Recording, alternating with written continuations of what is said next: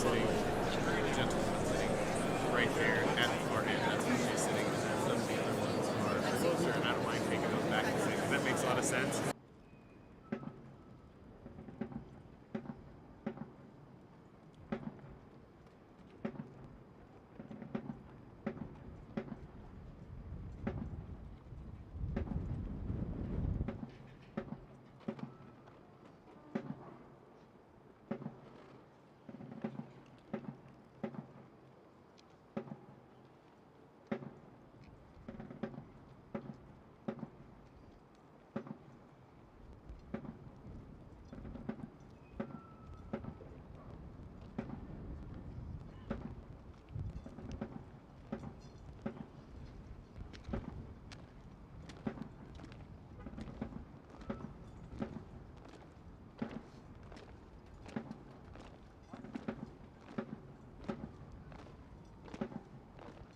Ready!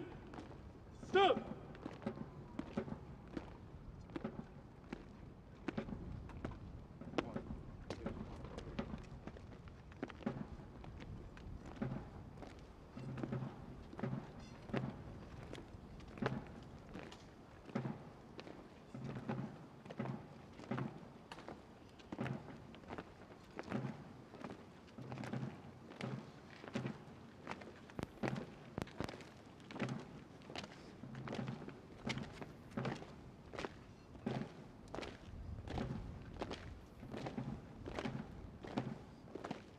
March time! March!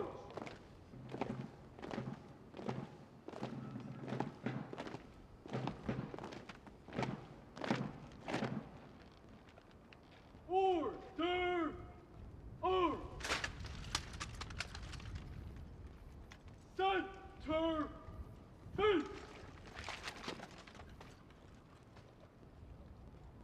Dress!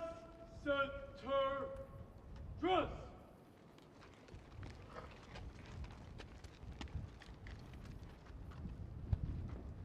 Ready? Front! Ceremonial at ease!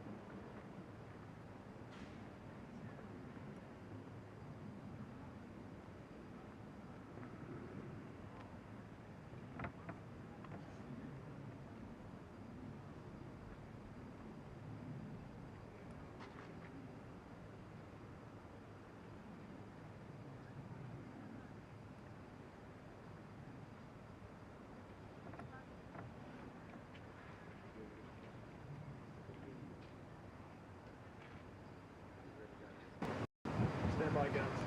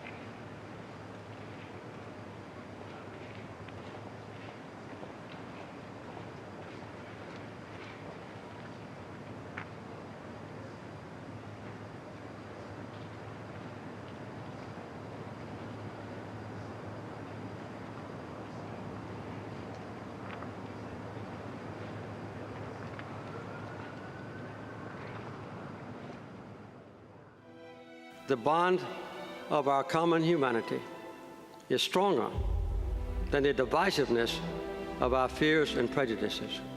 God gives us a capacity for choice. We can choose to alleviate suffering.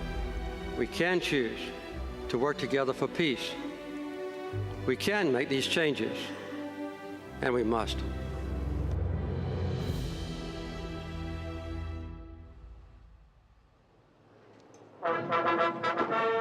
Today, Americans remember the 39th President, Jimmy Carter, in a national day of mourning. You see a live shot of the United States Capitol, where the former president has been lying in state. You're seeing this departure ceremony and all the pomp and circumstance that goes along with the presidency, which ironically Jimmy Carter did not love during his presidency, but now he is just getting all of the honors that a former president of the United States of America is afforded. The Carter family is there to observe. Shortly, the funeral will take place at Washington National Cathedral, and that will bring together former presidents, people who worked for the Carter administration in the 1970s, and many who were part of his post-presidential legacy, promoting peace and health worldwide. This is live coverage from the Washington Post. I'm Libby Casey. Thank you for joining us today. The funeral service begins in just about an hour, and we will bring that to you live. Later today, Carter's casket will be transported back to Georgia and his hometown of Plains. I'm joined for our coverage by columnist James Hohmann and Kevin Sullivan, associate editor here at the Post, also someone who's written extensively about the Carters. Joining us from outside Washington National Cathedral is senior correspondent Rhonda Colvin, and in Plains, Georgia, video journalist Rich Matthews. Rhonda, as we watch the ceremony take place here outside the United States Capitol, let's talk about what's happening over where you are at the National Cathedral as people begin to gather. What do we expect today? Yes, I'm here outside of the Washington National Cathedral, where we are expecting the motorcade carrying the casket of the 39th President, Jimmy Carter, to arrive behind me around 9:30. What will happen then is a really poignant moment that we often don't see, of course, because we don't have many state funerals, but it is a really poignant and historic moment when you see the honor guard surround him, and what you will see first is his family get out of their vehicle, be escorted inside to the National Cathedral. Once they are seated, members of that honor guard will take the casket in. It's really a moment to take in, so that will happen at 9:30. We are expecting a lot of dignitaries, of course, that will be here at the cathedral. Of course, all the living presidents are expected to be here along with their spouses. There will be some musical selections from the National Cathedral Choir. Also, Garth Brooks and Trisha Yearwood will also be here to sing a hymn. And what you get a sense of when you cover these is that these plans take shape over the course of decades in Jimmy Carter's case. Maybe over 30 decades, these plans have been put in place. They will show a lot of his character, a lot of his Christian beliefs, and really kind of give a sense on his final day here in Washington of what that his presidency was. So that's what we're expecting to see shortly. Thanks so much, Rhonda. And of course, you see the casket being carried down the steps of the United States Capitol. Carter's body has been lying in state there. Former President-elect Donald Trump paid his respects with Melania Trump over the last couple of days, as did members of Congress. We saw a real sense of unity, James, with the leadership of the House and Senate, and Kamala Harris, the vice president, praising Jimmy Carter and his legacy. All of this will wrap up today in Plains, Georgia, his hometown, where Carter will eventually be buried later today next to his wife of 77 years, Rosalynn. Let's go to Rich Matthews, who's there in Plains, to tell us about what the atmosphere is like there. Rich? Well, you know, a lot going on in tiny Plains, Georgia today as its most famous resident is laid to rest. The first thing that will happen is Special Air Mission 39 will arrive here in Georgia, and that's Air Force One renamed in honor of Jimmy Carter today. It will land around 2 p.m., so almost immediately after that service that Rhonda's outside in D.C. ends, Carter's family and his body will head to that Special Air Mission 39 and begin the flight here to Georgia. As he's removed from the plane, there will be a 21-gun salute, and Hail to the Chief will be played. Then it will be off to Marantha Baptist Church, where President Carter so famously taught Sunday school well into his 90s, honestly, right up until COVID came around, and then he never returned to do another Sunday school service. But after that, one of Carter's long-standing requests was to honor Plains with a processional. So actually, it's going to come right down this street to my right. I am standing right in front of the high school, and we expect that Carter's family will actually get out of their cars, similar to what you see sometimes in an inauguration, and walk beside the hearse right up here into downtown. And you can probably see some of the barricades that have been set up. Much of Plains will certainly be here, as well as a lot of other people. Just like when President Carter taught Sunday school, it was never just to the people of Plains. People came from all over the world to hear that.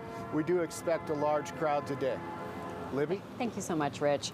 So as we watch the casket prepare to leave the grounds of the United States Capitol, we're listening to the U.S. Navy Band, and we're seeing all of this ceremony that goes along with this moment. James, what are your thoughts this morning as you reflect on the Carter legacy? Well, this is the end of a very long goodbye, and it really is a celebration. People sometimes say that when folks died, but Jimmy Carter lived 100 years. He was an old man in what is a young country. 100 years old. Next year, the country celebrates its 250th birthday. That means that he was alive for 40% of the country's history and really embodied and personified so much of it. As Rhonda was alluding to, they started planning for today's events in 1986. That's longer than a lot of members of Congress have been alive. And it's a reflection of his longevity and his impact on the country. Kevin, you spent time with the Carters over the years, and you talked a lot with Jimmy Carter and Rosalynn about his legacy. They seemed to be at peace with the notion of passing on and death, in large part because of their faith. But how did they view this moment that we're seeing unfold today? My wife and colleague Mary Jordan and I were lucky enough to spend a lot of time with the Carters over the past few years, and I remember we had a very small dinner with them in 2018 with just the four of us, and we asked President Carter about his legacy, and he talked about the Panama Canal, and he talked about normalizing relations with China. He talked about the Camp David Accords.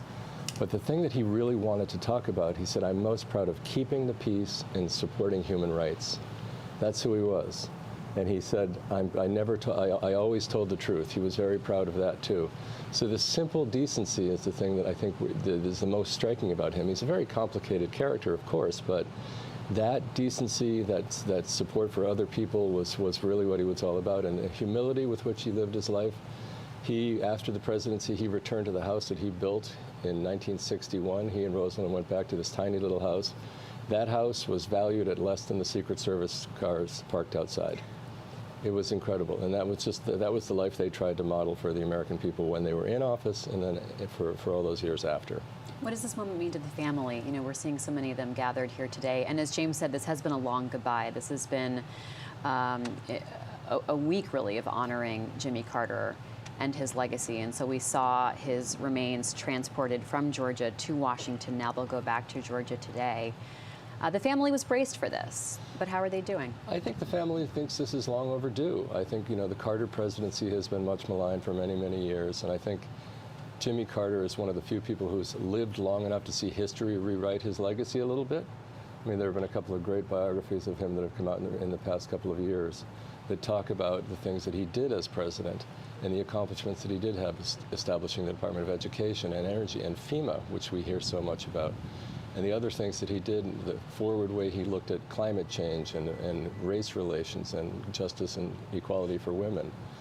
He did a lot of really incredible things as president, and I think the family is happy to see that this is finally being recognized. It took 100 years, but I think he's finally getting his due a little bit. James pointed out a fascinating fact to me. Who is left in Congress who served when Jimmy Carter was president, of or served with him? Of the 535 members of the House and Senate, only one, Chuck Grassley, the president. Not a young man. Not a young man, just reelected though. He's the only person who is still there, who was there. Obviously, we'll hear from President Biden at this funeral that's coming up. President Biden had been in the Senate for 4 years when Jimmy Carter was taking office, and indeed was the first senator to endorse his 1976 campaign. Which is really remarkable to think about that Joe Biden was the one who stuck out his neck and endorsed Jimmy Carter, who was this unknown, I was going to say relative unknown, but really an unknown at the time. And we're seeing this come full circle today because now, as president, he will deliver the eulogy at National Cathedral, where we'll go in a little bit. I just fact-checked. Chuck Grassley is now 91 years old, so that gives some context. Before we leave the Capitol, and before Jimmy Carter's remains are transported away from it, Kevin, tell us about the battles and the reconciliations that he had with men who served in this body, and it was men, and also ones who battled him for the presidency.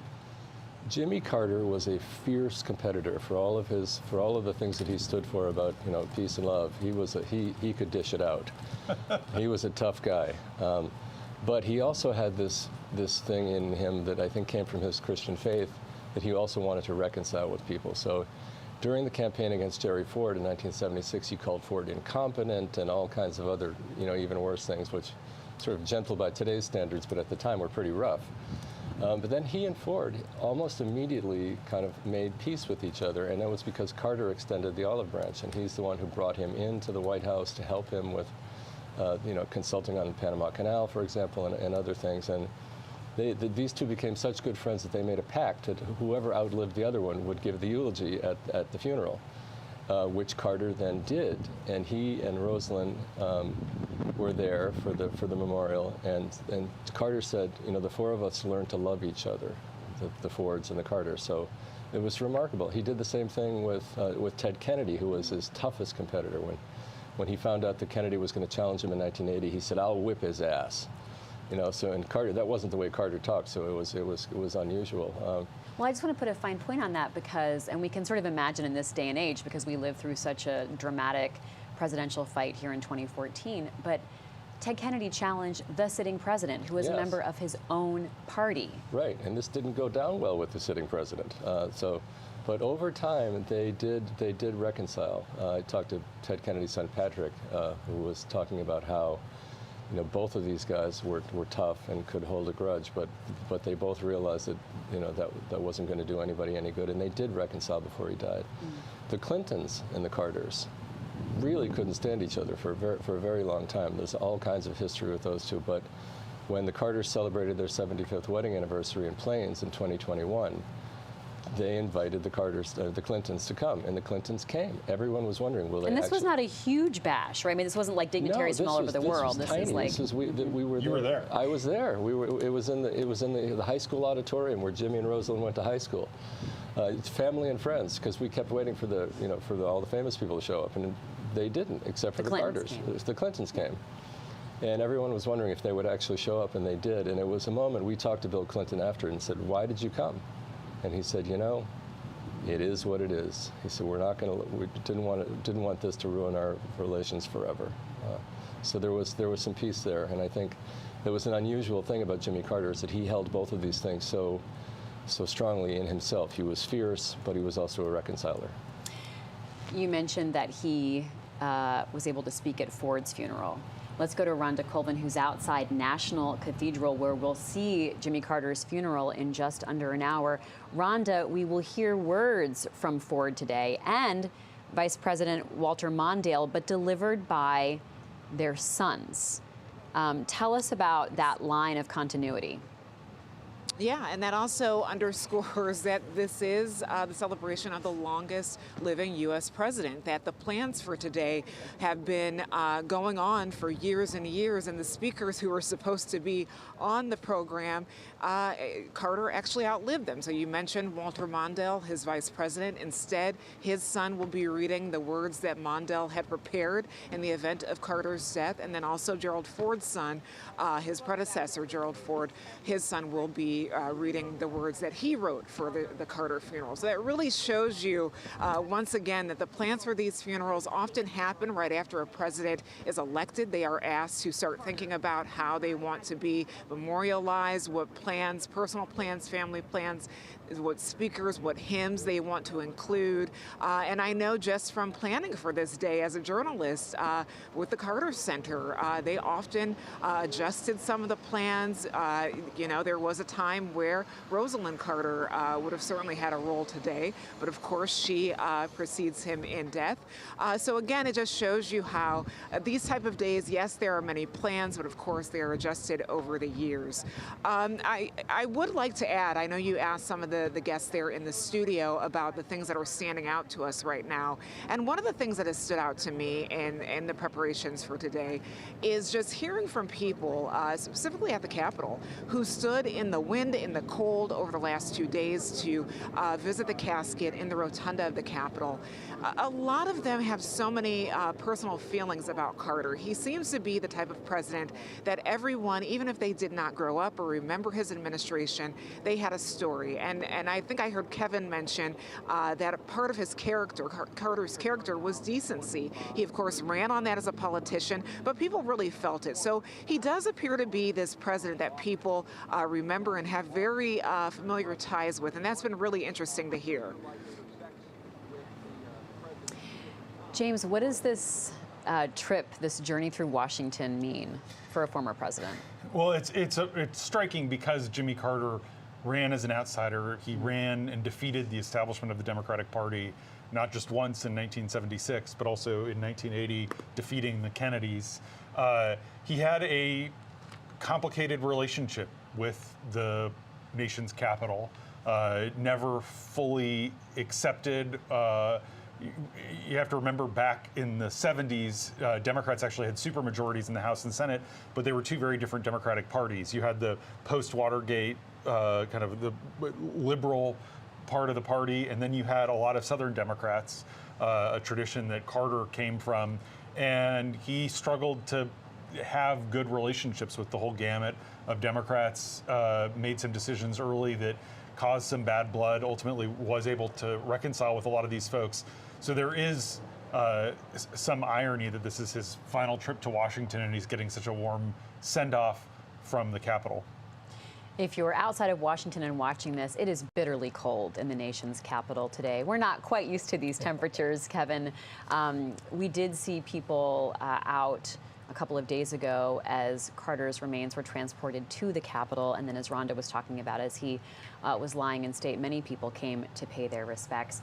As you talked to the Carters, what did Jimmy Carter reflect on as the biggest accomplishments of his time in the White House? What did he look back on and feel especially good about? I think he felt especially good about what he did for African Americans, minorities, and for women. He appointed a record number of blacks to the federal bench. He appointed 5 times more women to the bench than all of his predecessors combined, including Ruth Bader Ginsburg. So he was very proud of that. I think he was very proud of the work that he did on climate change. Remember, he put solar panels on the roof of the White House long before anybody thought that was a common sense idea. And then Reagan took him down. Reagan took him right down.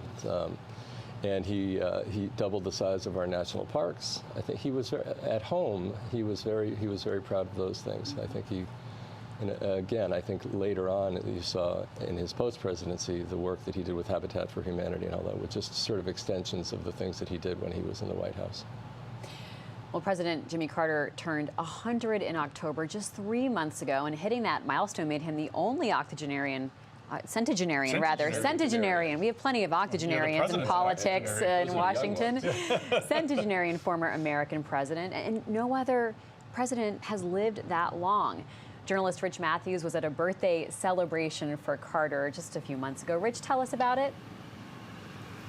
You know, it was a really neat event in Atlanta at the Fox Theater, star-studded event. There were civil rights leaders there, politicians there, and a lot of President Carter's favorite musicians, including the B-52s, Eric Church and Maren Morris, and Chuck Leavell from the Allman Brothers, which some people may remember, especially political nerds like us, may remember that he gave what some folks call the best political speech ever when Carter got up on stage and said, "I'm Jimmy Carter, I'm running for president, and these are my friends, the Allman Brothers." And that was the end of his speech. He just let them play a concert. Now, at the time of this birthday party, Carter was too frail to attend. His grandson, Jason, told us he was going to watch it, though. And he had this to say about the twilight of President Carter's life. When I see where he is in this phase of his life, you know, it's just such an inspiration to see that he's continuing to be there for us. We're continuing to be there for him. He's able to step back and see the work that he has done kind of push through to his, you know, grandkids generation, great-grandkids generation. So just him being able to see the work that he's done, the legacy that he has, live out of it for now 100 years, it's just amazing. And like so much in Carter's legacy, that birthday party really transcended cultures, genres. There was country music, gospel music, black performers, white performers, performers from Africa, where he did so much of his work post-presidency. It was a celebration fitting for a 100-year-old president. Libby? Thank you so much, Rich Matthews. And again, Rich is in Plains, Georgia, where so much will happen later today. Kevin will see a private funeral service that will be streamed, however, so we will share that with you here at the Washington Post. But the public's not allowed in at Maranatha Baptist Church, where he taught Sunday school for so many years and attended.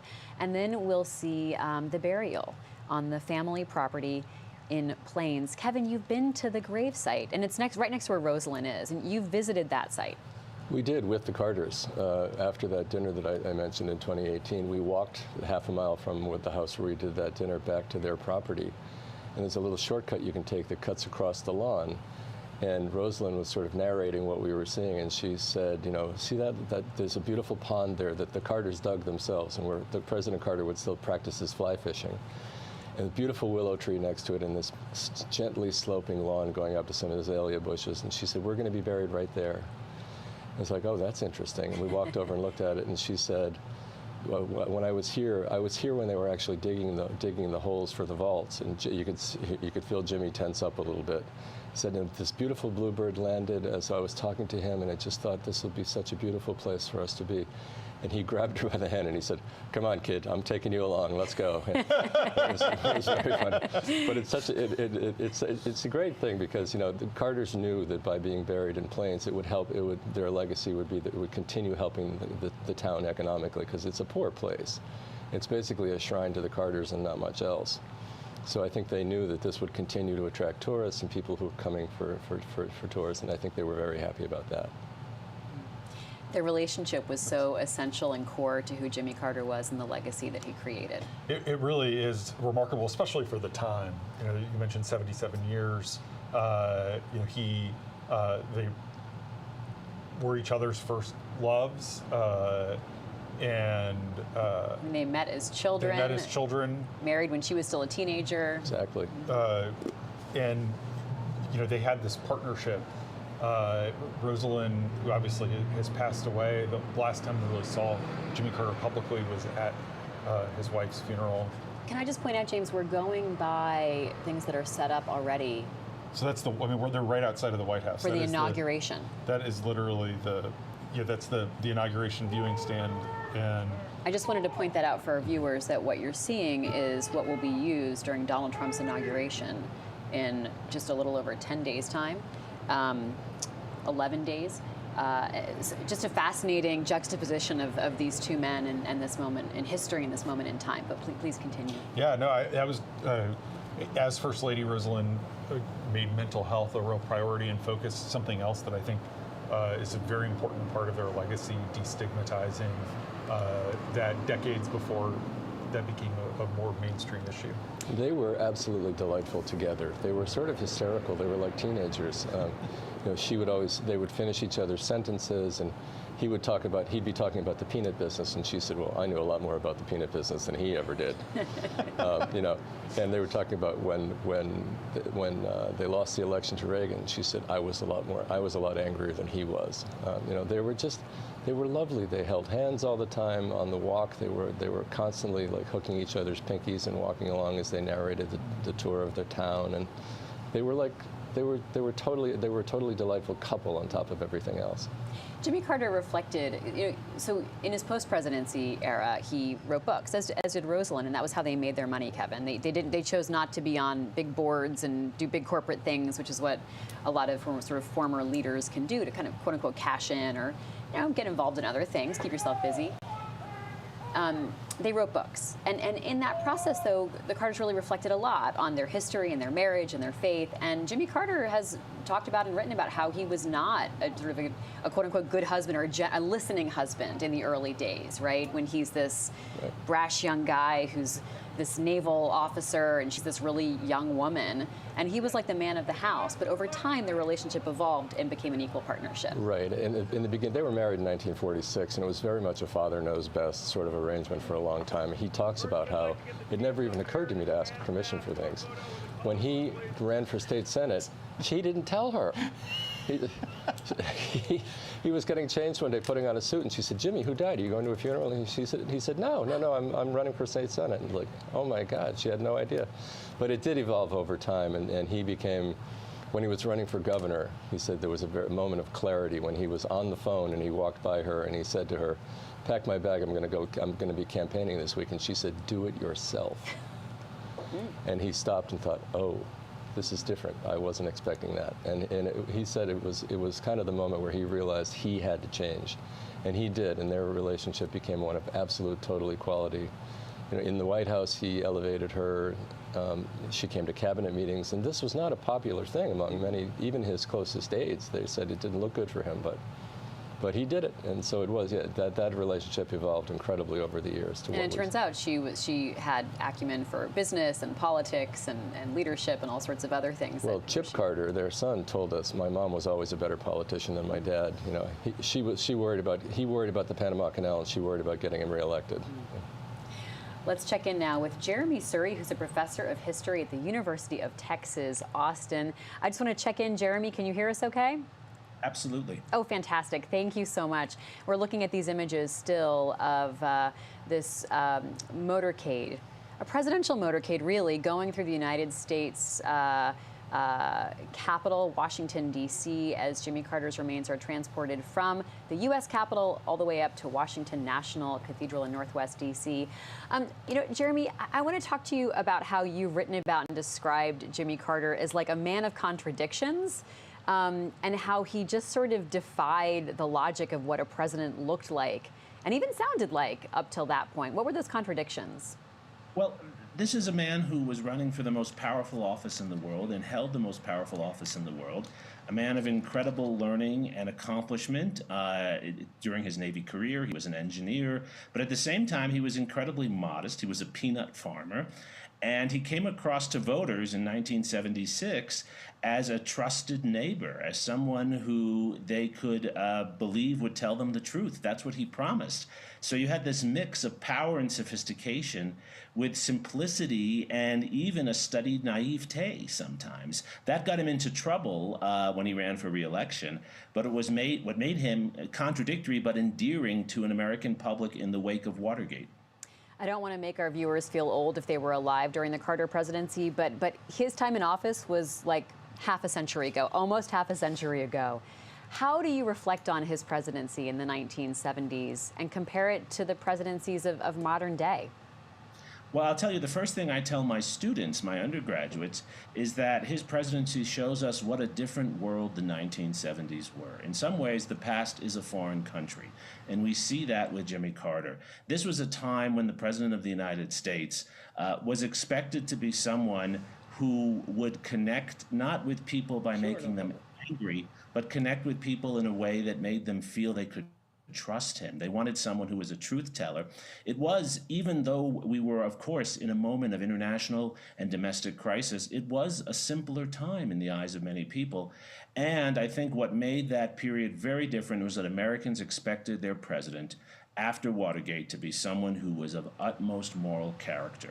There were many people who voted for Jimmy Carter who would not have voted for someone like him, except for the fact that they believed he was an honest man. That's such a different set of politics from our own politics today. I don't think I need to go into how different our politics are today from that. Carter was deeply religious, and yet he did, Jeremy, believe in like a separation of church and state. How did faith shape his presidency and his leadership? Well, in some ways, he was our first evangelical president. Many presidents before him, including Dwight Eisenhower, had talked about their faith. But Jimmy Carter was the first to really be self-consciously a born-again politician.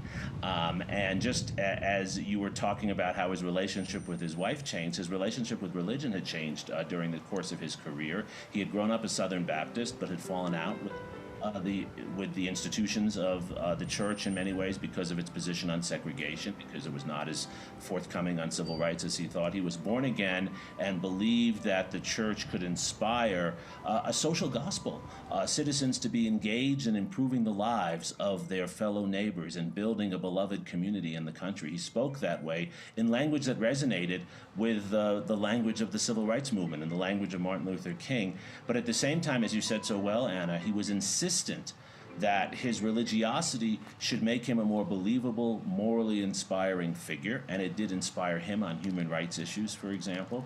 But he also believed that religion should not dominate government. He did not want to bring Billy Graham, very prominent minister, into the White House because he believed that that would bring religion too close to power. So religion for him inspired his positions on morality and human rights, but it should not dominate and did not dominate the way he thought about institutional policymaking.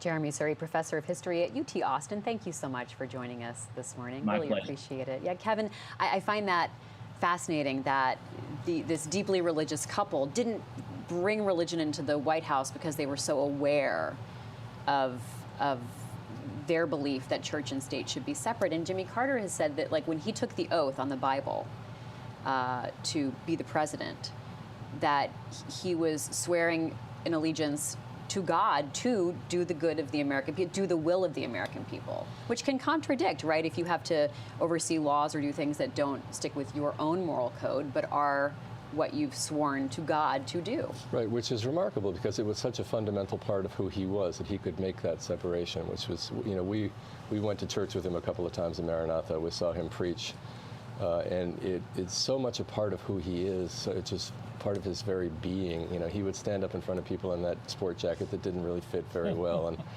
and the first thing he does when he started his Sunday school was he would ask where people were from, and there were people there from 20-something states and 4 countries: Denmark, China, a couple of Brazil, and someplace else, I forget. And it was remarkable. These people had come to see him preach. And he talked about, you know, he did something from the scripture reading of that day, but he also talked about the need for people to take time in their life to rest and reflect.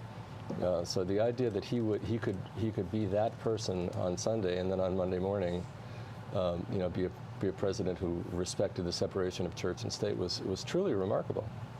James, that evangelical nature, how did it help him? How did it hurt him politically?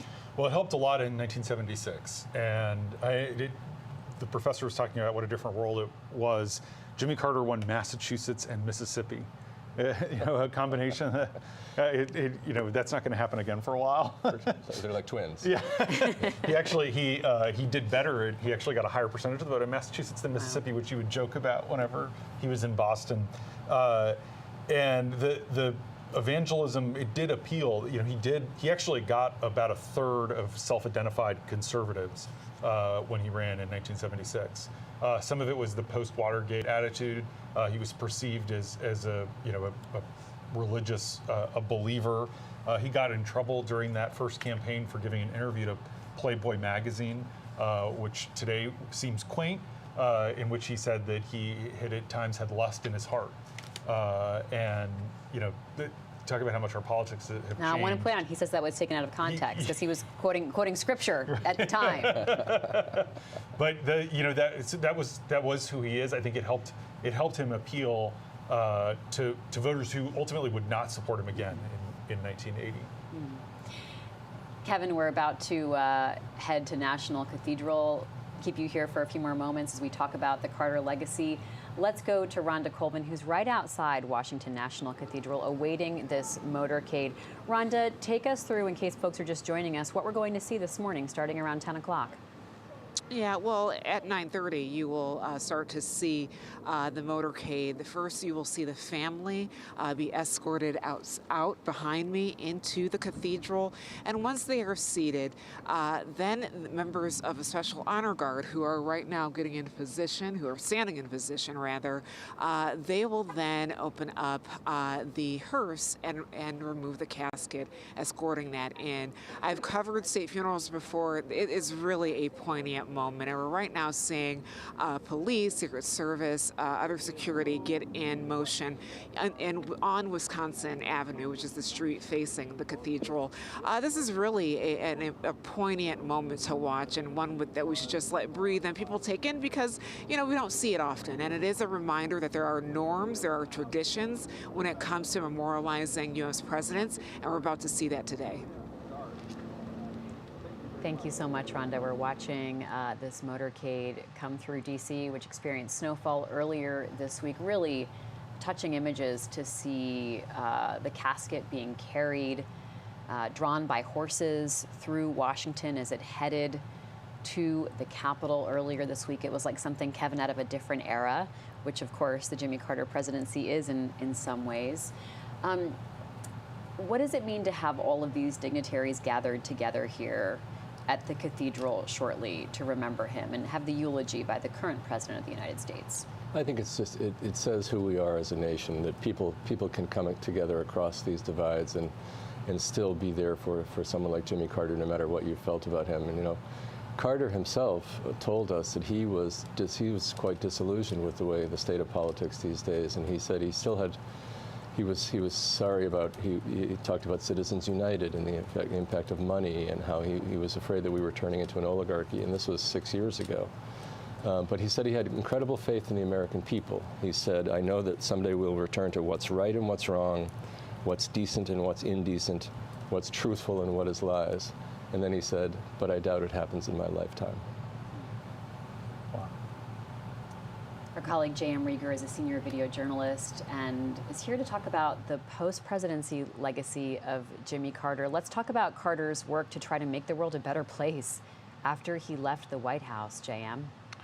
Yeah, Libby, I mean, you can really break it down for an ex-president who was as involved in global and domestic affairs as Jimmy Carter was. You can really break it down into three categories, which was his work in international relations, in peace efforts, his work to combat inequality, and his work to combat diseases worldwide. He established the Carter Center shortly after his presidency and did work he nearly eradicated guinea worm disease when he first started in Africa. When he first started working on it in 1986, there were over 3 million cases. This past year, there were roughly a dozen, give or take, cases. That's how effective the Carter Center and Jimmy Carter's work eradicating that disease alone was. Kevin earlier was talking about his work with Habitat for Humanity, which many Americans have seen those images of the Carters working on building homes for the less fortunate, built over 4,300 homes and worked on those well into his 90s. And in his work on peace and international relations, he monitored elections throughout the world and won the Nobel Peace Prize in 2002. And when he was introduced for that prize at the time, the introducer said, quote, he was certainly the best ex-president the country has ever had. That sort of puts this in perspective, Libby, in terms of the legacy, because today is really an ode to the life and the legacy of Jimmy Carter, and in many ways he defined his legacy as much, if not more, by what he did after his presidency as what he did in office. Thanks, J.M. Kevin, before we let you go, there's so much tradition in this moment, and as James pointed out, we are a young country, but this is one of those moments that is so full of tradition, and I mean, look at those tight lines right there, awaiting the casket to come out and the pallbearers to bring the former president's body up the steps of the Washington National Cathedral. Jimmy Carter eschewed a lot of the trappings of the presidency, though, when he was in office. Why did he do that? And did he reach an understanding that a moment like this was important for the American public? I think that he conducted himself in the White House in what he considered to be the opposite of the way Richard Nixon did it. I mean, right after Watergate, he felt that the Americans didn't want an imperial presidency. He carried his own bags. He didn't want "Hail to the Chief" played when he entered a room, which is being played again and again and again as part of these ceremonies. But this may have been a good position for him to take, but it backfired in the White House. Some of his aides, he did away with drivers for many of his aides who were coming in and out of the office. Might have saved a few bucks, but as one of them told me, instead of having 2 hours in the car every day to be working, I have had 2 hours of the day with my hands on the steering wheel. So, you know, this wasn't, ultimately, this was one of the things that Carter is remembered for kind of rubbing the luster off the presidency a little bit. And I think when we saw Ronald Reagan come into office, he returned that tenfold. And I think people, you know, I think at the time people were happy to see that happen. You know, it's one of those things about Carter that played well as a human being, but maybe not as a president.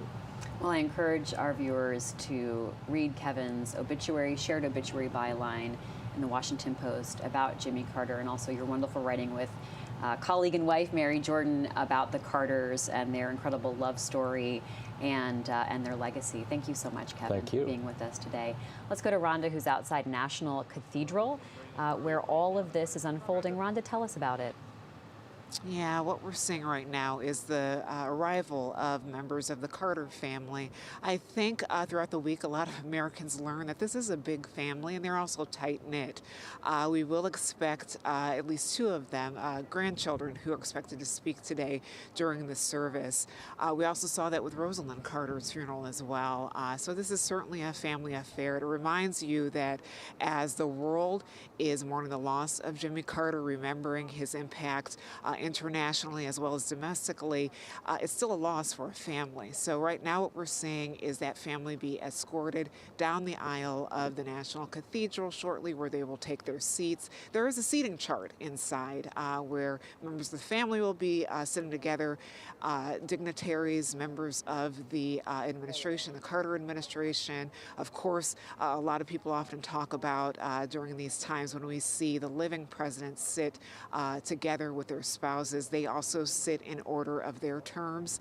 And so it really is a moment to really take in and just, you know, I've heard from other people this week who've been saying when these things happen, when the country loses someone of high esteem, it sort of brings people together. It sort of reminds people of their sense of country.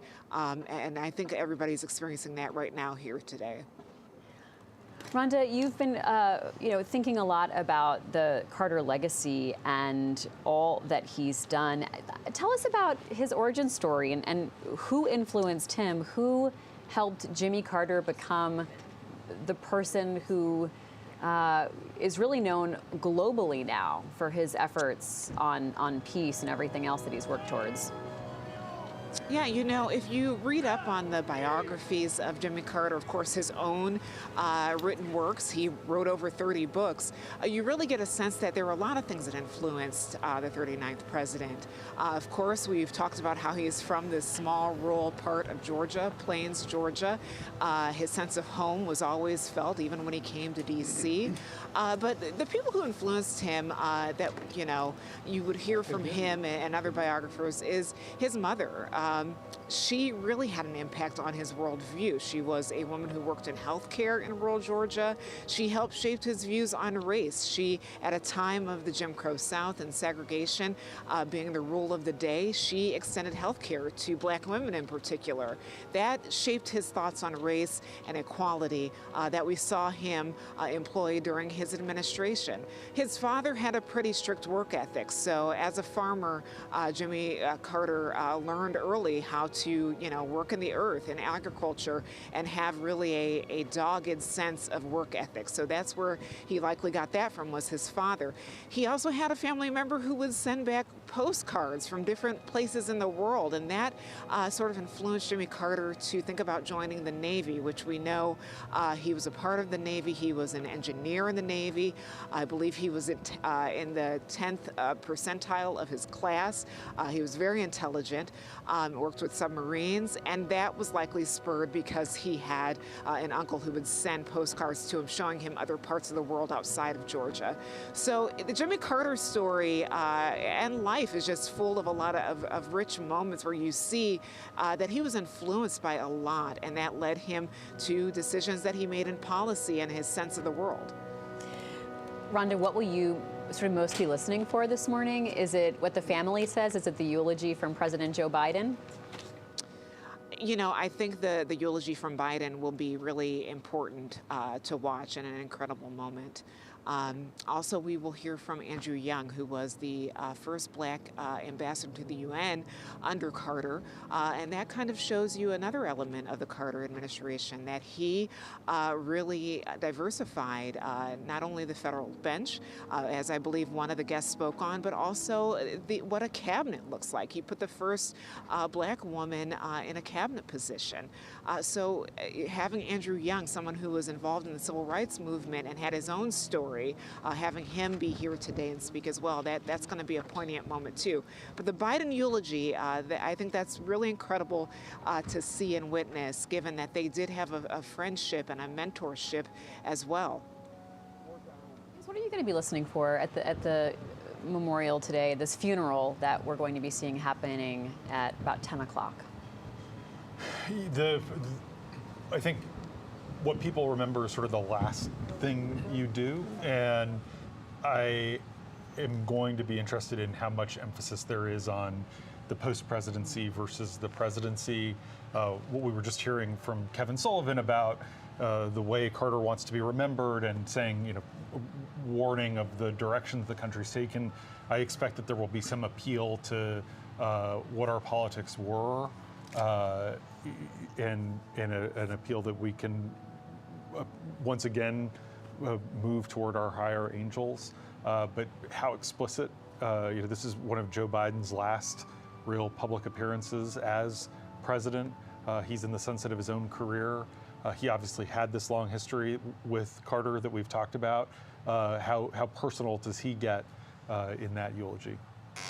Welcome in Dan Balz, chief correspondent here at the Washington Post. Hello, Dan. Thank you for joining us on this really special day as the nation remembers and memorializes Jimmy Carter, the 39th president of the United States.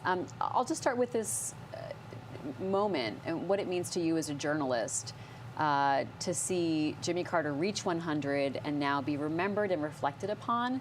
Because this isn't just about the funeral of this man, it's also about the nation getting to talk and think about the history of the 1970s in politics. Yes, any passing of a president is a kind of a stop time moment for the country.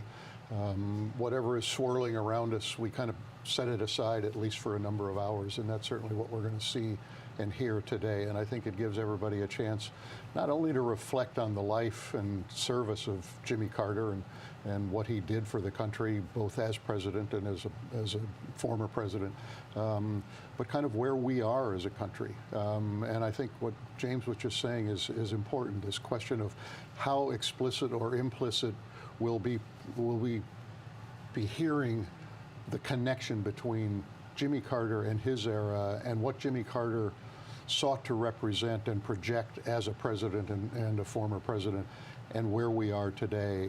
So I think that what President Biden has to say will be very important. I'm also very curious to hear what former Vice President, the late Walter Mondale, has to say, or will have to say. They were very close. He, of course.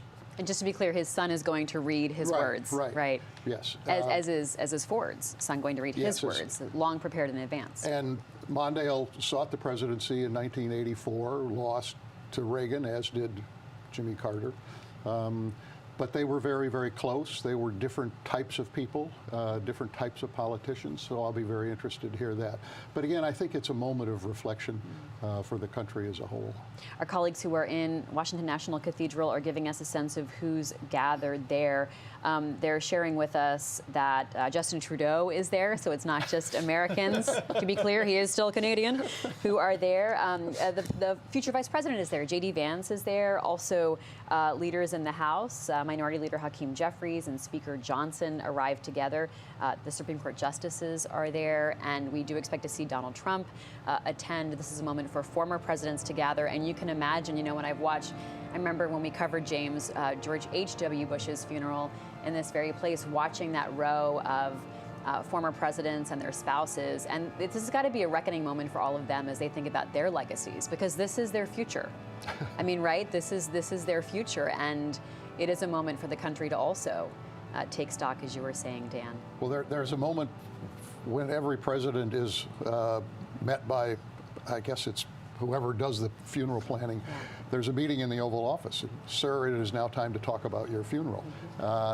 So each of these past presidents and future presidents who were there have gone through this, including, I presume, Donald Trump, because he was in the office for 4 years. But these events are so carefully staged, and presidents have a role in what they, how the events unfold, and we have seen that this week of Jimmy Carter coming to the Navy Memorial to start the procession up to the Capitol and to Lion State in the Rotunda. So that's such a good point. We haven't talked about that yet today. He, of course, was a naval officer himself, but he also helped get that created. Yes, as part of his legacy. So there are all kinds of these little touches. But again, I think those are the small kind of grace notes that happen on a day like this. But the larger meaning is really what we're going to pay most attention to. I listened to you on Post Reports, our flagship podcast, and you were talking about listening in real time. And you can see there President-elect Donald Trump and future First Lady Melania Trump arriving and being seated. You were talking, Dan, about the malaise speech, which is what it's called now, even though that word was never used when Carter delivered the speech. Pat Caddell put it in that memo. Right. But you remember hearing that speech and in real time and having thoughts. Well, I was newish to the Washington Post. I'd been here a year. I worked on the national desk as an assistant editor, and this was a summer of tumult, and Jimmy Carter's presidency was in serious trouble at that point. And he retreated to Camp David for a number of days and brought all kinds of people to Camp David for consultation, to think about what's the problems in the country and what do we do about it. And he gave what was in many ways a very thoughtful speech.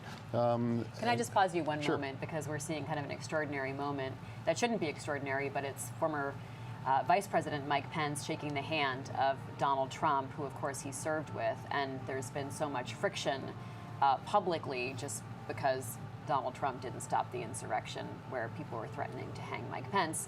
Fascinating moment to see. Again, it's one of the reasons why we are drawn to these events, to see all of the interactions of the various people who are there, and a kind of a sense of the old order or the new order, and how these very, very powerful people who have held incredible positions interact with one another, who are intimate and who are distant from one another. Former President Barack Obama there shaking the hands of, it looks like Mike Pence, yep, and Al Gore, former Vice President Al Gore, Karen Pence seated next to her husband. Yeah, James, what are your thoughts as you watch these folks shake hands and acknowledge each other? So Dan Quayle right there. Barack Obama, who now looks like he's getting a little bit older. Barack Obama was a teenager when Jimmy Carter was president, right? He was born in 1960, and it is, there aren't that many occasions anymore where Barack Obama and Donald Trump are going to be sitting next to each other for an hour and a half. And see, who's a good lip Trump reader? And President Obama talking and. If you're a lip reader, feel free to message us. Yes. Obama's trying to be sort of disarming and a little and well, and there's there you go. Yeah. George W. Bush, and of course the former First Lady, Mrs. Bush. And the Bushes and the Obamas became very close friends. As we watch this, Dan, I want to get back to that moment in history, though, because it's so essential to the Carter presidency and what ultimately happens. You were telling us about working at the Washington Post that summer of the malaise speech. So he delivered this primetime speech. And a lot of build up to it, a lot of anticipation. Build up to it, because he had been at Camp David. I mean, he was in hiding in a sense in Camp David, but we knew there were a lot of people going in and out, and so it wasn't as though it was secret. But he delivered this very somber and serious speech about the state of the nation, and very thoughtful in many ways. And the reviews of it were not negative. They were in general reasonably positive. And then he did something extraordinary. He asked for the resignation of every member of his cabinet. And the reason he did that is because there were a few cabinet members that he really wanted to get rid of, but he didn't want to just do firings, and so it was like, we will do a reset. I want everybody to resign. And it blew up in his face because it suggested a moment of crisis well beyond what existed at the moment. And it suggested weakness on his part. And I think it was a terrible turning point in the history of his presidency. Rhonda Colvin is outside Washington National Cathedral as we see these former presidents and soon-to-be future president gather. Rhonda, talk to us about the ceremony that will soon unfold. Yeah, you know, as we've been saying, that presidential funerals are a long time coming. You know, they go over plans for years and years. Right after they are elected, they are asked to figure out how they want to be memorialized. And of course, a lot of this follows military precision. The Military District of Washington oversees this proceeding, and behind me, and I think you all are taking full coverage of that right now, but you're seeing a Special Honor Guard who have escorted the family in, and now we're awaiting the casket of President Carter. So a lot of this is formality that you'll see at every state funeral, but inside, once this is underway after 10 a.m., you are going to see a lot of Jimmy Carter's character on display. He of course was able to choose the music. His family was involved in that. So this is really, it's very personal, but it's also a moment when state funerals, actually, when they were designed back at the death of President Harrison in the late 1800s, they were designed to figure out how to display to the country the life of a president, somebody who served in this office. So they all follow kind of the same protocol, but again, there are going to be moments of really putting that person's character on display. Vice President Kamala Harris and Second Gentleman Doug Emhoff arriving. James? It really is this tight-knit fraternity of former presidents, and you can see them talking. And Carter had, in some ways, more complicated with some than others. You know, Bill Clinton and Hillary Clinton are sitting there, and Jimmy Carter was said to have favored Bernie Sanders during the 2006 Democratic primaries, but also made an effort to reconcile with the Clintons. I think some of the freelancing 2016? In 2016, some of the freelancing that Carter did on foreign policy while Clinton was president, especially with regard to North Korea, I think was irksome to the Clintons. But so there's just such a thicket of history, and each of these people has, you know, held this job that so few people have had. Jimmy Carter had the grace and luxury of time so that he could make peace with a lot of his rivals, and Bill Clinton is one of them. And we were hearing from Kevin Sullivan earlier about the 75th wedding anniversary party of the Carters when the Clintons showed up. And Kevin was talking about how it was in the school gym. This was not like a high-flying party in downtown Atlanta. This was something Classic in Plains. Carter. Absolutely. Yeah. And Carter did try to make peace with a lot of the people of his past. Dan? Well, I think it's you know, emblematic of the spirituality and faith that was such a central part of Jimmy Carter's life and being. And, you know, as Kevin was saying earlier, he was a tough politician, and he got in a lot of scrapes, and he wasn't afraid to offend people. He didn't mind offending people because he thought he was right. But he also had, you know, that sense that reconciliation is part of life. And if you have tangled with people, if there is a way to overcome that, you should reach out and do it. And that too was very much part of who Jimmy Carter was.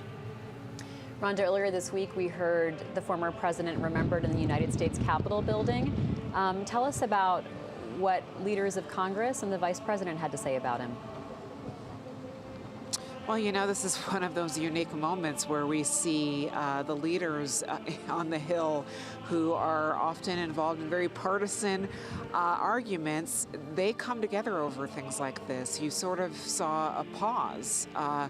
with leaders of the Republican Party, Democratic Party come together and try to memorialize this president. Many of them spoke at the laying of this, when he arrived at the Capitol to begin a laying in state process for the last 2 days. And, you know, very poignant moment to watch the nation's leaders just drop all the politics and start thinking about both the character of the former president as well as some of the policies he put in place. So it really is a unique moment in Washington to witness when, you know, politics are set aside and you're just pausing and remembering the life of someone who gave a lot to their country. The optics of these former presidents and vice presidents are fascinating, I have to say. I know it's not the purpose of being here, remembering Jimmy Carter, but as President Joe Biden arrives with First Lady Dr. Jill Biden, I mean, the body language on everyone is noticeable. You know, the vice president and her husband are sitting respectfully, quietly, face forward, not interacting with the other guests. And as we go through, you know, you recognize all those faces, but some look really different than when they were in office. You might not recognize Dan Quayle or his wife, Marilyn Quayle, who I did not recognize at first, sitting next to Al Gore. This is a Dan, you've covered the races of all of these men and women. Yes. To watch them in a, you know, in a confined space and to watch the interaction. We've been watching former President Obama, who is quite garrulous in his conversations, first with former President, soon to be President Trump, former Vice President Mike Pence. I mean, and there's smiles and laughter. There's a somberness on the part of some. George W. Bush is, you know, more reserved and quiet, which is not generally in his nature because he's an outgoing personality and, you know, was always a wisecracker. But in a moment like this, I think he, you know, he respects the moment that he's in. But you're right. If we could read lips or get a tape recording of what's been said, that alone would be a fascinating story. And as you said, it's not the main reason that everybody's here for this. It's to pay tribute to the late Jimmy Carter. But, it's such a rare moment to have them all gathered. I mean, the times that they come together are moments like this, inaugurations potentially, if they are invited and choose to attend. But this is really a rare experience. These are the moments when they are all together. Yeah. Even inaugurations, you don't usually get all of the former presidents. So this is something special, and I think, and you have to believe that every one of those people there is thinking about their own mortality. That, you know, that someday this will be is their them. future. Yeah, yeah. James. And how will they want to be remembered? Yes. What will their legacy be? If you're Donald Trump coming in for another 4 years as president, and you're hearing these speeches, you know, he's nearly 80 years old. He's thinking, how am I going to be? What is my legacy going to be? And with Joe Biden, I mean, it is interesting watching the Bidens not really interact with Kamala Harris or Doug Emhoff. There seems to be a chill between them, which is pretty striking. You know, Biden was in the Senate for 4 years. When Carter was elected, he was Carter's first endorsement in the Senate.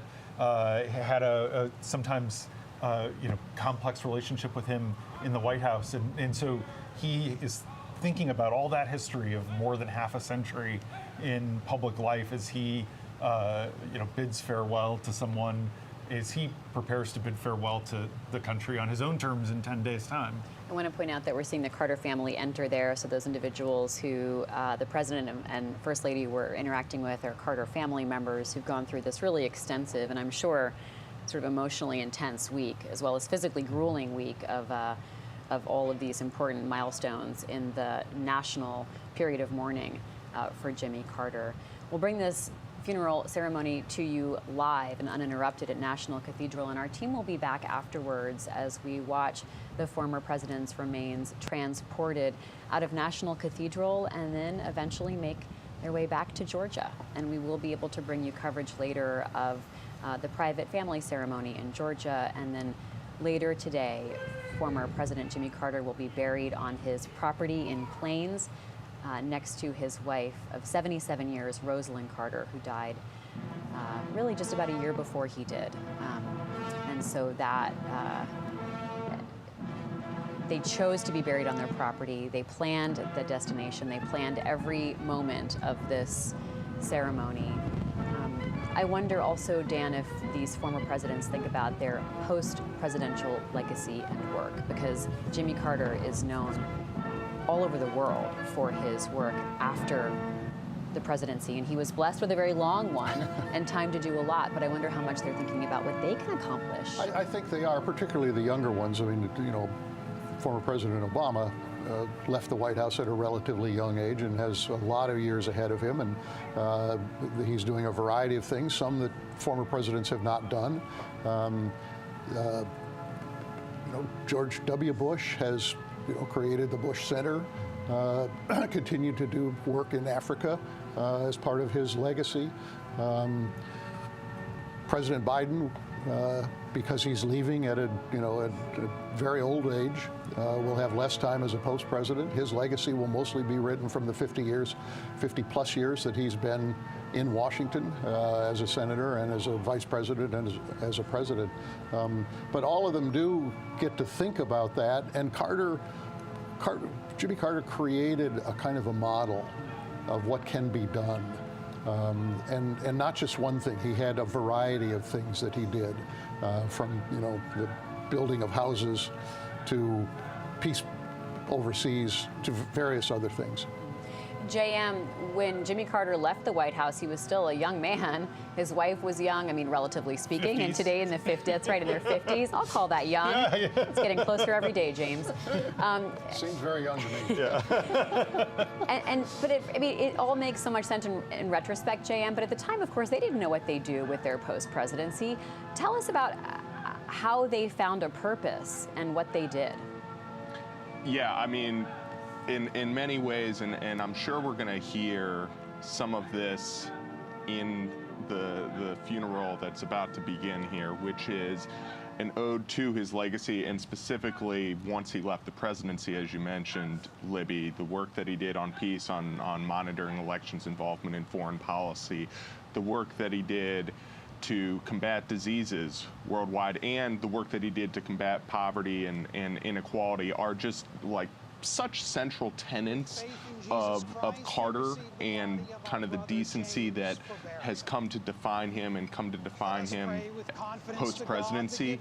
And it really does intertwine with the moment that we're in, Libby.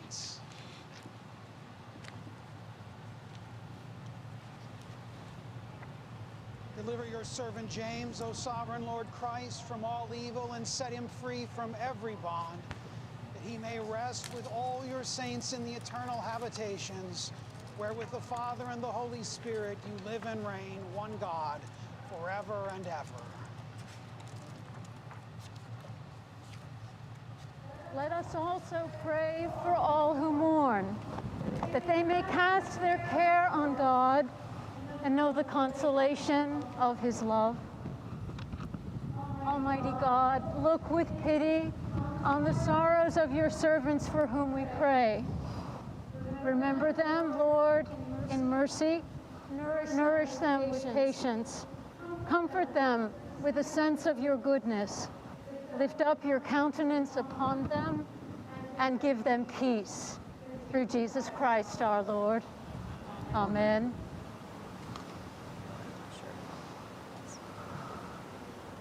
Ready?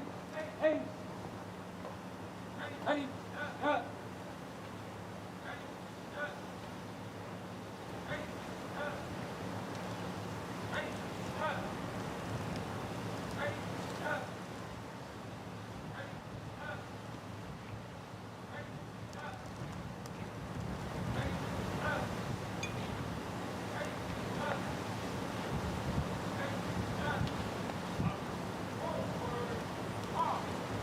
During this funeral ceremony at National Cathedral, President Joe Biden will deliver the eulogy, something that has been long planned. They worked together, and as James pointed out, there's only one senator left in Congress who overlapped with Jimmy Carter. And he was actually in the House back then. Chuck Grassley, 91 years old. Yeah. But Joe Biden did serve with Jimmy Carter, and in fact, as you pointed out, James, endorsed him early in the Democratic primary process, and that was really pivotal, Dan. It was pivotal. Jimmy Carter is the ultimate outsider. Yeah. There's just no question about it. And in many ways, he lived his life as a post-president as an outsider as well. I mean, we've talked about all week about going back to Plains, going back to that small house, not going on the big speaking circuit that so many presidents have done over the years, not cashing in, devoting himself to service in ways. But when he ran, very few people gave him much chance of being able to win. But he led the field of candidates in the Iowa caucuses in 1976. He, in some ways, helped to create the Iowa caucuses as a significant event. And he went on from there to continue to surprise people. He ran into some problems in that primary. He lost primaries toward the end of the process, but was able to prevail. He did not beat Gerald Ford by much, but he came in determined to bring a different tone to Washington at a time when the country wanted a different tone in Washington. The Watergate hangover was strong, and he captured the moment.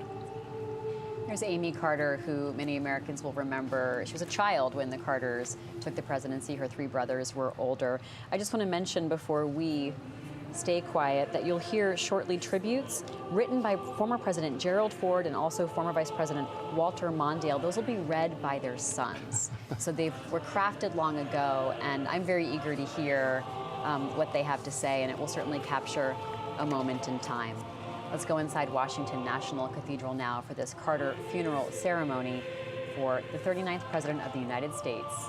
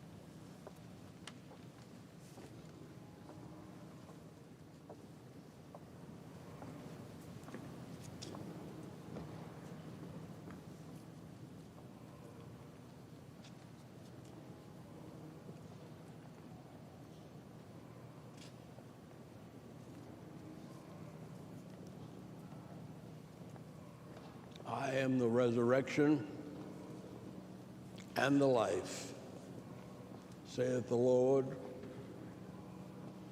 He that believeth in me, though he were dead, yet shall he live. And whoever liveth and believeth in me shall never die. I know that my Redeemer lives, and that he shall stand at the latter day upon the earth.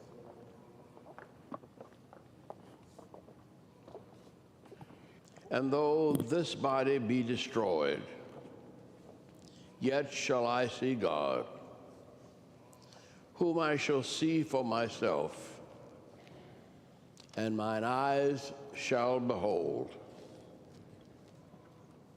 and not as a stranger.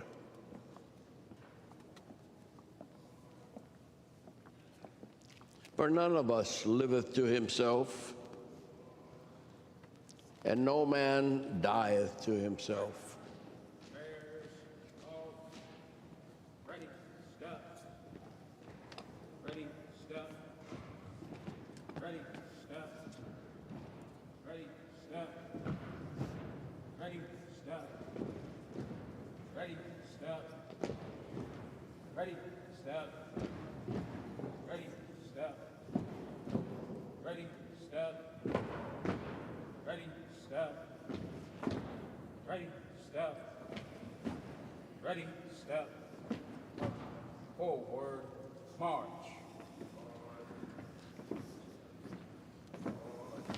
March. Prayers, off. Center, ace. Ready, down. For if we live and if we die unto the Lord.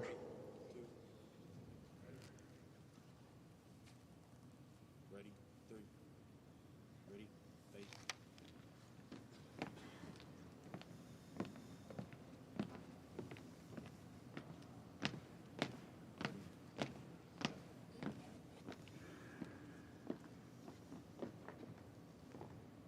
Ready, up.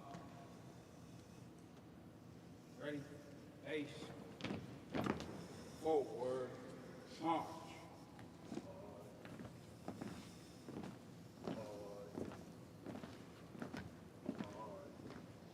For none of us liveth to himself, and no man dieth to himself.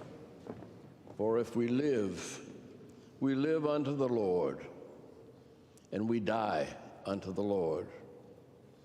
Whether we live, therefore, or die, we are the Lord's. Blessed are the dead who die in the Lord. Even so saith the Spirit, for they rest from their labors. The Lord be with you. Let us pray. O God, whose mercies cannot be numbered, accept our prayers on behalf of your servant James, and grant him an entrance into the land of light and joy in the fellowship of your saints. Through Jesus Christ our Lord, who lives and reigns with you and the Holy Spirit, one God, now and forever. Amen.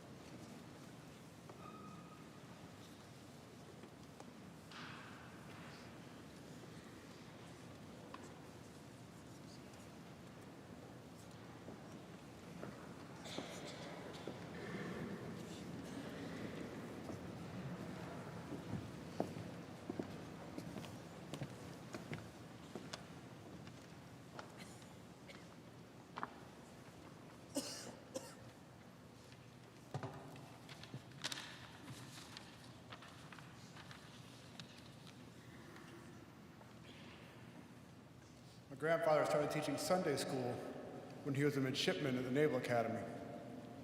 He taught the Bible every Sunday from World War II to COVID.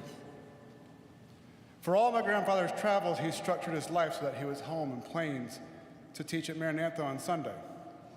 It was central to his life. Every time I went to church with him, it was packed. The line started before sunrise, and I was always very thankful that I got to walk in with my grandmother. And as soon as we sat down, Sunday school would start. My grandfather always began by asking if anybody had been in his church before. My grandmother and I raised our hands, and almost no one else did. And then my grandfather would poll the congregation, and we'd quickly find out that the church was full of people from all over the country, of all different backgrounds and beliefs. And my grandfather would address the most diverse Sunday school class ever assembled, again. Before he delivered his Bible lesson, my grandfather talked about his week. If he monitored an election, he'd talk about it. If he stopped a conflict, he'd talk about it. If he eliminated a disease from a village or a country, he would talk about it. When my brother Jeremy died, he announced that news in Sunday school. In fact, I remember that my brother died on a Sunday because it was the only time my grandfather was ever late to teach. When my grandfather won the Nobel Peace Prize, his Sunday school class learned first. At the end of his Nobel Peace Prize lecture, he stated the most serious and universal problem on our planet is the growing chasm between the richest and poorest people on Earth. For the next 2 decades, as the problem compounded, he returned to this theme with stories from the Bible and stories from today of the richest people in the world using their enormous wealth to buy a nation's poverty. Many of the people that my grandparents helped lived on less than $1 a day. My grandfather spent the entire time I've known him helping those in need. He built houses for people that needed homes. He eliminated diseases in forgotten places. He waged peace anywhere in the world, wherever he saw a chance. He loved people. And whenever he told these stories in Sunday school, he always said he did it for one simple reason. He worshiped the Prince of Peace, and he commanded it.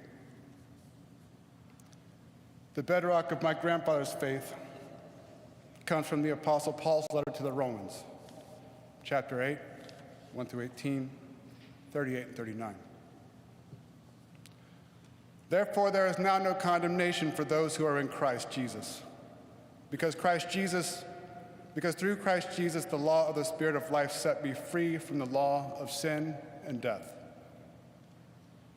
For what the law was powerless to do, in that it was weakened by the sinful nature, God did by sending his own Son in the likeness of sinful man to be a sin offering.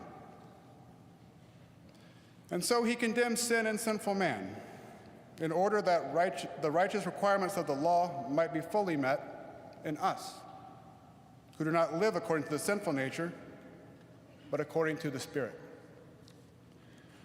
Those who live according to the sinful nature have their minds set on what that nature desires. But those who live in accordance with the Spirit have their minds set on what the Spirit desires. The mind of sinful man is death, but the mind controlled by the Spirit is life and peace. The sinful mind is hostile to God. It does not submit to God's law, nor can it do so. Those controlled by the sinful nature cannot please God. You, however, are controlled not by the sinful nature, but by the Spirit, if the Spirit of God lives in you. And if anyone does not have the Spirit of Christ, he does not belong to Christ. But if Christ is in you, your body is dead because of sin, yet your spirit is alive because of righteousness. And if the Spirit of him who raised Jesus from the dead is living in you, he who raised Christ from the dead will also give life to your mortal bodies through his Spirit, who lives in you. Therefore, brothers, we have an obligation. But it is not to the sinful nature to live according to it. For if you live according to the sinful nature, you will die.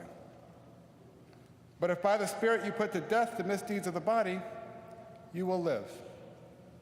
Because those who are led by the Spirit of God are sons of God. For you did not receive a spirit that makes you a slave again to fear, but you received the spirit of sonship.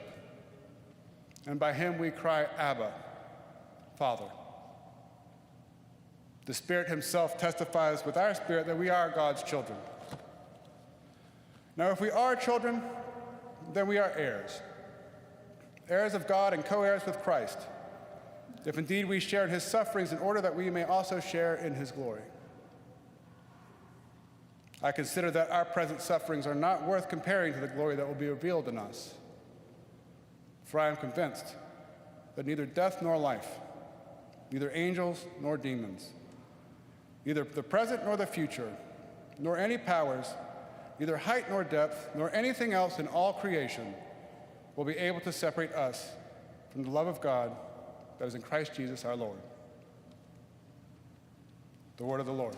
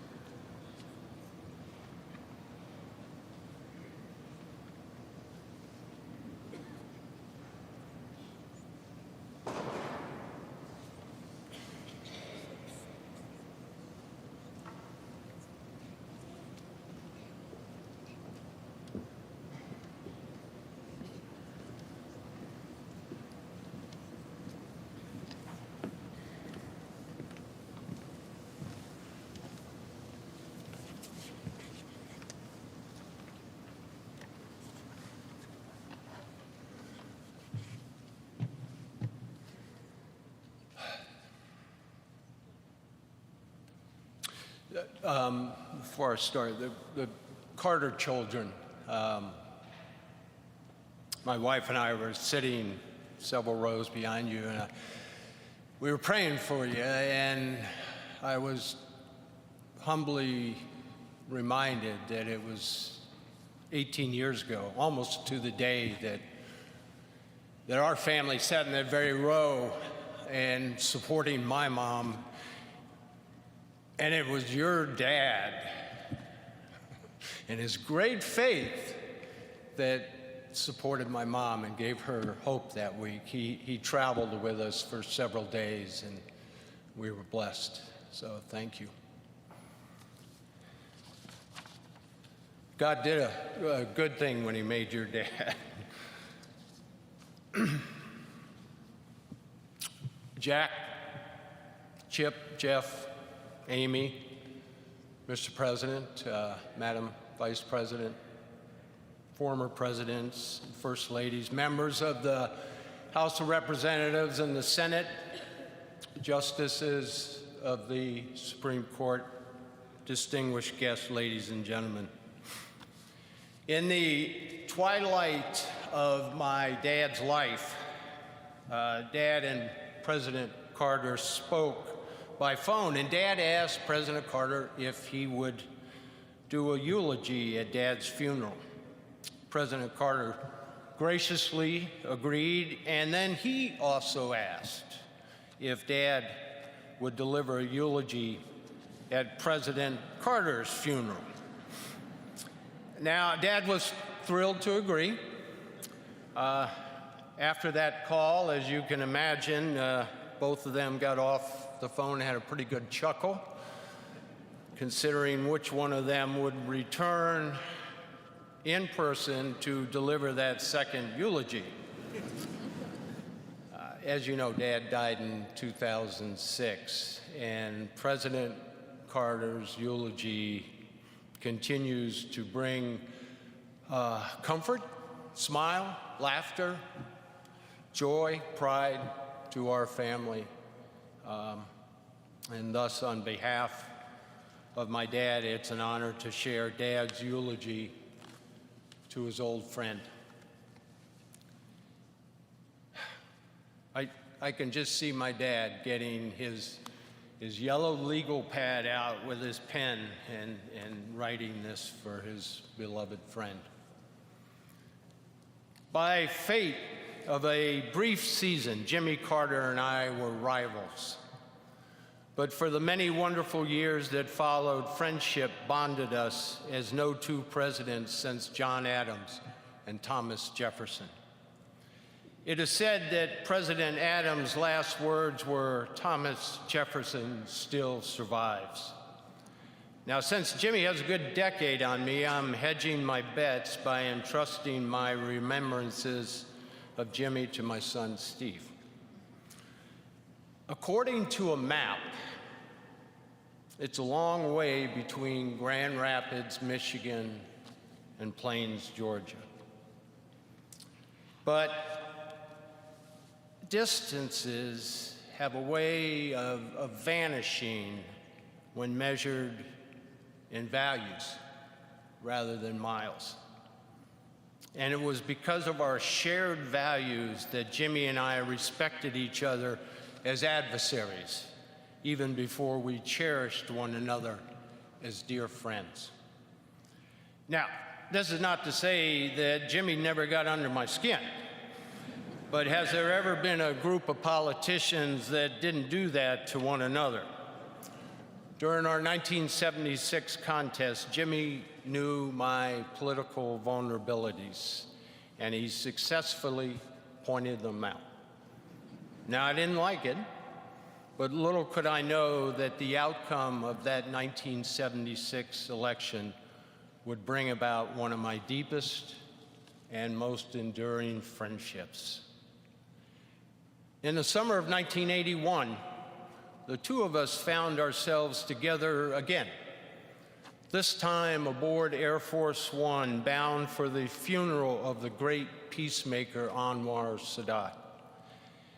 There's an old line to the effect that two presidents in a room is one too many. Frankly, I wondered how awkward that long flight might be to Cairo, and it was a long flight, but the return trip was not nearly long enough, for it was somewhere over the Atlantic that Jimmy and I forged a friendship that transcends politics. We immediately decided to exercise one of the privileges of a former president, forgetting that either one of us had ever said any harsh words about the other one in the heat of battle. Then we got on to much more enjoyable subjects, discussing our families, our faith, and sharing our experiences in discovering that there is indeed life after the White House. We commiserated over the high cost of building presidential libraries, and the even more regrettable fact that most of that fundraising for these otherwise admirable institutions fell to us personally. On the spot, we agreed to participate in programs at each other's library, beginning with a series of conferences on arms control. And if that wasn't newsworthy enough, we told reporters on the plane that a lasting Middle East peace would require the United States to make tough decisions, like confronting the Palestinian issue directly, thereby building on the work to which President Sadat had literally given his life. It was the first time, but by no means the last time, that our unlikely partnership ruffled feathers in the Washington establishment. Now, honesty and truth-telling were synonymous with the name Jimmy Carter. Yeah. Those traits were instilled in him by his loving parents, Lillian and Earl Carter, and the strength of his honesty was reinforced by his upbringing in the rural South, poised on the brink of social transformation. He displayed that honesty throughout his life as a naval officer, state legislator, governor, president, and world leader. For Jimmy Carter, honesty was not an aspirational goal, it was part of his very soul. Now, I think Jimmy wrote more books than any former president. Once asked if he really enjoyed writing, he replied with that familiar twinkle in his eye, "It beats picking cotton." But I think he enjoyed writing for another reason. As an author, he was under no pressure to tailor his opinions to some political constituency or potential contributor. Now, both of us had experienced the harsh reality that defeat at the polls can be painful, but we also came to know a more important consequence. Political defeat and writing can also be liberating. If it frees you to discuss topics that aren't necessarily consistent with short-term political popularity. Now, Jimmy learned early on that it was not enough merely to bear witness in a pew on a Sunday morning. Inspired by his faith, he pursued brotherhood across boundaries of nationhood, across boundaries of tradition, across boundaries of caste. In America's urban neighborhoods and in rural villages around the world, he reminded us that Christ had been a carpenter. And in third world villages, he successfully campaigned not for votes, but for the eradication of diseases that shame the developed world as they ravage the undeveloped one. Now, of course, not all of Jimmy's time was spent building houses, eradicating disease, brokering ceasefires, monitoring elections.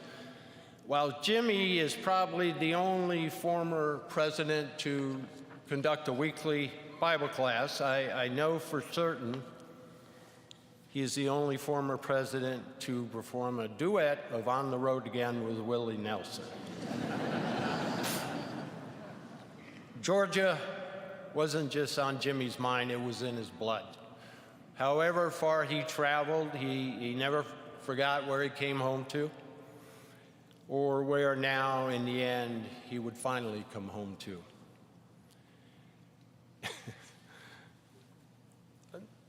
Of the many things Jimmy and I had in common, the most important is this.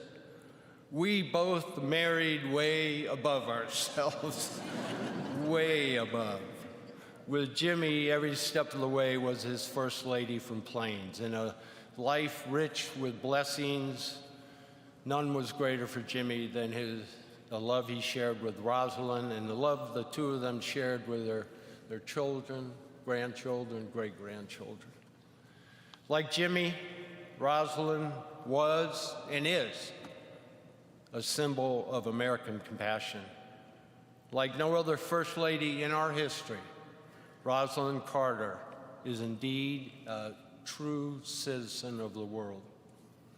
And she became a beloved friend to my wife Betty and me and to all the Ford family.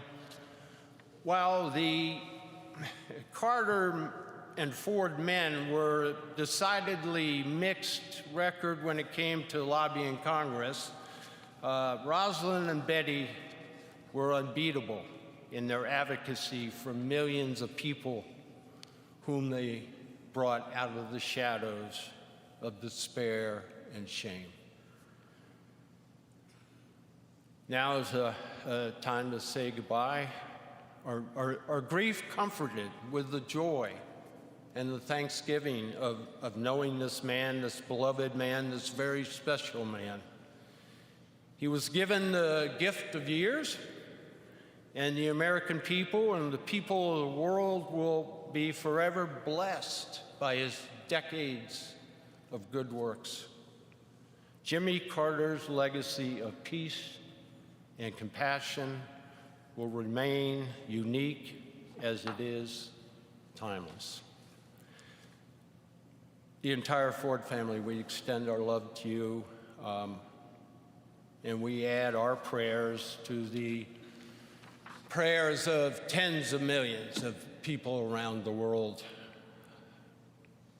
May God bless and watch over this good man.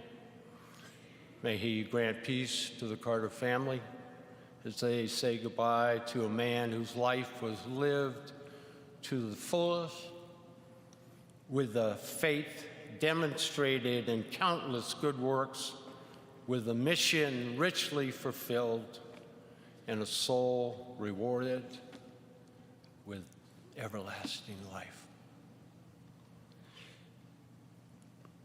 As for myself, Jimmy, I'm looking forward to our reunion.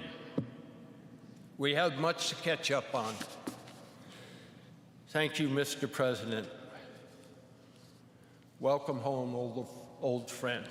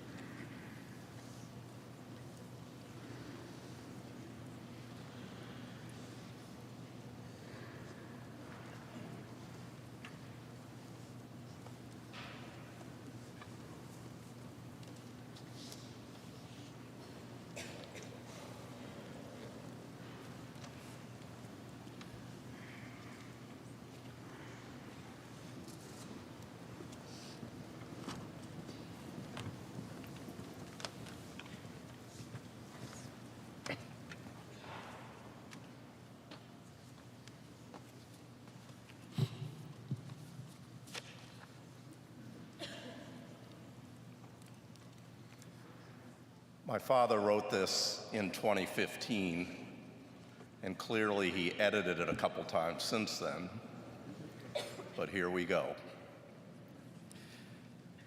Today we join in sadness to honor our dear friend, President Carter, for his extraordinary years of principled and decent leadership and his courageous commitment to civil rights and human rights. I remember the emergence of Jimmy Carter on the national stage, in particular his 1971 inaugural address. For the first time, a Georgia governor called for a commitment to the traditions of Martin Luther King Jr. and for the decency that his leadership stood for over his lifetime. I was surprised when then candidate Carter asked me to join in him as his running mate in 1976. He amazed me then, as he has every year since. He, of course, was brilliant. He also had a great sense of humor. And while we had only 4 years in the White House, he achieved so much in that time. It stood as a marker for Americans dedicated to justice and decency. Carter was a man of his word. I remember when he talked about the concept of the vice presidency. I told him I'd like to do it and had only 2 requests. I wanted to make a real contribution, and I didn't want to be embarrassed, as many of my predecessors have. He agreed, welcomed my full participation, and directed his staff to treat me as they would him. He was very careful to protect me from the frustration and too often humiliation that had cursed the lives of many vice presidents. I want to thank the president for the good choices he made with his key personnel. We don't have time to mention many of them, but Stu Eisenstadt comes as close as possible to rivaling President Carter's formidable work ethic. Hamilton Jordan and Jody Powell were blessings every day, to me, to the president, and to the nation. One of the things that dawned on me during the course of our time together is how well we worked together and how we understood each other. I think one of the realities was that Carter was a devout Christian who grew up in a small town and was active in his faith for almost every moment of his life. I was also a small town kid who grew up in a Methodist church where my dad was a preacher, and our faith was core to me, as Carter's faith was core to him. That common commitment to our faith created a bond between us that allowed us to understand each other and find ways to work together. He allowed me to take a leadership role on issues that never would have happened before. For instance, he directed and trusted me to take a central role in trying to bring decency to the Vietnamese and Southeast Asian boat people who were fleeing their country. With President Carter's orders, the boat people were picked up by our great Navy from their flimsy boats, which were capsizing, and taken to safety. Most became good American citizens working for a healthy and prosperous nation. Joan loved her time as the second lady. And we have Jimmy and Rosalynn to thank for helping her champion the public arts and for just being so kind to her. These were good years for Joan and I. President Carter and I became very close friends. We often spent hours together throughout the day. We were working on real problems, not wasting time. The personal relationship we established while in office continued throughout our life. Carter was farsighted. He put aside his short-term political interests to tackle challenges that demanded sacrifice, to protect our kids and grandkids from future harm. Very few people in the 1970s had heard the term climate change. Yet Carter put his presidency on the line to pass laws to conserve energy, deregulate new oil and gas prices, and invest in clean, renewable alternatives to fossil fuels. It wasn't a perfect program, but thanks to President Carter, U.S. energy consumption declined by 10% between 1979 and 1983. In many ways, he laid the foundation for future presidents to come to grips with climate change. Some thought he was crazy to fight so hard to pass these laws, but he was dead right, and we know that now. We also know that President Carter elevated human rights to the top of his agenda. Sometimes we forget how seriously he pushed to advance the rights of women. He proposed and signed the law extending the period for states to approve the Equal Rights Amendment. He appointed women to head the departments of Commerce, Education, HUD, and what is now HEW. Women on his White House staff played crucial roles in developing his highest priority energy and environmental proposals. And he dramatically increased the ranks of female circuit and district court judges, including Ruth Bader Ginsburg. In all, he appointed 5 times as many women to the federal bench as all of the previous presidents had from the beginning of our country. 2 decades ago, President Carter said he believed income inequality was the biggest global issue. More recently, in a 2018 commencement address at Liberty University, he said, "I think now the largest global issue is the discrimination against women and girls in this world." He concluded that until stubborn attitudes that foster discrimination against women change, the world cannot advance and poverty and income equality cannot be solved. Towards the end of our time in the White House, the President and I were talking about how we might describe what we tried to accomplish in office. We came up with a sentence which remains an important summary of our work. We told the truth, we obeyed the law, and we kept the peace. That we did, Mr. President. I will always be proud and grateful to have had the chance to work with you towards noble ends. It was then and will always be the most rewarding experience of my public career. Thank you.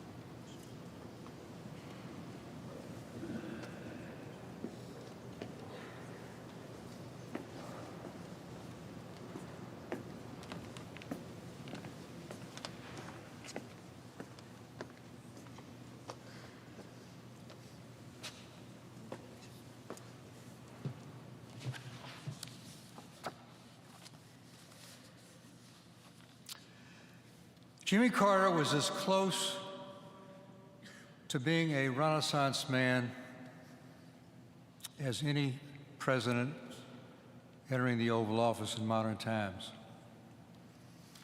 He was skilled in an astonishing array of activities: farmer, businessman, nuclear engineer, naval submarine officer, woodworker, painter, fly fisherman, music lover, poet, author, Sunday school teacher, creator of the Carter Center, and yes, loving husband, father, grandfather, and great-grandfather, and Nobel Peace Prize winner. Behind that toothy smile was a man of steel determination, discipline, and self-confidence. In 1974, when he was governor of Georgia, I suggested that if he ran for president and won a few Southern primaries, he might get lucky and be the vice presidential nominee for regional balance.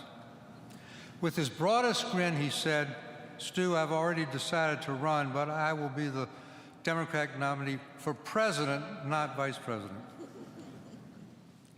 For one of our nation's most religious presidents, it's appropriate to celebrate Jimmy Carter's remarkable life in this magnificent cathedral.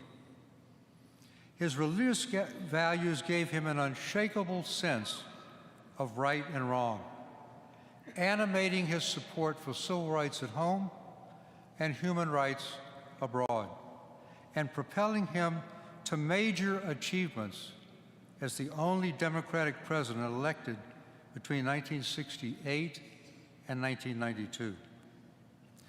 His faith brought integrity to the presidency after the Watergate and Vietnam eras. "I'll never lie to you," he promised. It was a vow he fulfilled. But his faith respected other religions as well. He was the first president to light a Hanukkah menorah. He created the U.S. Holocaust Memorial Museum, which I have the honor of chairing. He had a kosher Shabbat dinner at Camp David for the Israeli delegation and came to our house for a Passover Seder, only weeks after he negotiated the treaty between Israel and Egypt. As we lay our 39th president to rest, it's time to redeem his presidency and also lay to rest the myth that his greatest achievements came only as a former president. The test of American presidents is not the number of years they serve, but the duration of their accomplishments. By this measure, Jimmy Carter was among the most consequential one-term presidents in American history. His intellect, prodigious work habits, discipline, and mastery of details were crucial to his success at home and abroad. President Carter parked politics at the Oval Office door to do what he believed was the right thing, taking controversial challenges on, regardless of the political consequences, and frankly, there were many. Much of his agenda passed with bipartisan support, a quaint notion in today's hyper-polarized politics. Independent surveys indicated he had one of the highest success rates in passing his major legislation of any American president. And he was remarkably accessible to the press and to the American people. This president from the deepest part of the Deep South championed civil rights, appointing more people of color and women to senior executive positions and judgeships than all previous 38 presidents before him. He created the Department of Education and dramatically increased funding for low and moderate income students. And we can thank him for all the ethics in government laws, comprehensive civil service reform, the creation of FEMA to coordinate natural disaster relief and rebuilding that remain crucially important today, and we see it in Los Angeles. Jimmy Carter was also the greatest environmental president since Theodore Roosevelt, adding 80 million acres in Alaska to the national park system. And his Global 2000 report forecasts climate change. His energy bills were critical to move our country from dependence on foreign oil to energy security. We are now, as a result, the largest oil and gas producer in the world. He provided the first incentives for conservation and inaugurated the era of clean energy and symbolized it with solar panels he installed on the White House roof.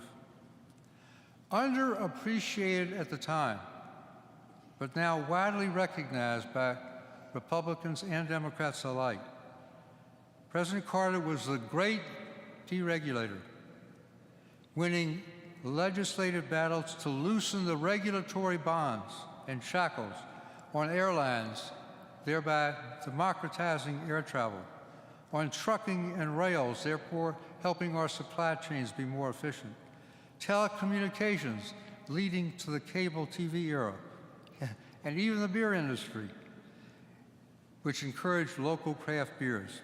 And he did so without compromising health and safety. These laid the foundations for today's innovative economy.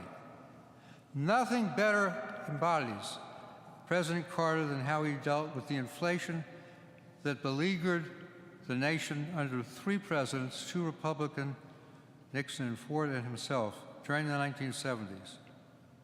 Over the objection of all of his advisors, he chose Paul Volcker to lead the Federal Reserve, knowing in advance that Volcker's tough monetary policy would raise interest rates and unemployment because Paul told him that, and would do so in a presidential election year. You take care of the economy, Paul, I'll take care of the politics. Inflation indeed dropped like a rock after he left office and remained low for decades. Abroad, Jimmy Carter laid the building blocks for a better world. He was the first president to make human rights a priority for U.S. foreign policy. And this led directly to the release of thousands of political prisoners in Latin America and stimulated them to a lasting democratic transition. He ushered in a new era of hemispheric relations with the Panama Canal treaties, the toughest legislative battle of his presidency. He uniquely combined the soft power of human rights, championing freedom for the communist East Bloc countries and tripling the emigration of Soviet Jews. He combined that with hard power, rebuilding America's military strength after its post-Watergate decline.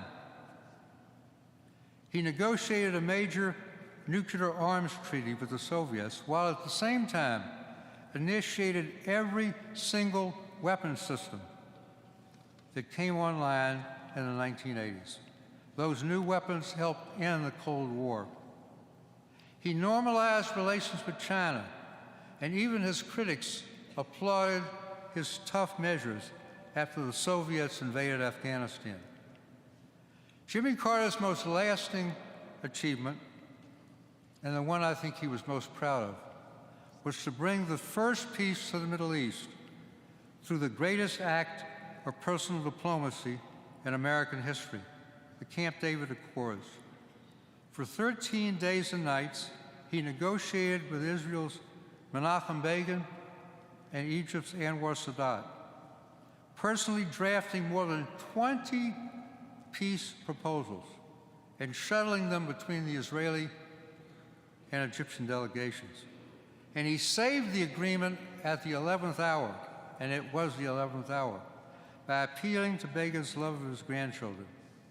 For the past 45 years, the Egypt-Israel peace treaty has never been violated and laid the foundation for the Abraham Accords. On the other side of the ledger was Iran. Jimmy Carter did not lose Iran, the Shah did. But the hostage crisis was a major factor in denying him a second term, despite his support for the Shah, because he placed the safe return of the hostages above his own political fortunes.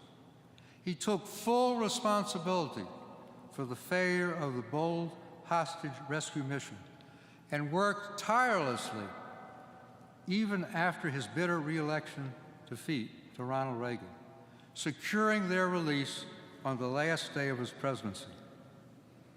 In the end, Jimmy Carter taught all of us how to live a life fulfilled with faith and service. He said, "I have one life to live. I feel like God wants me to do the best I can do with it, to let me live my life so that it will be meaningful." Well, Mr. President, you've more than achieved that goal. He may not be a candidate for Mount Rushmore, but he belongs in the foothills of making the U.S. stronger and the world safer. Jimmy Carter has earned his place in heaven, but just as he was free with sometimes unsolicited advice for his presidential successors, the Lord of all creation should be ready for Jimmy's recommendations on how to make God's realm a more peaceful place.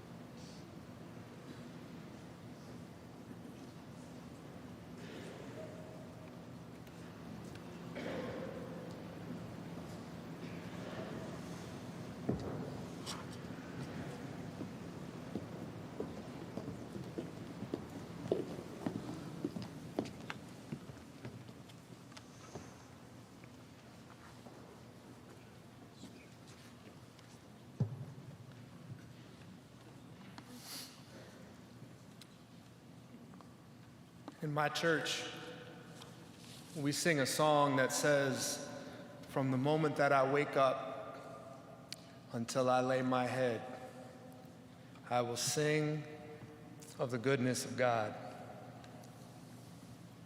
I don't know how many people in here can say that. I know I can't. But my grandfather certainly can. from the moment that he woke up until he laid his head, his life was a testament to the goodness of God. And I thank all of you for being here to celebrate this life. To the presidents and first ladies, it is a great honor to have you here. You know the human side of the American presidency like no others, and we appreciate you. To the vice presidents, other distinguished guests, and friends of all kinds, thank you for being here. To those of you who came from all across the world, thank you for being here to celebrate and pay tribute to my grandfather.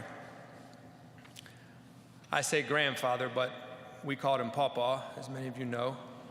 We called my grandmother Mom Carter, so we spent our time talking about Mom and Papa, and mostly, speaking of the human side of the presidency, just letting people know that they were regular folks.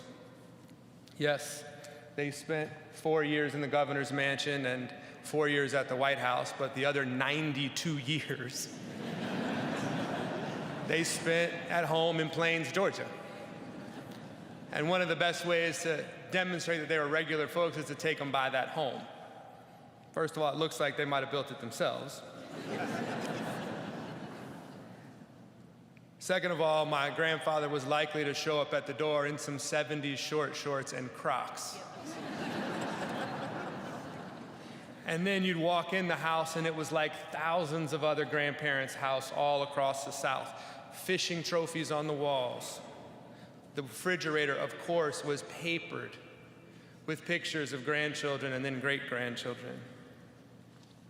Their main phone, of course, had a cord and was stuck to the wall in the kitchen, like a museum piece. And demonstrating their Depression-era roots, they had a little rack next to the sink where they would hang Ziploc bags to dry.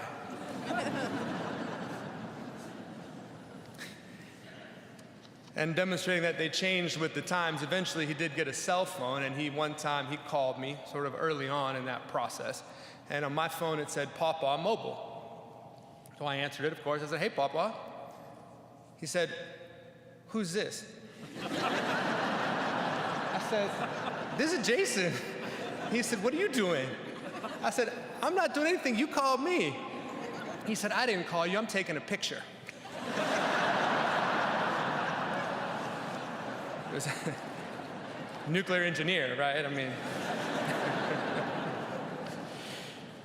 They were small town people who never forgot who they were and where they were from, no matter what happened in their lives. But I recognize that we are not here because he was just a regular guy.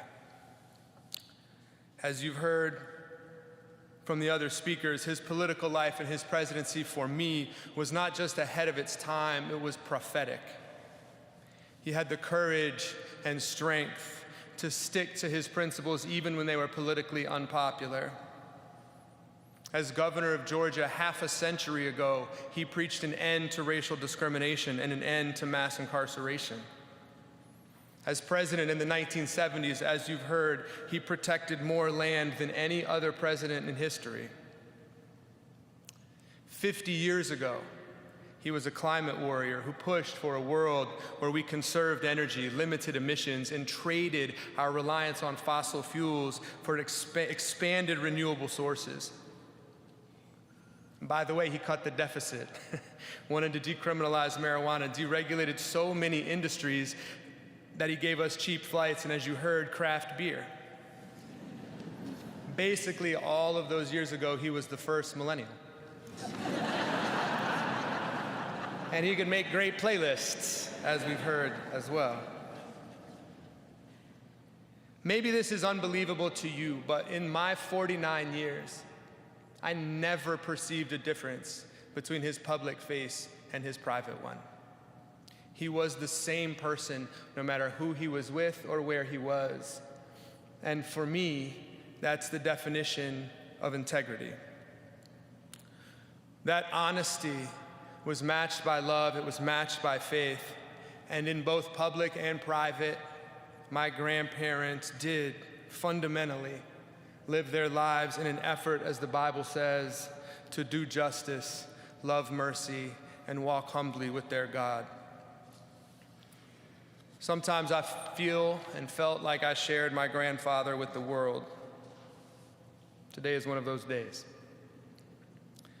But really, he shared the world with me. The power of an atom, the beauty and complexity of a South Georgia forest. When we fished, he celebrated the majesty of everything from the smallest minnow to that grand circulation of waters. And he shared this love with my boys, taking these Atlanta public school kids out into the fields to show them about row crops and wild plums. In the end, his life is a love story. And of course, it's a love story about Jimmy and Rosalynn and their 77 years of marriage and service. As the song says, they were the flagship of the fleet. And rest assured that in these last weeks, he told us that he was ready to see her again. But his life was also a broader love story, about love for his fellow humans and about living out the commandment to love your neighbor as yourself. I believe that that love is what taught him and told him to preach the power of human rights, not just for some people, but for all people. It focused him on the power and the promise of democracy, its love for freedom, its requirement and founding belief in the wisdom of regular people raising their voices, and the requirement that you respect all of those voices, not just some. That conviction made him a naval officer who believed and demonstrated, as you've heard, that the greatest power of America was not the military, but its values. And those values were personal to him, and he lived them both publicly and privately. As you heard Stu say, as president, he gave voice to dissidents, stood up to dictators, brought countries together in peace. His heart broke for the people of Israel. It broke for the people of Palestine, and he spent his life trying to bring peace to that holy land. And he talked about it at the dinner table. It was the same in public as it was in private. And for the last 40 years, as you've heard, he spent his time living out that love and that faith alongside the poorest and most marginalized people in the world. And that work, again, has been based fundamentally on love and respect. The Carter Center has 3,500 employees, but only a couple hundred in the United States. The rest are spread throughout the countries where we work: Ethiopia, South Sudan, Chad, Bangladesh, and all of the Carter Center's programs are based on a respect, that same respect for the power of regular people, even if they are in tiny villages miles from anywhere else. To give one example, we've all heard a lot lately about guinea worm disease. It's an ancient and debilitating disease of poverty, and that disease will have existed from the dawn of humanity until Jimmy Carter. When he started working on this disease, there were 3.5 million cases in humans every year. Last year, there were 14. And the thing that's remarkable is that this disease is not eliminated with medicine. It's eliminated essentially by neighbors talking to neighbors about how to collect water in the poorest and most marginalized villages in the world. And those neighbors truly were my grandfather's partners for the last 40 years. And as this disease has been eliminated in every village in Nigeria, every village in Sudan or Uganda, what's left behind in those tiny 600-person villages is an army of Jimmy and Rosalynn Carters who have demonstrated their own power to change their world. And that is a fundamental truth about my grandfather. It begins where it ends. When he saw a tiny 600-person village that everybody else thinks of as poor, he recognized it. That's where he was from. That's who he was. And he never saw it as a place to send pity. It was always a place to find partnership and power, and a place to carry out that commandment to love your neighbor as yourself. Essentially, he eradicated a disease with love and respect. He waged peace with love and respect. He led this nation with love and respect. To me, this life was a love story from the moment that he woke up until he laid his head. I'll conclude with this. As Andy Young told me, he may be gone, but he's not gone far. The outpouring of love and support that we have felt from you and from around the world has shows how many lives he has touched and how his spirit will live on in many ways for us. He'll be in the kitchen making pancakes,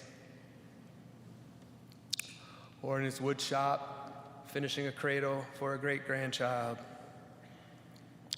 standing in a trout stream with Mom Carter, or for me, just walking those Georgia fields and forests where he's from. Thank you.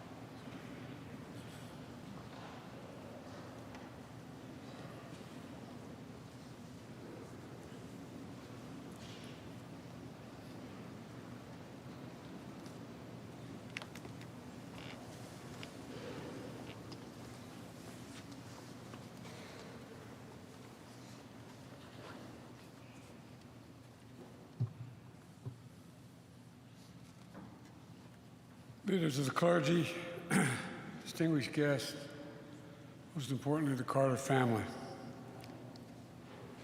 In April 2021, Jill and I visited Jimmy and Rosalynn on a warm spring day down in Plains, Georgia. We wanted to see them. Rosalynn met us at the front door with her signature smile. Together, we entered a home that they had shared for almost 77 years of marriage. An unassuming red brick ranch home that reflects their modesty more than any trappings of power. We walked into the living room where Jimmy greeted us like family. That day, just the four of us sat in the living room and shared memories that spanned almost 6 decades. A deep friendship that started in 1974. I was a 31-year-old senator, and I was the first senator outside of Georgia, maybe the first senator, to endorse his candidacy for president. It was an endorsement based on what I believe is Jimmy Carter's enduring attribute: character, character, character. Because of that character, I believe, is destiny. Destiny in our lives, and quite frankly, destiny in the life of the nation. It's an accumulation of a million things built on character that leads to a good life in a decent country. Life of purpose, life of meaning. Now, how do we find that good life? What does it look like? What does it take to build character? Do the ends justify the means? Jimmy Carter's friendship taught me, and through his life taught me, the strength of character is more than title or the power we hold. It's the strength to understand that everyone should be treated with dignity, respect, that everyone, and I mean everyone, deserves an even shot. Not a guarantee, but just a shot. You know, we have an obligation to give hate no safe harbor, and to stand up to what my dad used to say is the greatest sin of all, the abuse of power. That's not about being perfect, because none of us are perfect. We're all fallible. But it's about asking ourselves, are we striving to do things, the right things? What values? What are the values that animate our spirit? Do we operate from fear or hope, ego or generosity? Do we show grace? Do we keep the faith when it's most tested? For keeping the faith with the best of humankind and the best of America is a story, in my view, from my perspective, Jimmy Carter's life. A story of a man, to state the obvious, you've heard today some great, great eulogies, who came from a house without running water or electricity and rose to the pinnacle of power. The story of a man who was at once driven and devoted to making real the words of his Savior and the ideals of this nation. The story of a man who never let the tides of politics divert him from his mission to serve and shape the world. The man had character. Jimmy held a deep Christian faith in God, and that his candidacy spoke and wrote about. Faith as a substance of things hoped for and evidence of the things not seen. Faith founded on commandments of Scripture. Love the Lord thy God with all thy heart and all thy mind and all thy soul, and love thy neighbor as thyself. Easy to say, but very, very difficult to do. In his life, in this life, any walk of faith can be difficult. It can be lonely, but it requires action to be the doers of the world. But in that commandment lies the essence, in my view, found in the gospel, found in many faith traditions, and found in the very idea of America.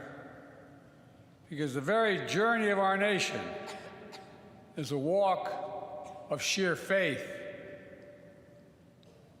To do the work, to be the country we say we are, to be the country we say we want to be, a nation where all are created equal in the image of God and deserve to be treated equally throughout our lives. We've never fully lived up to that idea of America. We've never walked away from it either because of patriots like Jimmy Carter. Throughout his life, he showed us what it means to be a practitioner of good works and a good and faithful servant of God and of the people. And today, many think he was from a bygone era. But in reality, he saw well into the future. A white Southern Baptist who led on civil rights, a decorated Navy veteran who brokered peace, a brilliant nuclear engineer who led on nuclear nonproliferation, a hardworking farmer who championed conservation and clean energy, and a president who redefined the relationship with a vice president. Jimmy and I often talked about our dear friend Walter Mondale, whom we all miss very much. Together, they formed a model partnership of collaboration and trust, because both were men of character. And as we all know, Jimmy Carter also established the model post-presidency by making a powerful difference as a private citizen in America, and, I might add, as you all know, around the world. Through it all, he showed us how character and faith start with ourselves and then flows to others. At our best, we share the better parts of ourselves: joy, solidarity, love, commitment. Not for reward, but in reverence for the incredible gift of life we've all been granted. To make every minute of our time here on earth count. That's the definition of a good life. The life Jimmy Carter lived during his 100 years. To young people, to anyone in search of meaning and purpose, study the power of Jimmy Carter's example. I miss him, but I take solace in knowing that he and his beloved Rosalynn are reunited again. And to the entire Carter family, thank you, and I mean this sincerely, for sharing them both with America and the world. We love you all. Jill and I will cherish our visits with them, including that last one in their home. We saw Jimmy as he always was, at peace, with a life fully lived, a good life, a purpose and meaning, of character, driven by destiny, and filled with the power of faith, hope, and love. I'll say it again: faith, hope, and love. As he returned to Plains, Georgia, for his final resting place, we can say goodbye In the words of the prophet Micah, who Jimmy so admired until his final breath, Jimmy Carter did justly, loved mercy, walked humbly. May God bless a great American, a dear friend, and a good man. May he be raised up on eagle's wings and bear you on the breath of dawn and make you to shine like the sun and hold you in the palm of his hand. God bless you, Jimmy Carter.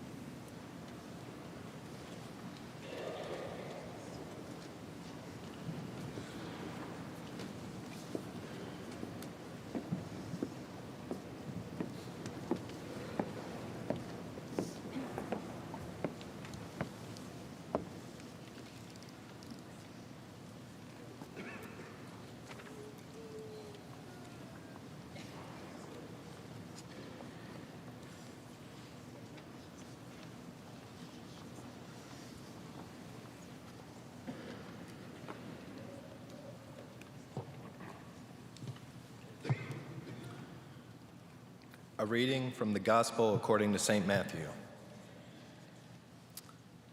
Now when Jesus saw the crowds, he went up on a mountainside and sat down. His disciples came to him, and he began to teach them, saying, "Blessed are the poor in spirit, for theirs is the kingdom of heaven. Blessed are those who mourn, for they will be comforted. Blessed are the meek, for they will inherit the earth. Blessed are those who hunger and thirst for righteousness, for they will be filled. Blessed are the merciful, for they will be shown mercy. Blessed are the pure in heart, for they will see God. Blessed are the peacemakers, for they will be called sons of God.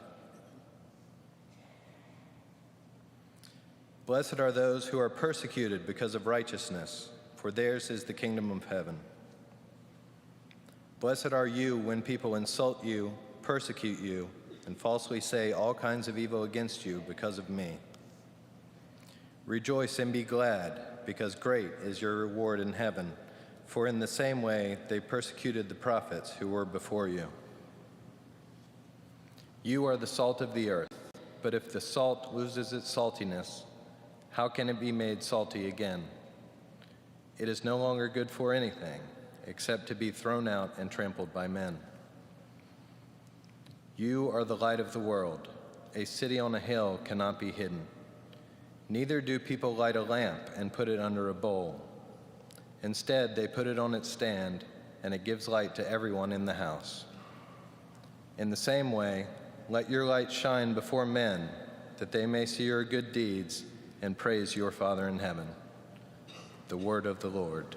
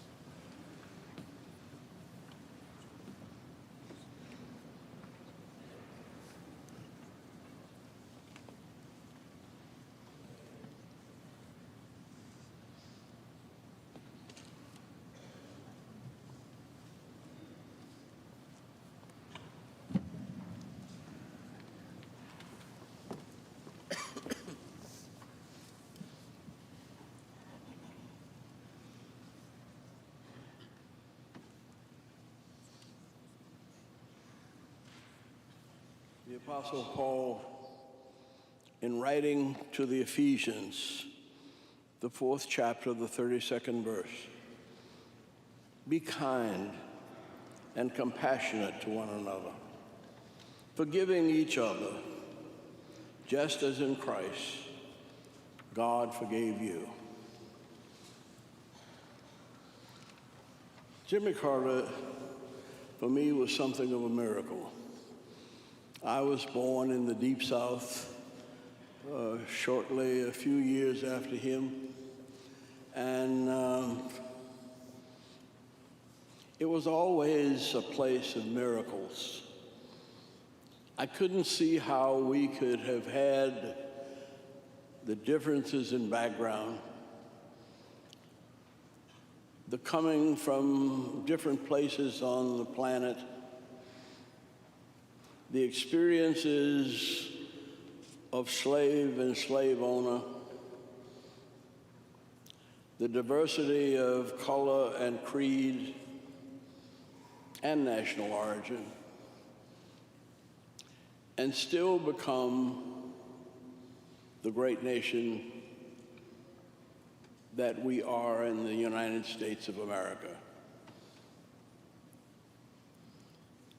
It was something of a miracle. And I don't mean this with any disrespect, but it's still hard for me to understand how you could get to be president from Plains, Georgia. I knew Plains from my pastorate in Thomasville, Georgia, about 60, 70 miles south of there. And I was even nervous driving through Plains. And Plains and Sumter County gave us one of the meanest experiences that we had in the civil rights movement. So much so that Martin Luther King said that the sheriff of Plains, of Sumter County, he really thought was the meanest man in the world. And when I first met Jimmy Carter running for governor, and said, the only thing I know about Plains and Sumter County is Fred Chappell. And he said, oh yes, he's one of my good friends. And that was the last thing I wanted to hear. And yet, time and time again, I saw in him the ability to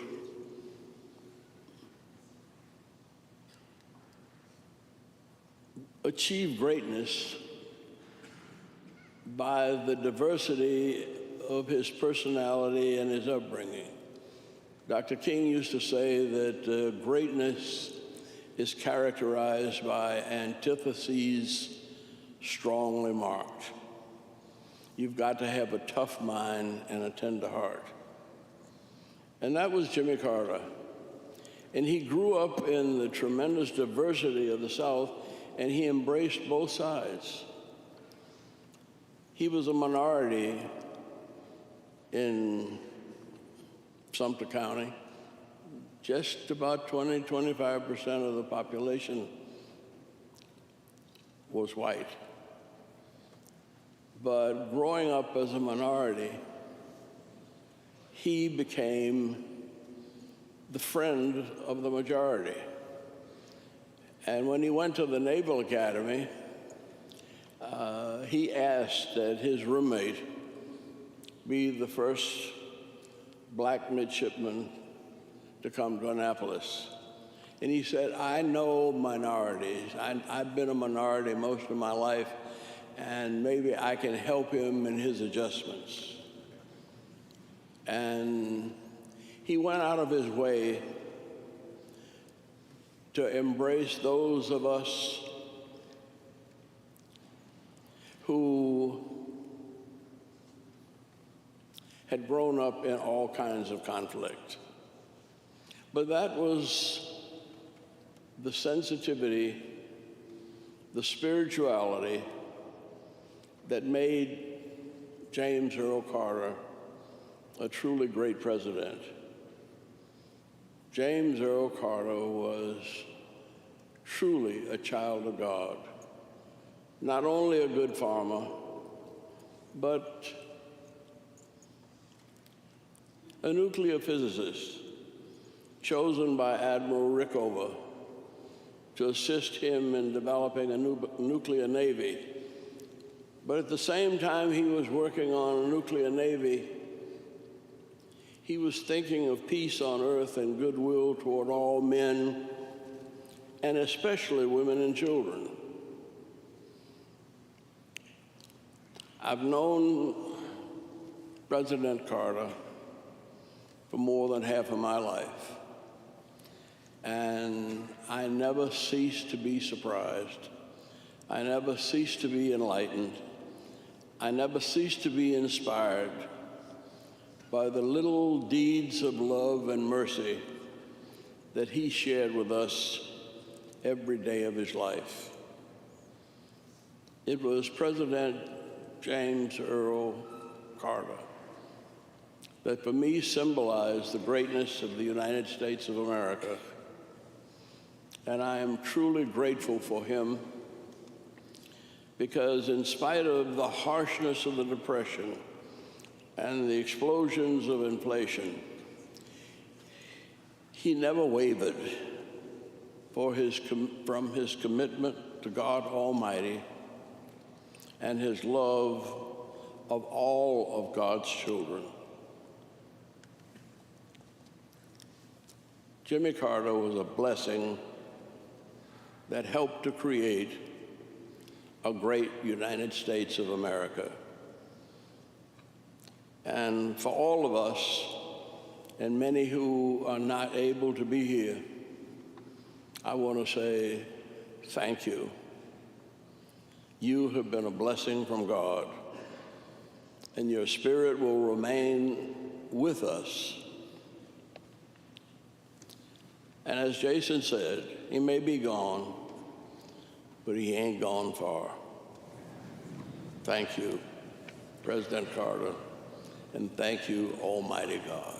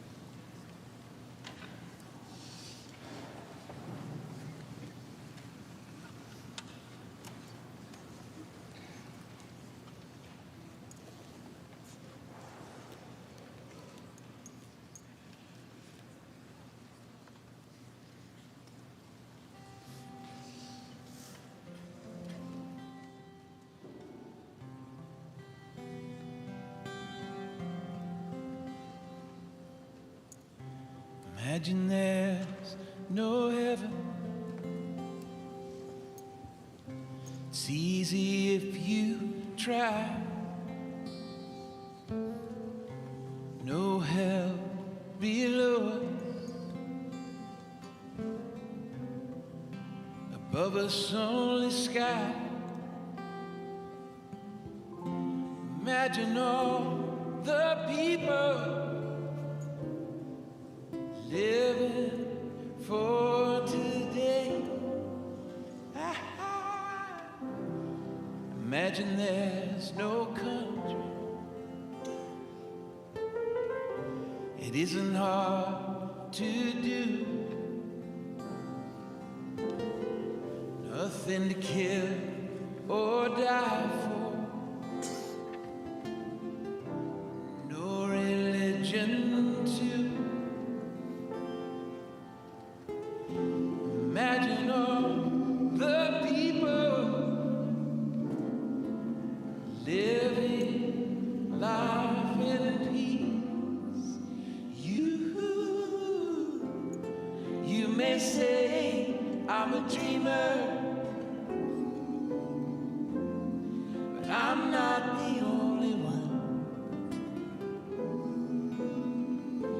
hope someday you'll join us and the world will be as one. Imagine no possession. I wonder if you can. No need for greed or hunger. A brotherhood of man. Imagine all the people sharing all the world. You may say I'm a dreamer, but I'm not the only one.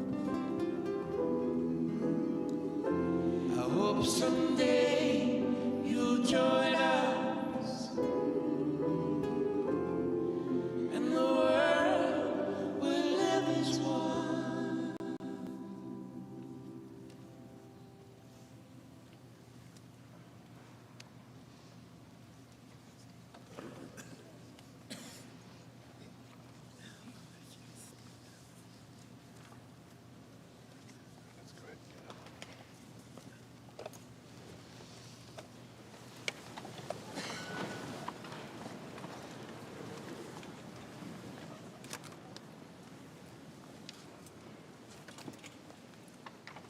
Our Father, who art in heaven, Hallowed be thy name.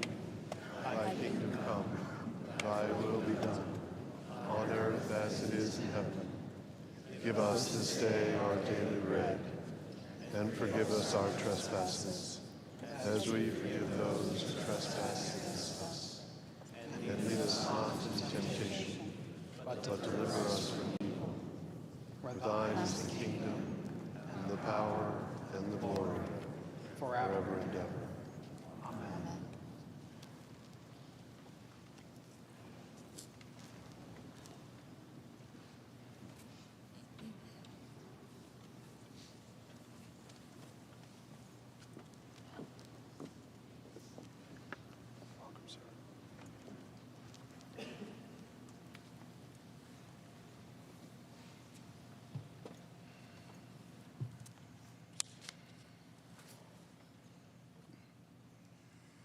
For our brother James, let us pray to our Lord Jesus Christ, who said, I am the resurrection and I am life. Lord, you console Martha and Mary in their distress. Draw near to us who mourn for James, and dry the tears of those who weep. Yes, Lord. You weep at the grave of Lazarus, your friend. Comfort us in our sorrow. Yes, Lord. You raise the dead to life. Give to our brother eternal life. Yes, Lord. You promise paradise to the thief who repented. Bring our brother to joys of heaven. Yes, Lord. Our brother was washed in baptism and anointed with the Holy Spirit. Give him fellowship with all your saints.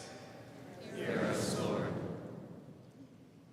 Lord, comfort us in our sorrows at the death of our brother.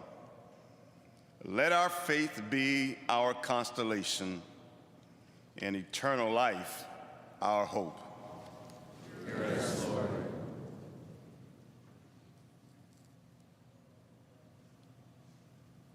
Father of all, we pray to you for James and for all those whom we love but see no longer. Grant to them eternal rest. Let light perpetual shine upon them. May his soul and the souls of all the departed, through the mercy of God, rest in peace. Amen.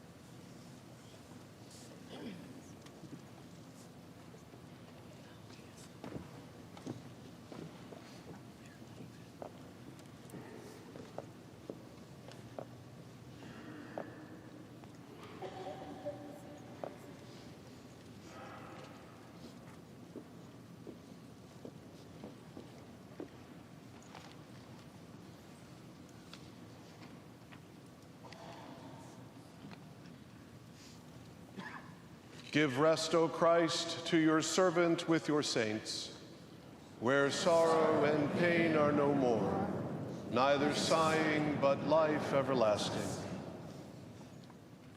You only are immortal, the creator and maker of humankind. And we are mortal, formed of the earth, and to earth shall we return. For so did you ordain when you created me, saying, you are dust, and to dust you shall return. All of us go down to the dust, yet even at the grave we make our song, Alleluia, Alleluia, Alleluia. Give rest, O Christ, to your servant with your saints, where sorrow and pain are no more, neither sighing but life everlasting. Into your hands, O merciful Savior, we commend your servant James. Acknowledge, we humbly beseech you, a sheep of your own fold, a lamb of your own flock, a sinner of your own redeeming. Receive him into the arms of your mercy, into the blessed rest of everlasting peace, and into the glorious company of the saints in light. Amen. The Lord bless you and keep you. The Lord make his face to shine upon you and be gracious unto you. The Lord lift up his countenance upon you and give you peace. Amen. Let us go forth in the name of Christ. Thanks be to God.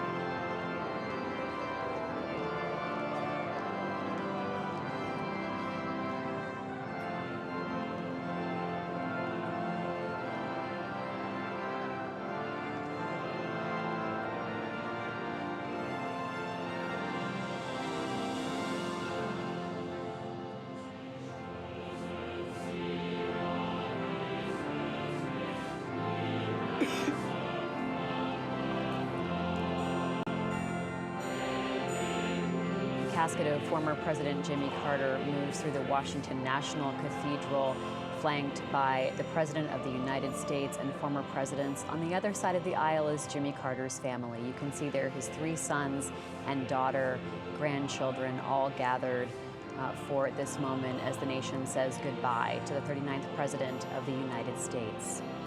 Carter was remembered as a man of modest means who rose to serve in the nation's highest office but never forgot where he came from.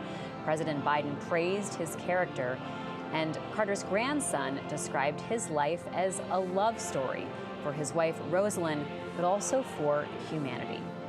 You're watching live coverage with The Washington Post. I'm Libby Casey, and as we continue to watch these images out of National Cathedral, I'll bring James Hohmann and Robin Gavin into the conversation.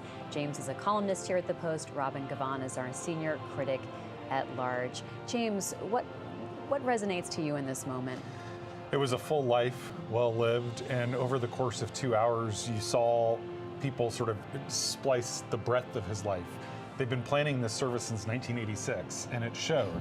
I thought Stu Eisenstadt, who was President Carter's domestic policy advisor, gave really the most forceful defense of the Carter presidency, saying it should be redeemed, really emphasizing the policy, substantive accomplishments that you don't normally hear at a funeral necessarily. I thought that the speeches that were read by the sons of Walter Mondale and Gerald Ford were especially memorable and poignant. Walter Mondale's son really looked just like him, and it was striking. And then I think the most colorful speech was really Jason Carter talking about his grandfather and the human side of it. Yeah, Robin, the humanity really came out in grandson Jason Carter's eulogy. Yeah, I mean, one of the things that was so striking to me was his pointing out that Carter spent 4 years in the governor's mansion and 4 years in the White House, but 92 years, just being a regular civilian. And I think that just really resonates, and so much of that came through in the stories about him, the little details about, having the little drawer next to the sink or the little shelf next to the sink where the Ziploc bags were washed out and hanging to dry.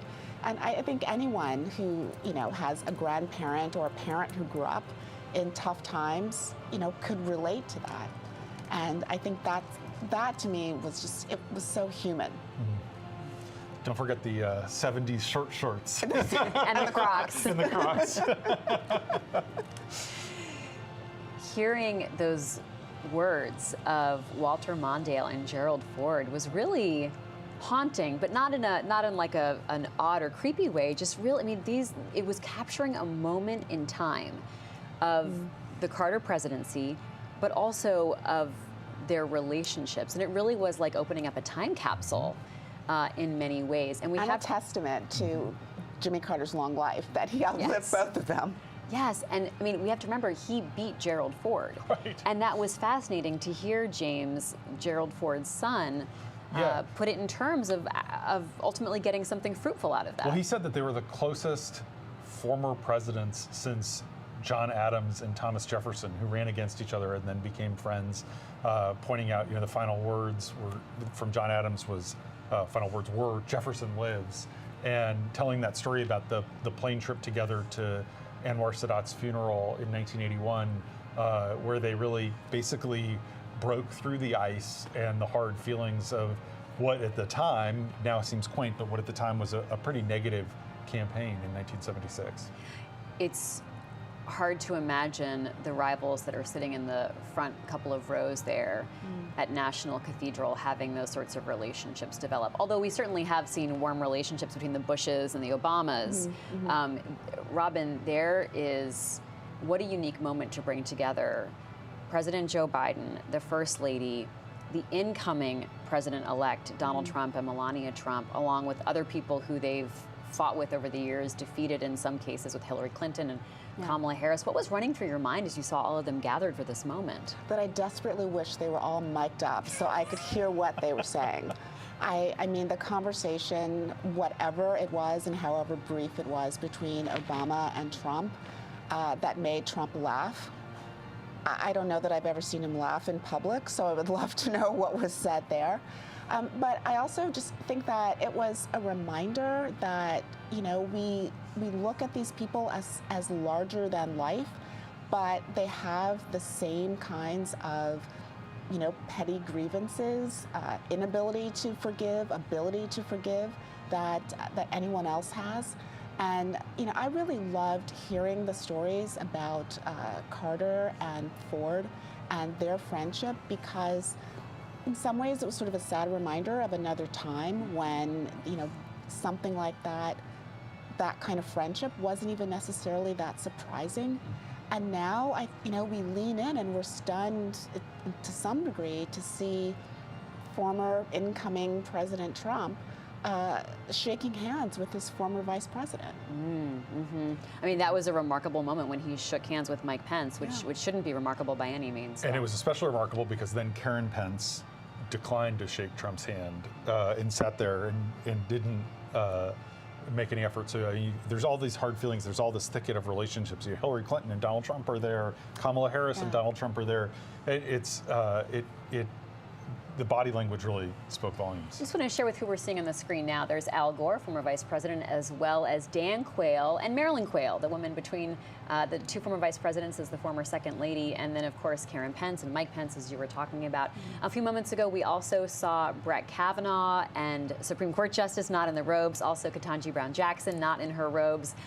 So we see Supreme Court justices here. I saw members of the Senate there. Who else did you notice, James? Biden went over, after he stood up, he shook the hand of Justin Trudeau and Prince Edward, who represented the British royal family. Let's go to Rhonda Colvin, who's outside of Washington National Cathedral on this bitterly cold day. Rhonda, talk to us about today's funeral. Yeah, you know, one of the things that stood out to me, and in comparison of covering other state funerals, is this one felt very authentic in terms of really relaying who the person was. I think we all got a sense of Jimmy Carter, the man, versus, you know, a lot of the policy that he was responsible for, a lot of the things that people are praising that he did on the international stage. It really seemed like a relatable service. Even just looking at his family, I was thinking about how, you know, we saw some of them tear up, and even though he was, you know, 100, it still is a moment for their family. You see how close-knit they were, and I was also thinking that they've lost the matriarch and the patriarch of their family within about between a year between Rosalynn's death and President Carter's death. So it's going to be a bit of a transition for them. I think you all have talked about it, but I think Jason Carter, the grandson of Jimmy Carter, really gave a standout speech trying to invite the world into Plains, Georgia, and describing who his grandfather really was, and talking about how he'd bring people by the house just to show them how the Carters lived and how plain it was. They were small-town people, saying the house looks like they built it themselves. And I think you also remarked at the story about the Ziploc bags. It really felt very different from a lot of state funerals because it had so much of a sense of who the person was. And I was also thinking back to, I went to the Capitol yesterday to talk to people as they left the Capitol Rotunda who came to from all over the country and the world to stand in line and come pay their respects. And each person just talked about Jimmy Carter in terms of like feeling like they knew him and that they felt compelled to have a last moment with him. And the other thing that's striking, because, you know, we were talking about the presidents sitting on a pew together, what they might have been saying, I think right now, from what I'm hearing from people, what I heard over at the Capitol, the present is very much on people's minds right now, kind of comparing this stark contrast between the Jimmy Carter world and era and the era that we are going to go into. We're going into another transition, into a new administration that does feel very different from the politics that we've heard talked about in this service. So I think a lot of people are also just taking in the moment that we're in right now, that this death is also occurring at a time of a divided country. Thanks so much, Rhonda. Let's go to J.M. Rieger, senior video journalist. You know, J.M., there's been so much talk about the presidency, but you've also been looking into the post-presidency. Talk to us about the focus and the respect that was shown for Carter's post-presidency life. Yeah, I mean, we heard that throughout. I mean, it was a key theme of this entire service, Libby. If we go through the folks who spoke today, 2 of his grandsons eulogized him, President Biden, Andrew Young, who was his ambassador to the United Nations. James talked a little bit about Stu Eisenstadt's remarks. And even when they were talking about his accomplishments in office, a lot of times the theme there was the character, the man that Jimmy Carter was, the dignity, the honesty that he focused on, that he prided himself on. And those came out throughout each of their speeches, and it was really remarkable. It's not something that was entirely unexpected, but the fact that the word character came up so much. Ted Mondale said in talking about what Walter Mondale had written, said, quote, Carter was a man of his word. Humility, themes that Carter focused on in his post-presidency, on combating inequality, on peace, on combating diseases worldwide. Those themes came up throughout, and central to all of that was how Carter was a man of deep faith. And the fact that that came up in this service, in this setting, really was a poignant moment here today, Libby. Thank you, JM. Robin, what does it mean to have a funeral on this scale in National Cathedral? And what would be going through your mind if you're one of these former presidents or former vice presidents as you watch this day unfold? Wow. Well, I mean, I think, you know, one of the things that I would be concerned about if I were sitting there would be how are people going to describe me after I'm gone? And, you know, are they going to, you know, talk about the, you know, 2 or 3 percentage points of inflation that I was able to knock down? Or are they going to talk about, you know, whether or not I stood up for the least of us, as, you know, one of the ministers might say? And, you know, I thought about just, you know, the way in which former presidents are described at a moment like that, and the degree to which all the things that, you know, our politics has us fighting over on Capitol Hill and in the White House, and how much of that actually sort of gets mentioned at a moment like that. And at the end of it, you know, the thing that really stayed with me was that people felt that Jimmy Carter was a good man. And I think that's what anyone would aspire to. And I think it's also one of the things that seemed to make him so admired and relatable to people, that very few people aspire to the presidency. But I think pretty much everyone, or we hope, aspires to be just a good person. James, when Gerald Ford's son, Steve Ford, was reading his father's words to be shared at Jimmy Carter's funeral, he talked about, and when Walter Mondale's son as well, they both talked about actions that they believed Jimmy Carter took that were moral and right. That seems really important in this moment. It does. And I think Carter's legacy, in addition to being a good man, is being a principled man who often made decisions that were where he put principle over politics, whether it was the Panama Canal, whether it was appointing Paul Volcker to be the chairman of the Federal Reserve. We heard his domestic policy advisor say every staffer in the White House told Carter not to do that. And Carter said to Volcker, you worry about the economy, I'll worry about the politics. And when Robin says she's wondering what the presidents are thinking, you know, I'm thinking, if I'm one of those presidents, yeah, and that's why he was a one-termer, you know, because he lost re-election. But Volcker did successful things that Reagan ultimately got credit for. He brought the inflation down, and it did unleash a lot of the prosperity of the 1980s. And so it is, but ultimately, you know, I think Carter was pleased with a lot of those decisions, and you heard Eisenstadt say, we want Carter's presidency to be redeemed. We don't want him to be just remembered as a great ex-president, we want him to be remembered as a good president as well. And a very intentional speech, as you said, that basically said, I'm going to talk about the presidency and all the good things about it.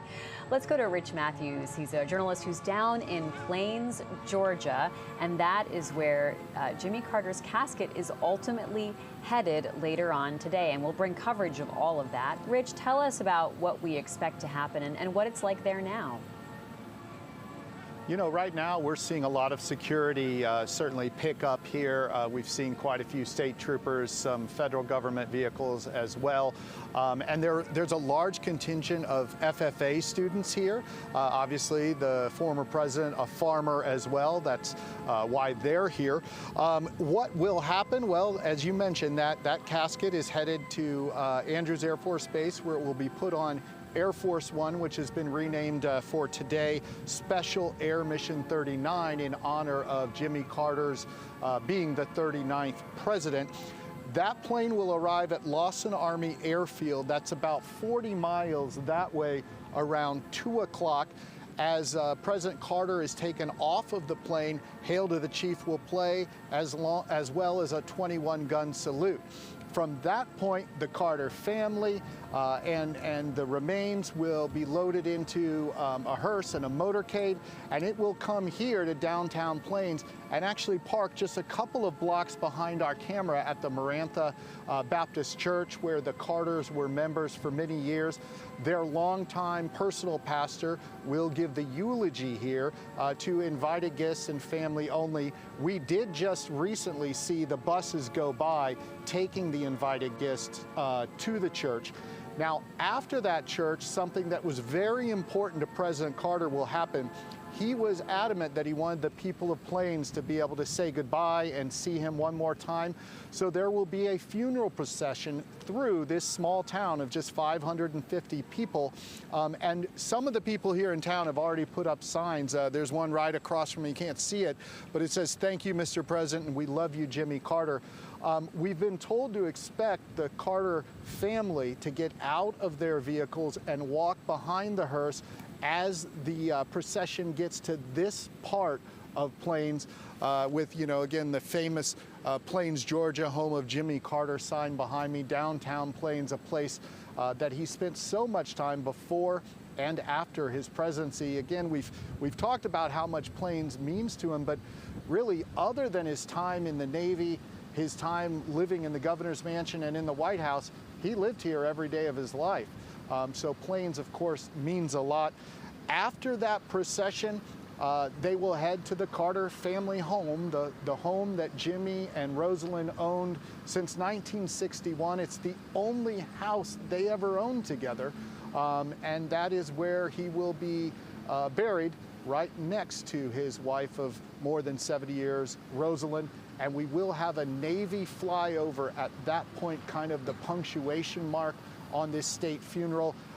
Navy flyover in the missing man formation. Of course, Jimmy Carter, again, went to the Naval Academy during World War II, then served in the Navy for years, primarily on submarines, and of course was Commander-in-Chief as well. Libby? Thank you, Rich. And we will have all of that for our audience. Even though the service is private this afternoon, they'll allow a camera in, so we'll be able to broadcast that and share it. And then we expect kind of a long view of the internment on the Carter family property in Plains as he is laid to rest next to Rosalynn. James, this has been the very public national moment. As Rich told us, the casket will go to the Air Force Base. It will be transferred to Georgia. And then it's really Georgia's moment to continue to say goodbye to Jimmy Carter. What did he mean to Georgia? He really was, as we heard Walter Mondale's son say, I mean, he was a leader of the New South.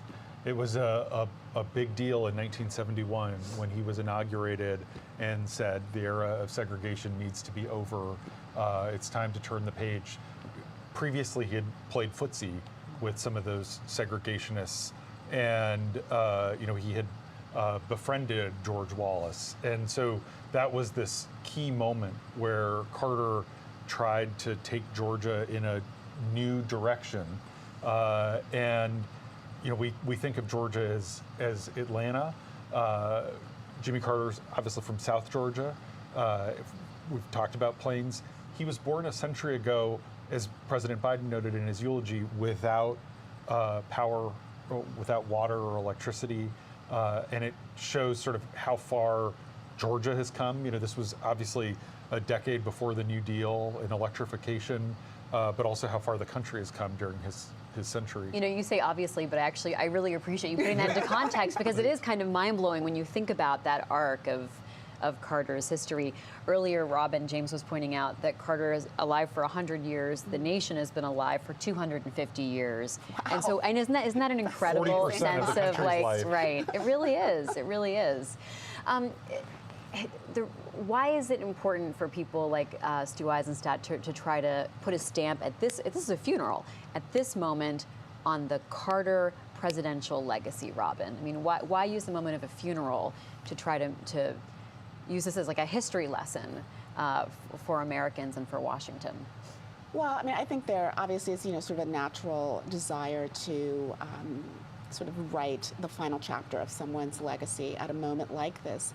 But I also think that, this is a point at which the idea of the presidency is really, I think, in tension with many of the ideals of the country and the idea of being, back to a good person. And this notion that in some way you have to sacrifice character or core beliefs in order to sort of work the political system.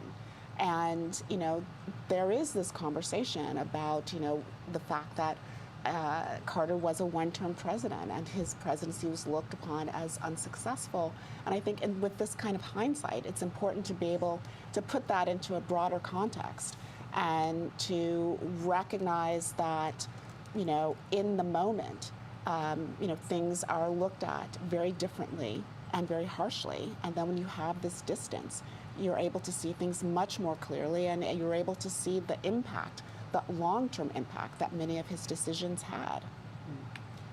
It seemed like President Biden was giving a eulogy that was cut from a cloth that was very Joe Biden circa, 2021 to 2024. I mean, it was really, he had an audience of Donald Trump and the nation. And I heard certainly refrains that we've heard from Joe Biden previously about moral character, which he then related back to Jimmy Carter. But what was that speech about, James?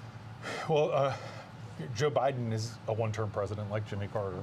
And so all those dynamics that you're talking about are going to apply to him. And he's not going to get to have a half-century-long post-presidency, even if the genetic gods are even if the genetic gods are working in his favor. The longest, that speech was written now more than 2 years ago. The White House has had a draft, and it did sort of feel very Joe Biden circa 2022, with a little bit of reflectiveness sort of worked in. I think Biden wants to be remembered as a good, decent man. That is very important as they're doing this legacy work, that they're trying to convey that, yeah, maybe you didn't agree with him, maybe you didn't like the inflation, but he was a good man. And so I think Biden is talking as much about how he wants to be remembered as he is remembering Jimmy Carter and, frankly, this bygone era now of which he was very much a part. Yeah, I mean, so I've heard, many of us have heard Joe Biden give eulogies to many other statesmen, senators, members of Congress. But this felt different. Maybe it's just because of who the audience was, but it felt like an admonition or like a contrast. Admonition is a good word. That was very intentional, yeah. Given that Donald Trump's about to resume the presidency. I want to bring J.M. Rieger into this conversation. J.M.? Yeah, I mean, I think what James and Robin were just talking about is really important, right? Which is the political moment that we're in. We can't ignore that there are so many parallels that we're seeing today and that are really coming to the forefront, right? There's the obvious of Biden being a one-term president, James just talking about, and what his legacy might be. But Carter, the fact that Carter came into the White House amid a period where there was kind of falling trust in institutions, and that malaise speech was in part talking about that falling trust in institutions.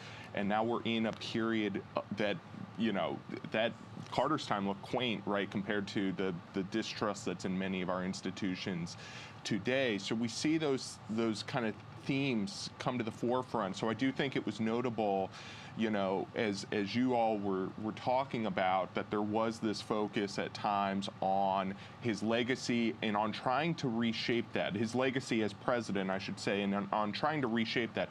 Because in many ways, the narrative was sort of written at the time because of the speech and the cabinet resignations that came shortly thereafterward, because of the hostage crisis, because of some things that happened, especially towards the end of his presidency, things that he wasn't able to fully accomplish, things that he wasn't able to accomplish legislatively. And there is all this focus, because he was so involved as an ex-president, rightly, on what he did as an ex-president. But reshaping that focus, you know, adjusting the lens, if you will, back on what he did as president. In many ways, it did sort of fit the moment, even amid those broad thematic components of his character and of Carter the man. Let's go back to Rhonda Colvin. Rhonda, the procession, the motorcade, has left National Cathedral, where you have been braving the elements for many hours today. Your thoughts as we watch President Jimmy Carter's casket leave National Cathedral and drive through Washington? Yeah, that's right. We just took a moment to pause and watch as the motorcade pulled out right behind me, and just feet away from me went down the drive of the Washington National Cathedral on its way back to Plains, Georgia for the rest of the day's events. It was a really poignant moment. It gets very still here. Everyone, you know, gets their cameras out. Us reporters are standing here watching it. It's just really a moment. You see someone who, as we've been learning throughout this week of coverage, we've learned he's given so much to his country. Even though he only served one term, he gave back in many ways in his post-presidency as well. Just to tack on to the conversation you all were talking about the present moment we're in the politics that we're experiencing now versus what we've been studying and talking about with Jimmy Carter, there was one conversation I've had this week that's really been standing out to me, and it was last night when I went to the Capitol to talk to people as they left the rotunda. People from all around came there, and I met a man from New Mexico. He came in specifically for the lying in state, and he was someone who he said that he was struggling with the election results of 2024, the election of Donald Trump, and he wanted to get to Washington before the inauguration and decided to move his trip up a week and come this week instead so he could pay his respects to Jimmy Carter. And he said while he was waiting in line and when he got to the casket and he saw it draped in the American flag, he felt that this may be symbolic to him, that this is the death of America, that now things have totally changed from the days of Jimmy Carter to the presidency that we will be experiencing in the next term. And then he said, but when he got up to the casket, he realized, no, we should be celebrating the life of America because of people like Jimmy Carter, and Jimmy Carter has inspired him to do what he can to keep America alive. So it was a change of thought that person had because he was thinking about the impact of Jimmy Carter and the legacy of Jimmy Carter. So again, the day, the week, it really has been about a lot of the character of this man, a lot of the things he did with the platform of being a one-term president and being able to use that in order to do the Carter Center and do so many other things internationally. I will sign off with one note. I think in the history books, one thing that will be mentioned is how cold it is today. This is all anybody outside has been talking about. So for the historical record, I will let you know, yes, it is a very frigid day. It's 28 degrees, and what's interesting about that is I looked in the inauguration records of Jimmy Carter, and they're available online on the website of the Joint Committee that plans inaugurations, and they're members of Congress that do so. when you go to the Jimmy Carter page, it remarks of what the day was like. It was 28 degrees, so the same type of weather on his first day on the job and as he leaves Washington for the last time. So I will sign off with that little historical anecdote. Well, Rhonda, to you and our wonderful team there, please come back to the office, get warm, and we're looking forward to seeing you. Thank you for being outside. You know, that picture of Jimmy Carter and Rosalynn Carter walking Pennsylvania Avenue, going from the Capitol, where the inauguration takes place, towards the White House, where they are getting ready to take up residency and run the country, is really iconic because it had not been done, James. It was Because they got out of the car and walked. Yeah, in the cold. And indeed, the family didn't know. You know, the Secret Service came up. Carter had told the Secret Service he wanted to walk, and they said, "Well, don't tell anyone because we don't want people to know that's going to happen." And then they handed him safety. For his safety. Yeah. And then they handed him a bulletproof vest. And you know, his mom got really nervous. Remember, this is only a decade after the Kennedy assassination, and even less than a decade after the RFK, MLK assassinations. And it was so symbolic. Now everyone does it because it reflected a rejection of the imperial presidency that Richard Nixon had really personified. And it was, you know, one of the things today is all the prayers, all the formality, the pomp and circumstance. They referred to him as James Carter, his Christian given name. And at the inauguration, it was striking because not only did he wear a suit instead of morning coat, as presidents had typically done. Less fancy. Less fancy. He insisted that he took the oath of office as Jimmy, not James Carter. And that was another thing that raised eyebrows at the time, but was part of being more sort of accessible and being, he had run as a populist, being a man of the people. Robin, you went out this week on Tuesday as Carter's casket was being moved along that same route, but going in the opposite direction on Pennsylvania Avenue, heading towards the Capitol, so he would lie in state there. What was it like? You know, it was so striking because, again, it was a ridiculously cold day, and the federal buildings had been closed because of the snowstorm, and there was still ice on the street. And I was so surprised at how young a lot of the people were who came out, people who clearly had not been born when he was president. And it was a really remarkable thing to see because we so rarely see these things, and yet everyone seemed to instinctively know that this is what we should be doing. There was this incredible silence when people were speaking to each other. They were whispering on the street, and it was so quiet you could hear, you know, the flags flapping in the breeze. You fixed it. It was really quite moving, and I think it was also just a reminder that with all of the pomp and circumstance that, you know, Carter actually rejected, as James was saying, there was this ability to relate to what was happening on a really personal, intimate level, because we don't, you know, when a member of our own family passes away, we don't get that kind of procession, but still, when the hearse drives through the street, cars stop and people stop.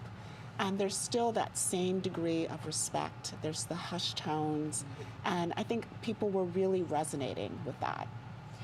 Another remarkable twist to this is that same route will be traversed in just 11 days' time at the inauguration of Donald Trump. And as the motorcade was going up Pennsylvania Avenue for the last time today, as Jimmy Carter left the Capitol and went by the White House, his home for 4 years, for the last time, it went by the inauguration stands that are being constructed and prepared for Trump's inauguration.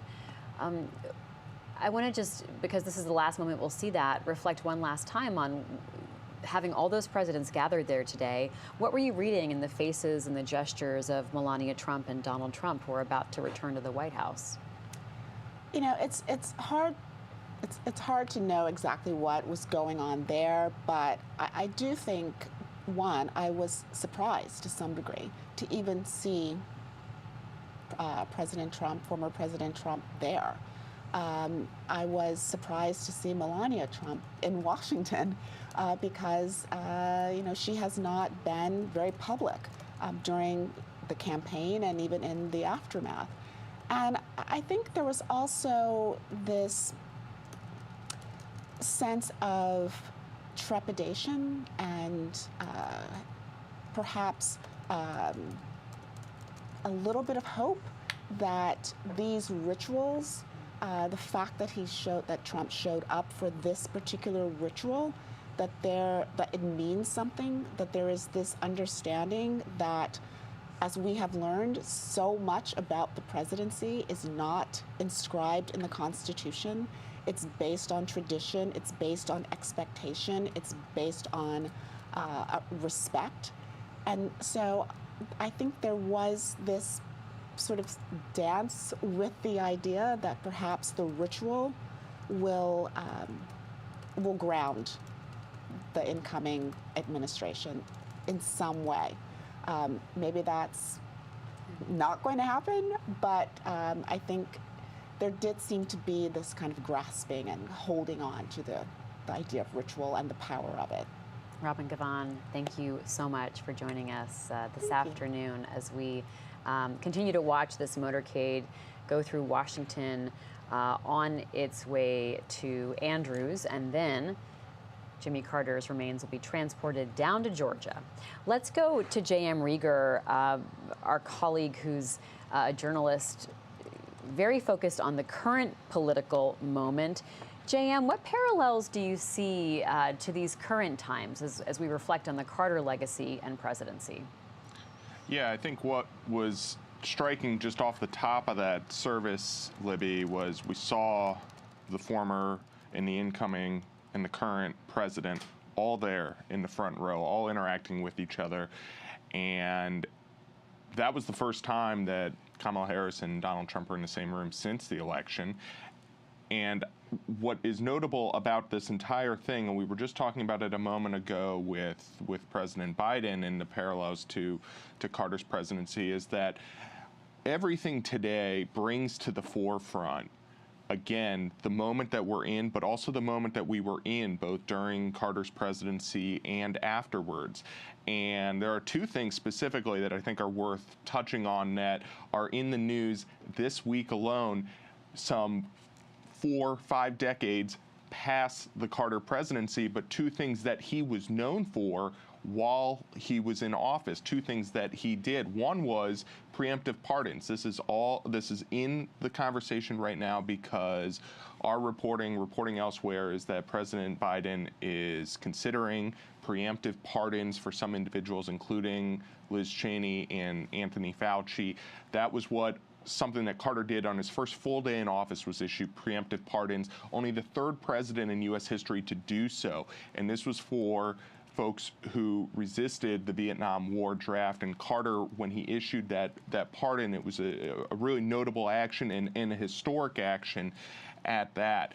And the other is this issue of the Panama Canal. And we heard former president, incoming president Donald Trump talk about this just a few days ago, this idea of reasserting U.S. control over the Panama Canal.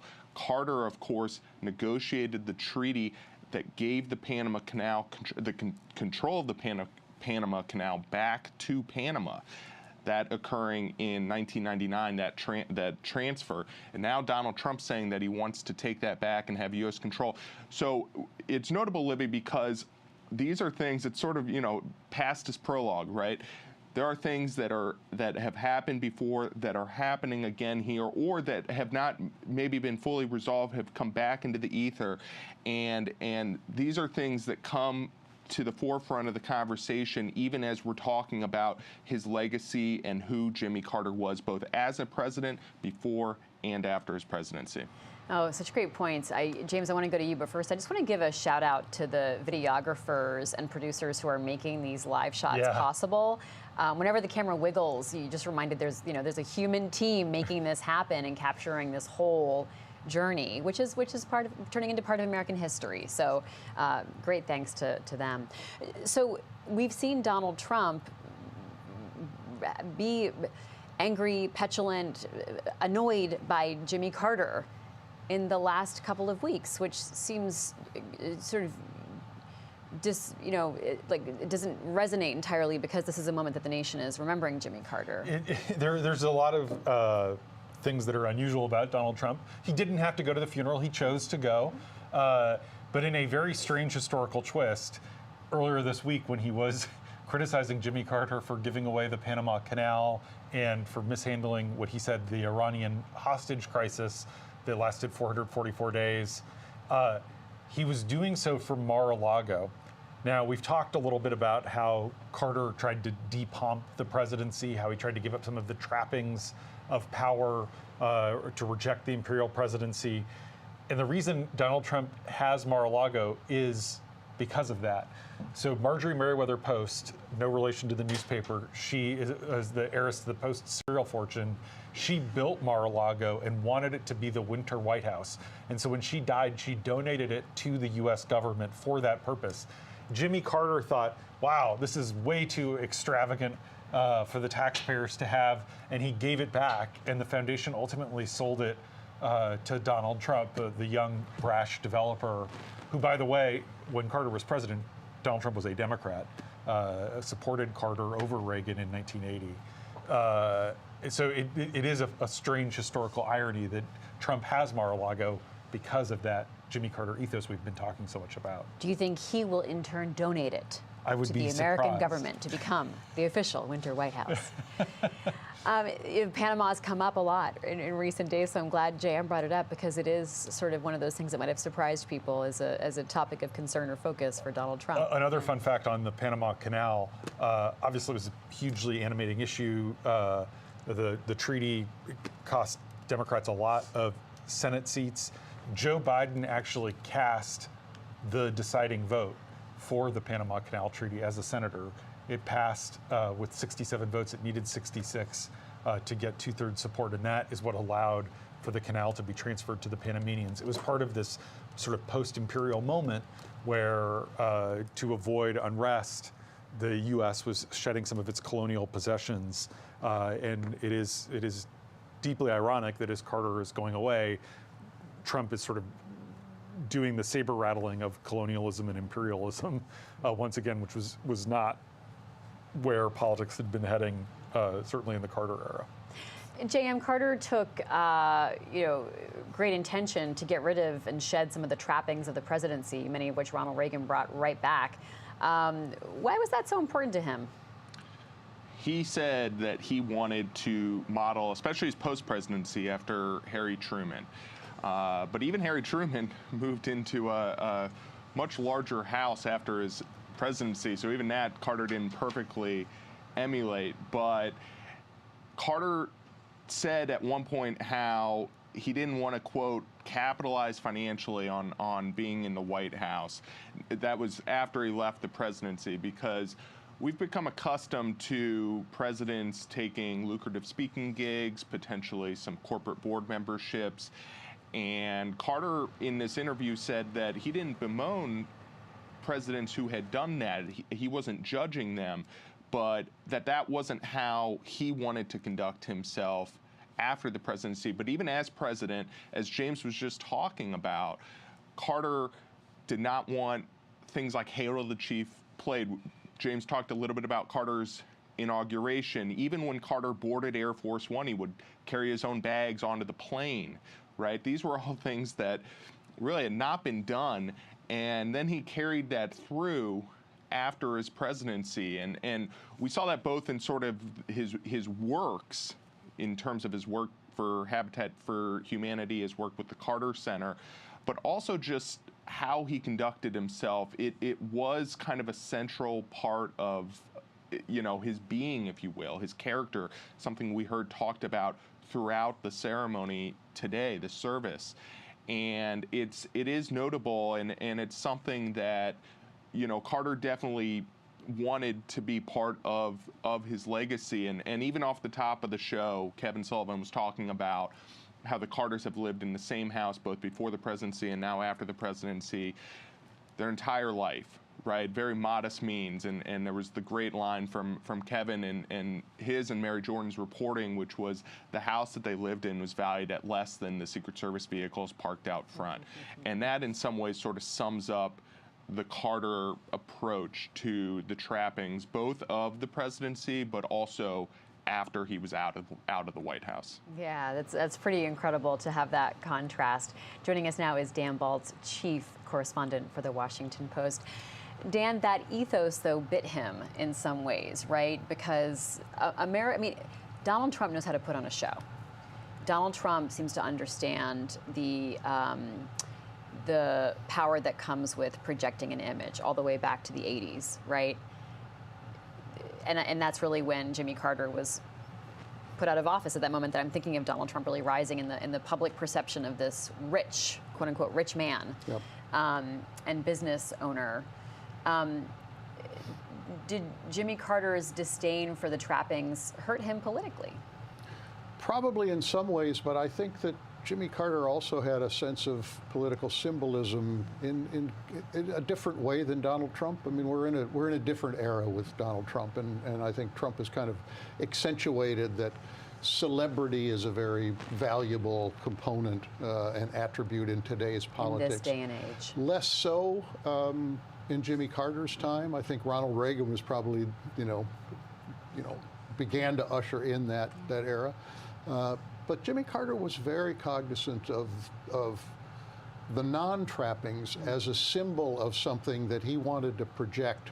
And as we talked before the service, he understood where America was in the post-Watergate period, in those immediate years. And this line of his, "I will never lie to you," which seems kind of fundamental to what most politicians would like people to think, even if politicians don't always tell the truth.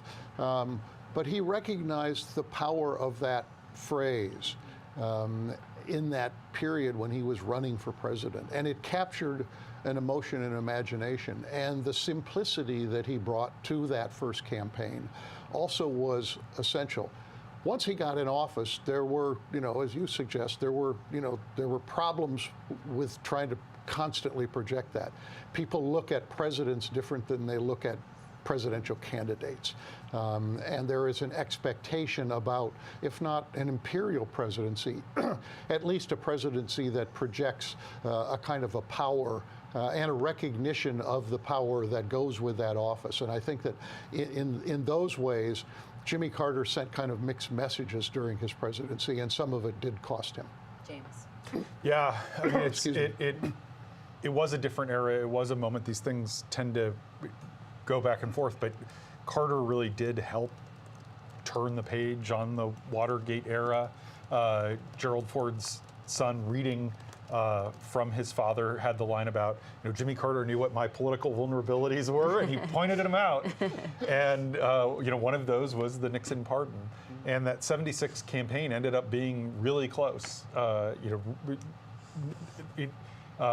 Ford closed hard and late, and so it is the history of the 70s, and it's hard to imagine today. Sort of an evangelical Democrat from the Deep South cobbling together this kind of coalition, because you look at the 1976 map and it's completely different than the 2024 map. Mm-hmm. Dan, you've written about and talked about how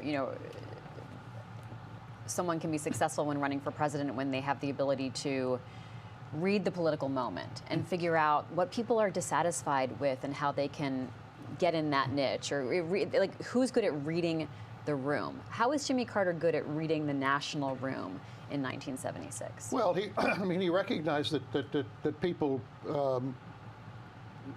were not feeling good about the state of the country. I mean, it was alluded to or spoken about directly in the service. Yeah. The combination of Vietnam and Watergate was a terrible period in terms of the psychology of the United States of America. I mean, the Vietnam War had been a terribly divisive war, and the cost of many, many thousands of lives of young people. And then the Watergate scandal on top of that gave a sense that somehow this country had gone completely off track. And Carter, I think, because of his political skills, the shrewdness that he had, that kind of Stu Eisenstadt made a mention to it. This belief that this guy who had been governor for a term could become president of the United States when nobody in the world knew who he was. And Eisenstadt said, well, if you run a good campaign, maybe you can be vice president. And he was like, no, no, no, no. I am going to be the Democratic nominee for president. He brought that sensibility to it, but he also, because of kind of who he was able to run a campaign that was different than everybody else who was running in 1976. Many more established Democratic candidates who fell by the wayside as he kind of captured the moment. And I think that's, you know, that's typical of most successful presidential candidates. In one way or another, they are very much in sync with the country at that moment. I've always thought that presidential campaigns are kind of a Rorschach test for voters. Where are we as a country? What are our hopes and dreams? What do we feel at this particular moment? And a successful candidate is somebody who reads the country accurately. Bill Clinton certainly did that in 1992. Barack Obama did that in 2008. Donald Trump certainly did that in 2016. And so Jimmy Carter was one of the people who was able to do that with that campaign in 1976. We're getting these joint shots here, the motorcade and then Andrews, where the Carter family and Jimmy Carter's casket will take off from to head back down to Georgia. This is live coverage from the Washington Post. We will be bringing you later on this afternoon live coverage of the funeral at Maranatha Baptist Church, where Jimmy Carter taught Sunday school and he and Rosalynn attended for many, many years. And we'll also be able to get a glimpse of the burial that will happen on the Carter property later on this evening as the nation mourns Jimmy Carter, the 39th president. Flags are flying across the country at half-staff. Post offices are closed today. This is truly the national day, the official national day of mourning. You can see there the shot of the United States Capitol with those flags flying at half-staff. Donald Trump has taken issue with the fact that they're scheduled to be flying that way during his inauguration, James. The U.S. flag code says that flags are supposed to stay at half-staff for 30 days after a former president dies. Trump has said on Truth Social that he hopes they'll make an exception for January 20th. But ultimately, the raising and lowering of the flags and the National Day of Mourning and the state funeral, all of this is about more than the person. It's about the country. And it's bigger than the man. That is the case of the American presidency, and I think that's one of the contrasts between sort of the first half of the day here in Washington, where it really is honoring the president, and the second half of the day back home in Georgia, where it's about it is more about the man, the family, the person, the Georgian. Yeah, JM, the post-presidential legacy is really a combination of those two things, isn't it? Yeah, it is. I mean, and Carter, again, when he got the Nobel Peace Prize in 2002, when he was introduced, the quote from the introduction was, "There's never been a more consequential ex-president in American history," right? And so Carter really did structure this where he both wanted to leave a legacy while in office, but he had a lot of life to live, if you will, after he was out of office, and did a lot of things, was very involved, and specifically structured things, dedicated himself that way once he was out of office. But I do think to what you all have been talking about, and again, the remarks during the service about what he accomplished and trying to kind of recast that legacy, or as Robin was saying earlier, put that final chapter on his presidential legacy. I'll just go through a few of the things that he did that we're still with today, right? He created the Department of Energy, created the Department of Education, created FEMA, created the Superfund, which cleans up toxic waste sites, doubled the size of national parks in the country. And this is before we even get to all the judicial nominations that you all were talking about in the first part of the show this morning. So just on that stuff alone, a very consequential presidency for a one-term presidency, right? And we have been talking about how this comes into the moment here today with President Biden being a one-term president, thinking about his legacy. We talked about how those current and former and incoming presidents in the room there today, or in the cathedral, were thinking about both, maybe what their funeral might be like, but also, what their legacy is, what they are going to leave behind once they are out of office, how they want to be remembered. And this day really does put a sharp focus on that. And as James was saying, in terms of the context for the nation, and you were talking about all the things that are closed today. The stock market's also closed today. This is a day where the country is focusing on the life and legacy of Jimmy Carter and the things that he did both in office and once he was out of office. We've talked a lot about Jimmy Carter's post-presidency life and accomplishments, and journalist Rich Matthews has been talking with people who worked with him at the Carter Foundation. Rich joins us from Plains, Georgia now to talk about one of the foundation's big wins. Rich? Yeah, we already heard in that service a little bit about the guinea worm eradication program, but it was something that was very close to Jimmy Carter's heart. In fact, he told people that he wanted to live to see the worm eradicated. When he first heard about it, 3.5 million people a year were being infected, mostly in rural Africa. He was also close to this issue because it affected primarily farmers. And the way guinea worm works is just horrible. You drink infected water from often livestock ponds. It will then incubate for a year inside the body before coming out through the feet. That at least temporarily cripples victims, and many of those farmers were unable to harvest their crops, and again, that made it a top target for Jimmy Carter. I want to tell you a story that the head of the guinea worm eradication program told me. There was an outbreak in Ghana in 2007. And it was caused by a pump going down that was maintained by the government. And really, to be honest, nobody at the government was doing anything about it. It made Jimmy Carter angry. He went personally. He saw the pain inflicted on these people. And he went back to headquarters, the capital city, and he held a press conference with the Minister of Health, and listen to what he did. President Carter announced that he would come back about a year from then to see if people had done what they had promised to do, but that if Ghana was not making sufficient progress by then, he was going to start calling this guinea worm Ghana worm. That got people's attention. And that's Dr. Donald Hopkins, again, who ran that program for many years, closely in contact with President Carter. He said he used almost like a mom saying to a bad kid, hey, I'm going to tell your dad. He used that pressure often when he couldn't get either local or national officials interested. He would say, oh, man, I don't want to do this, but I may have to let President Carter know about this. And they would say, no, we'll handle it. Again, 3.5 million cases in 1986 when the program was launched.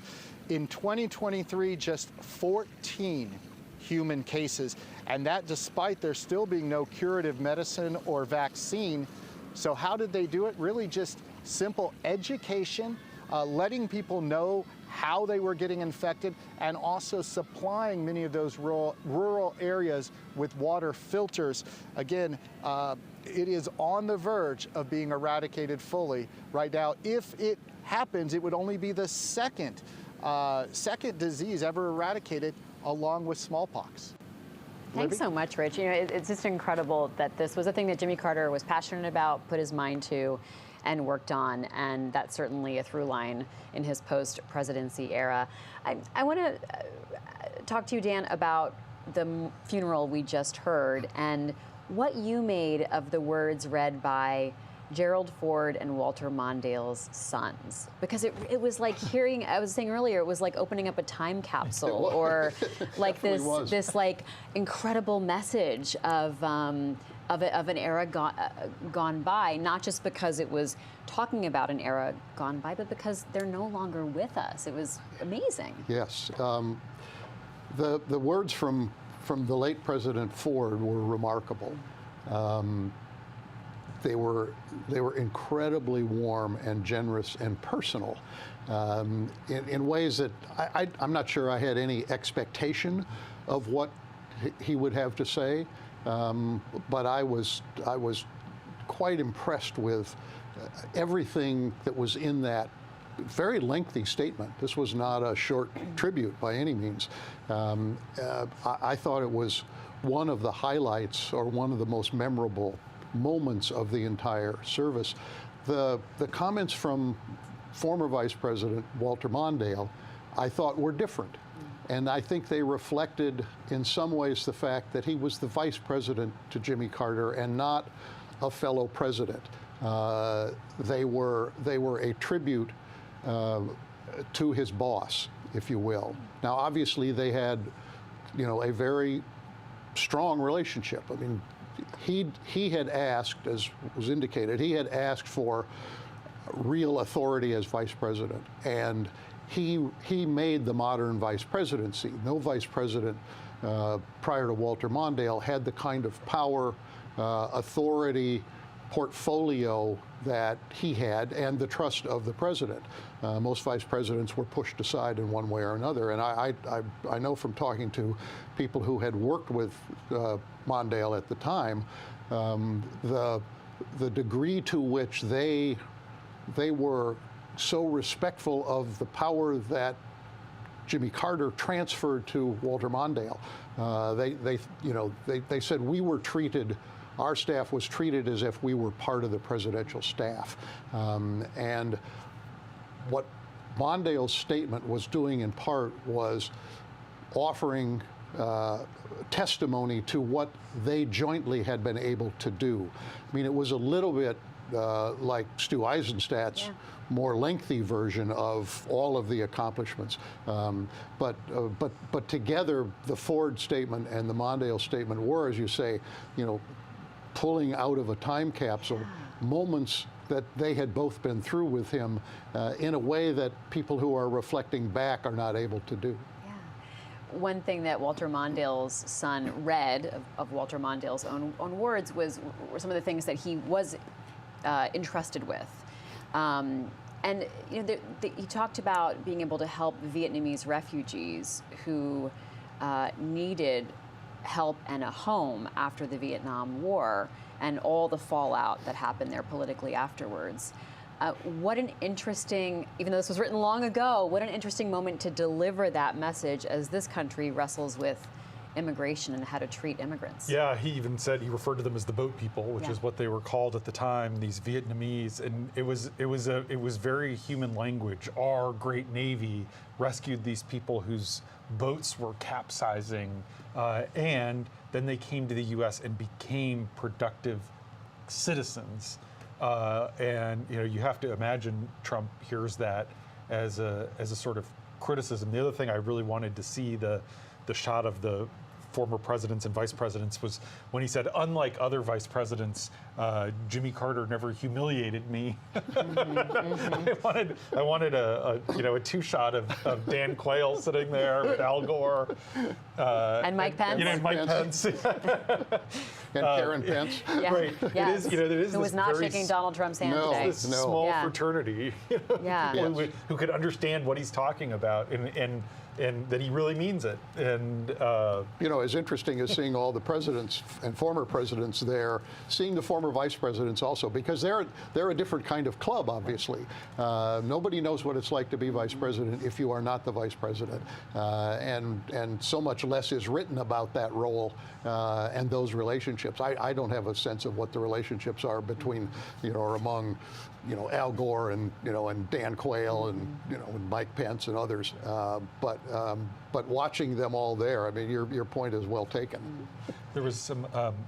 Just want to say, Dan, thank you so much for joining us. Really appreciate it. I'm going to bring JM into this, but I want to hear more about that in a moment, James. JM, we're getting ready to watch here at Joint Base Andrews as the Carter family will arrive shortly, and Jimmy Carter will leave the Washington, D.C. area for the last time. JM, talk to us more about this vice president's second-tier club and what the words of Walter Mondale meant.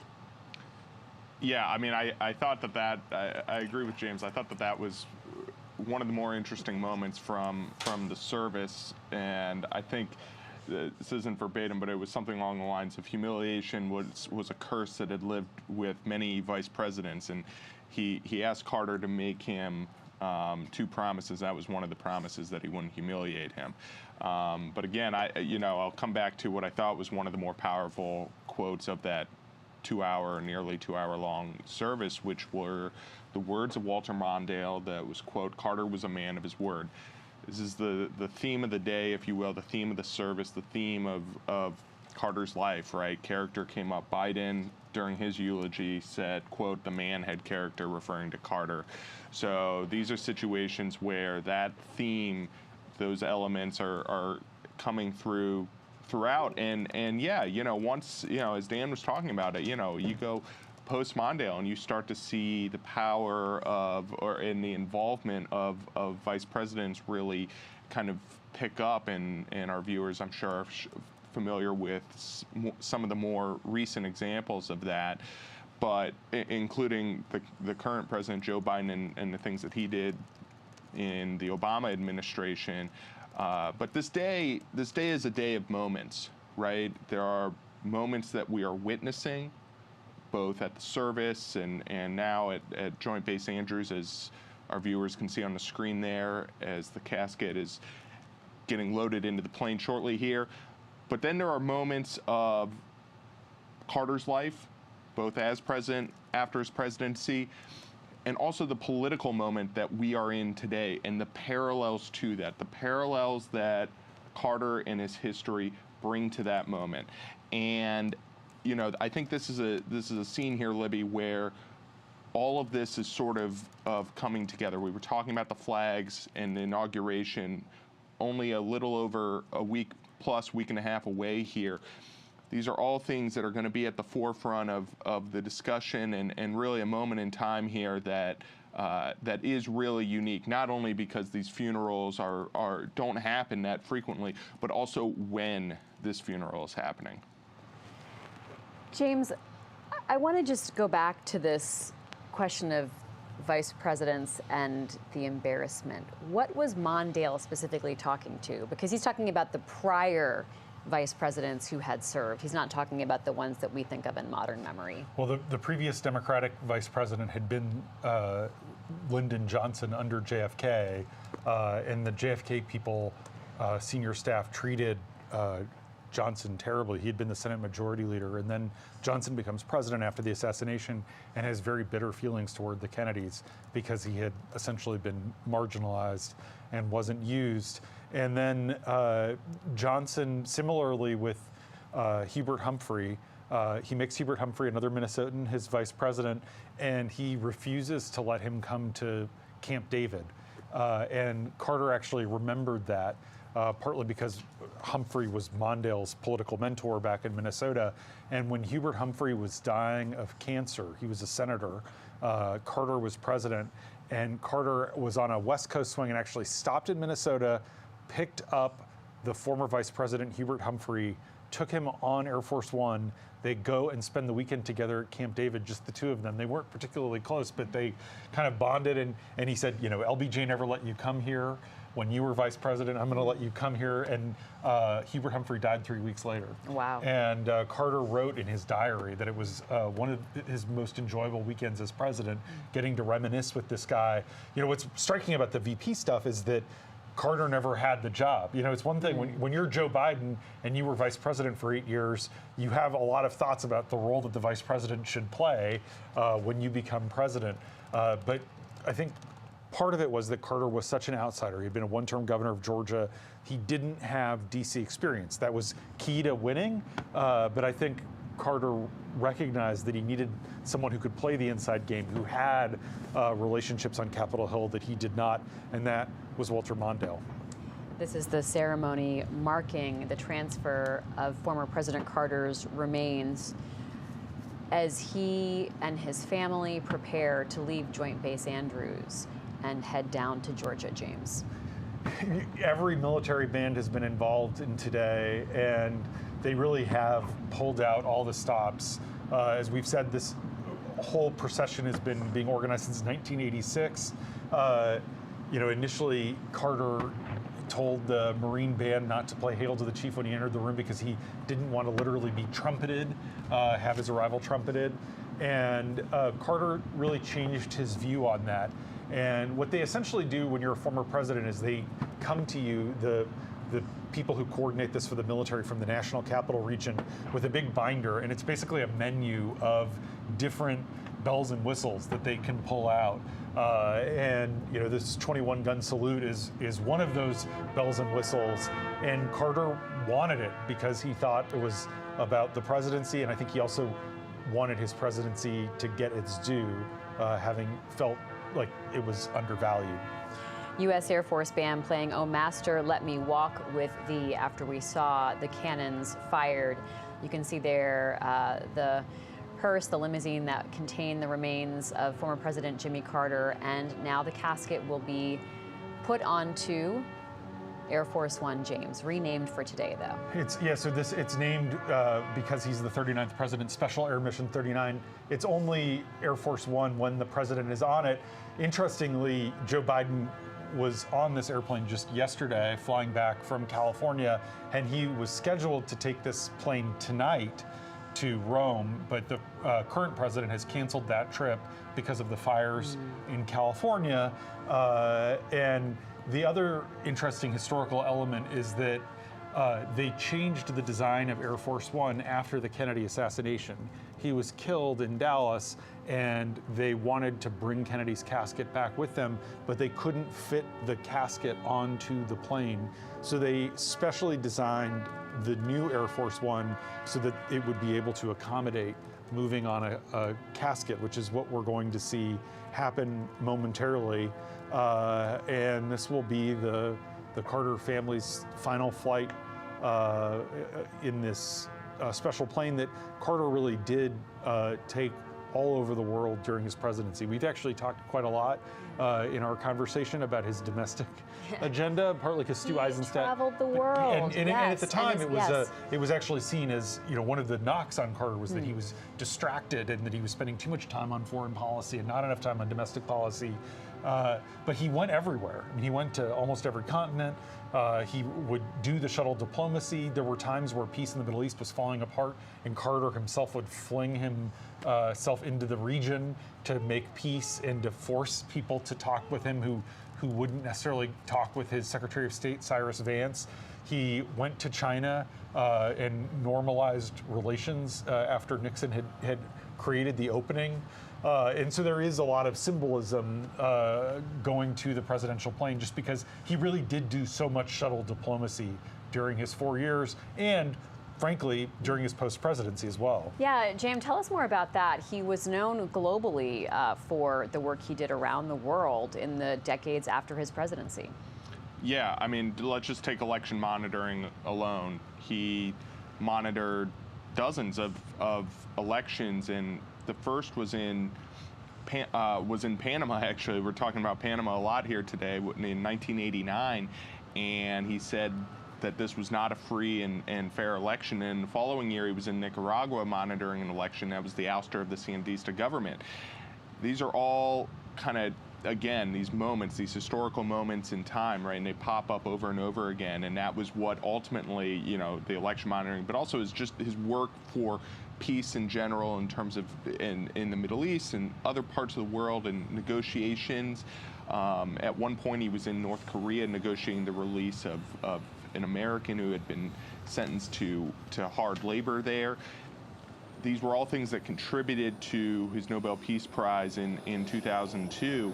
And even while he was in office, when he was reflecting, I should say, on his time in office, foreign policy was something that he really focused on. He said two of the things that he was most proud of were the Camp David Accords and also fully opening up those relations, those diplomatic relations with China, in addition to his focus on human rights, which actually does tie into his foreign policy work. So he made that a central theme of how he framed and thought about his time in office, and then continued that once he was out of office.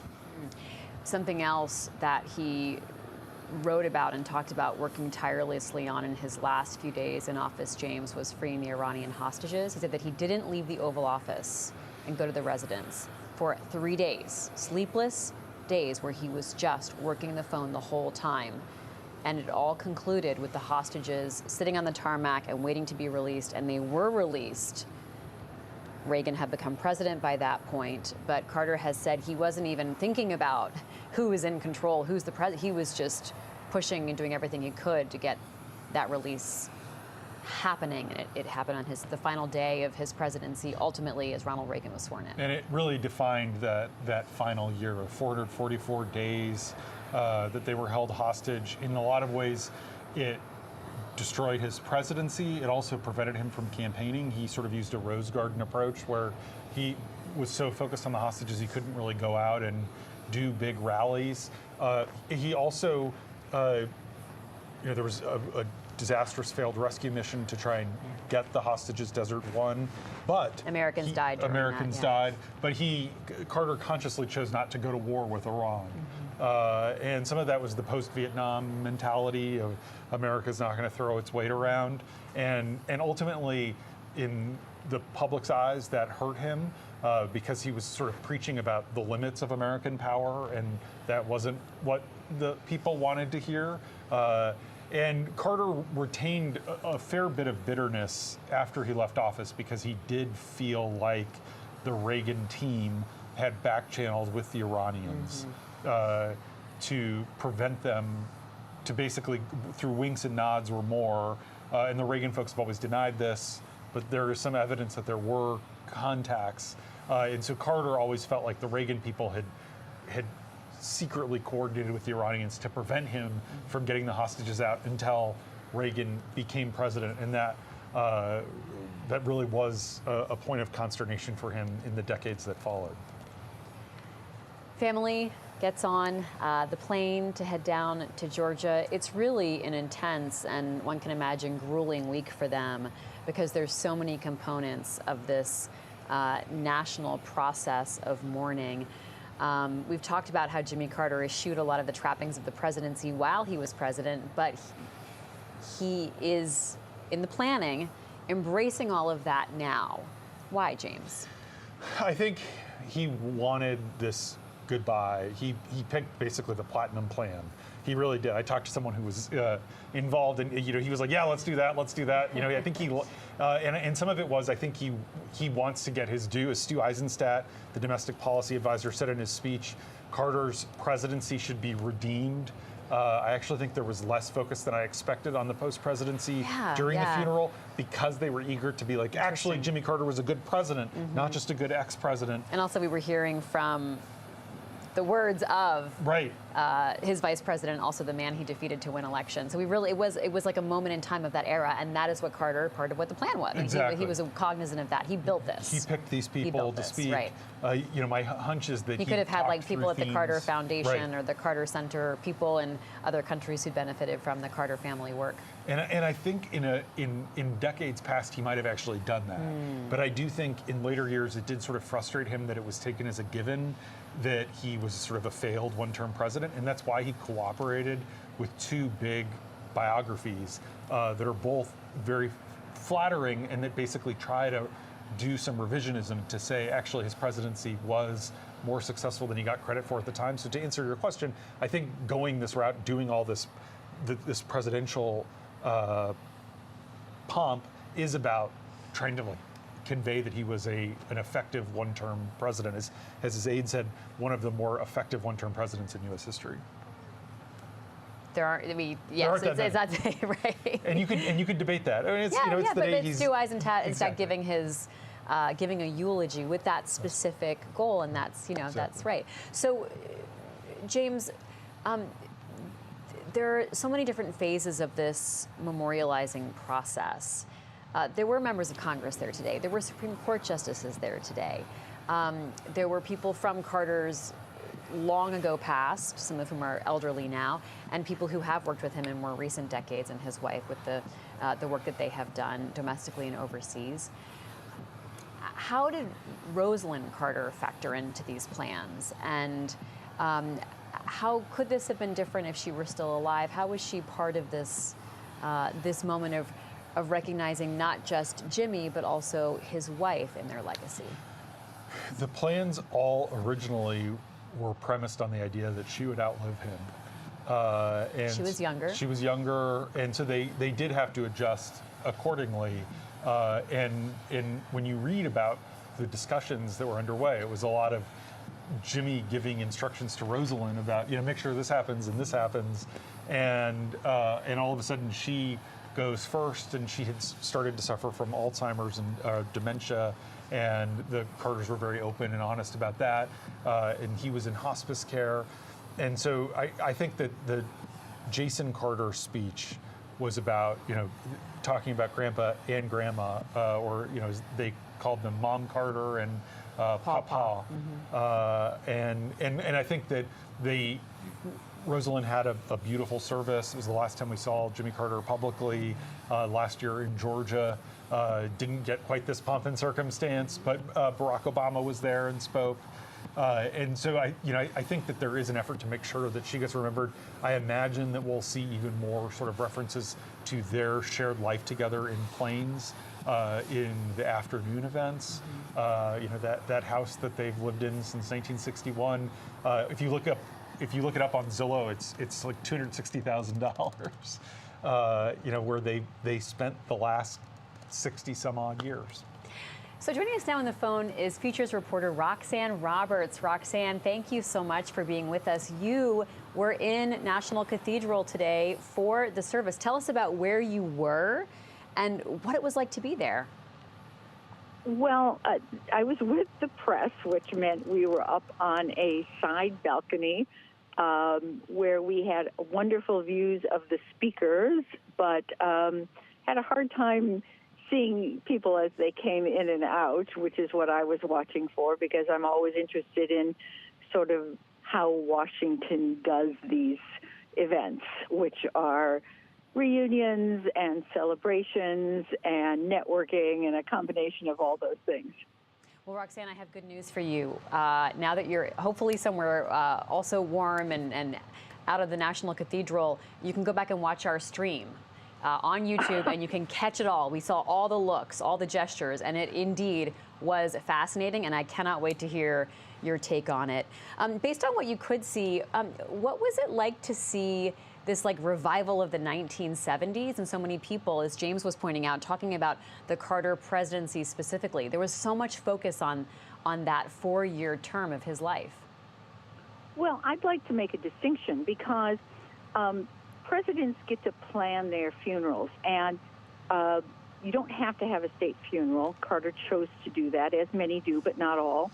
And they'll typically have a smaller service for family and close friends where they'll examine the person's entire life in a very personal way. A state funeral is really in honor of that person's role as president. We're honoring presidents and the people that take on that job. So there's always a desire to highlight what the administration was able to do, particularly if those administration officials feel like, as I think was true in Carter's case, that they weren't fully appreciated for the work that got done during those 4 years. And so there was a lot of emphasis on that, as there should be, but there was also a great deal of discussion about his decency, his moral center, his ethical foundation, and I think that is a message to Washington today.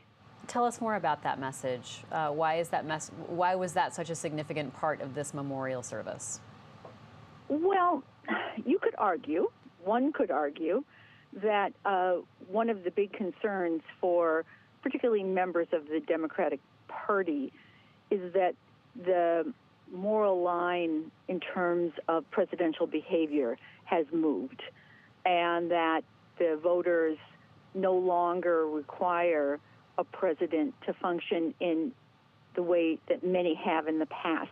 I thought one of the striking lines that was repeated by people who knew Carter, "I will never lie to you." The idea that the person we put in this exalted position is someone whom we can trust, and that they will be looking out for you, and that they went for this public service, this ultimate public service, in service of the people of the country. And I think that there's a lot of concern that the people who are being served now are a small slice of very privileged people, and that they're not necessarily always getting correct or factual information. So I think the emphasis here, if I would say the subtext of the service, was that Jimmy Carter was a person who told the truth even when it politically hurt him. He tried to do the right thing for the country even when it wasn't politically advantageous for him, and that he was a man to be admired for that courage. James, let's talk more about that. That notion of doing what was right instead of what was politically prudent. It really is how Carter should be remembered. He really, even with the Iranian hostages. But there's good and there's bad to that. There's good and there's bad. He didn't win re-election. A lot of his achievements got dismantled by Ronald Reagan, the following president. Yeah. So. But inflation did come down because Paul Volcker was appointed chairman of the Federal Reserve, which all the staff opposed. The Middle East peace, he really did. Israel and Egypt have had a lasting peace ever since Carter brought the two countries together. And at the time, he didn't get a lot of political credit for that. But I think that is a part of his legacy that only someone who's taking the long view can accomplish.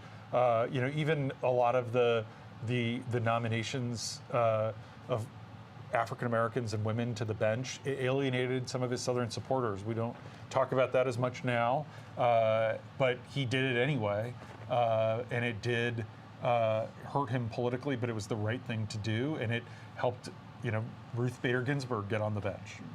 Roxanne, we're talking about the legacy of Carter, but as this, watcher of Washington, what do you take away in reflections of this moment and what this moment of the nation in Washington remembering Carter says about all of us?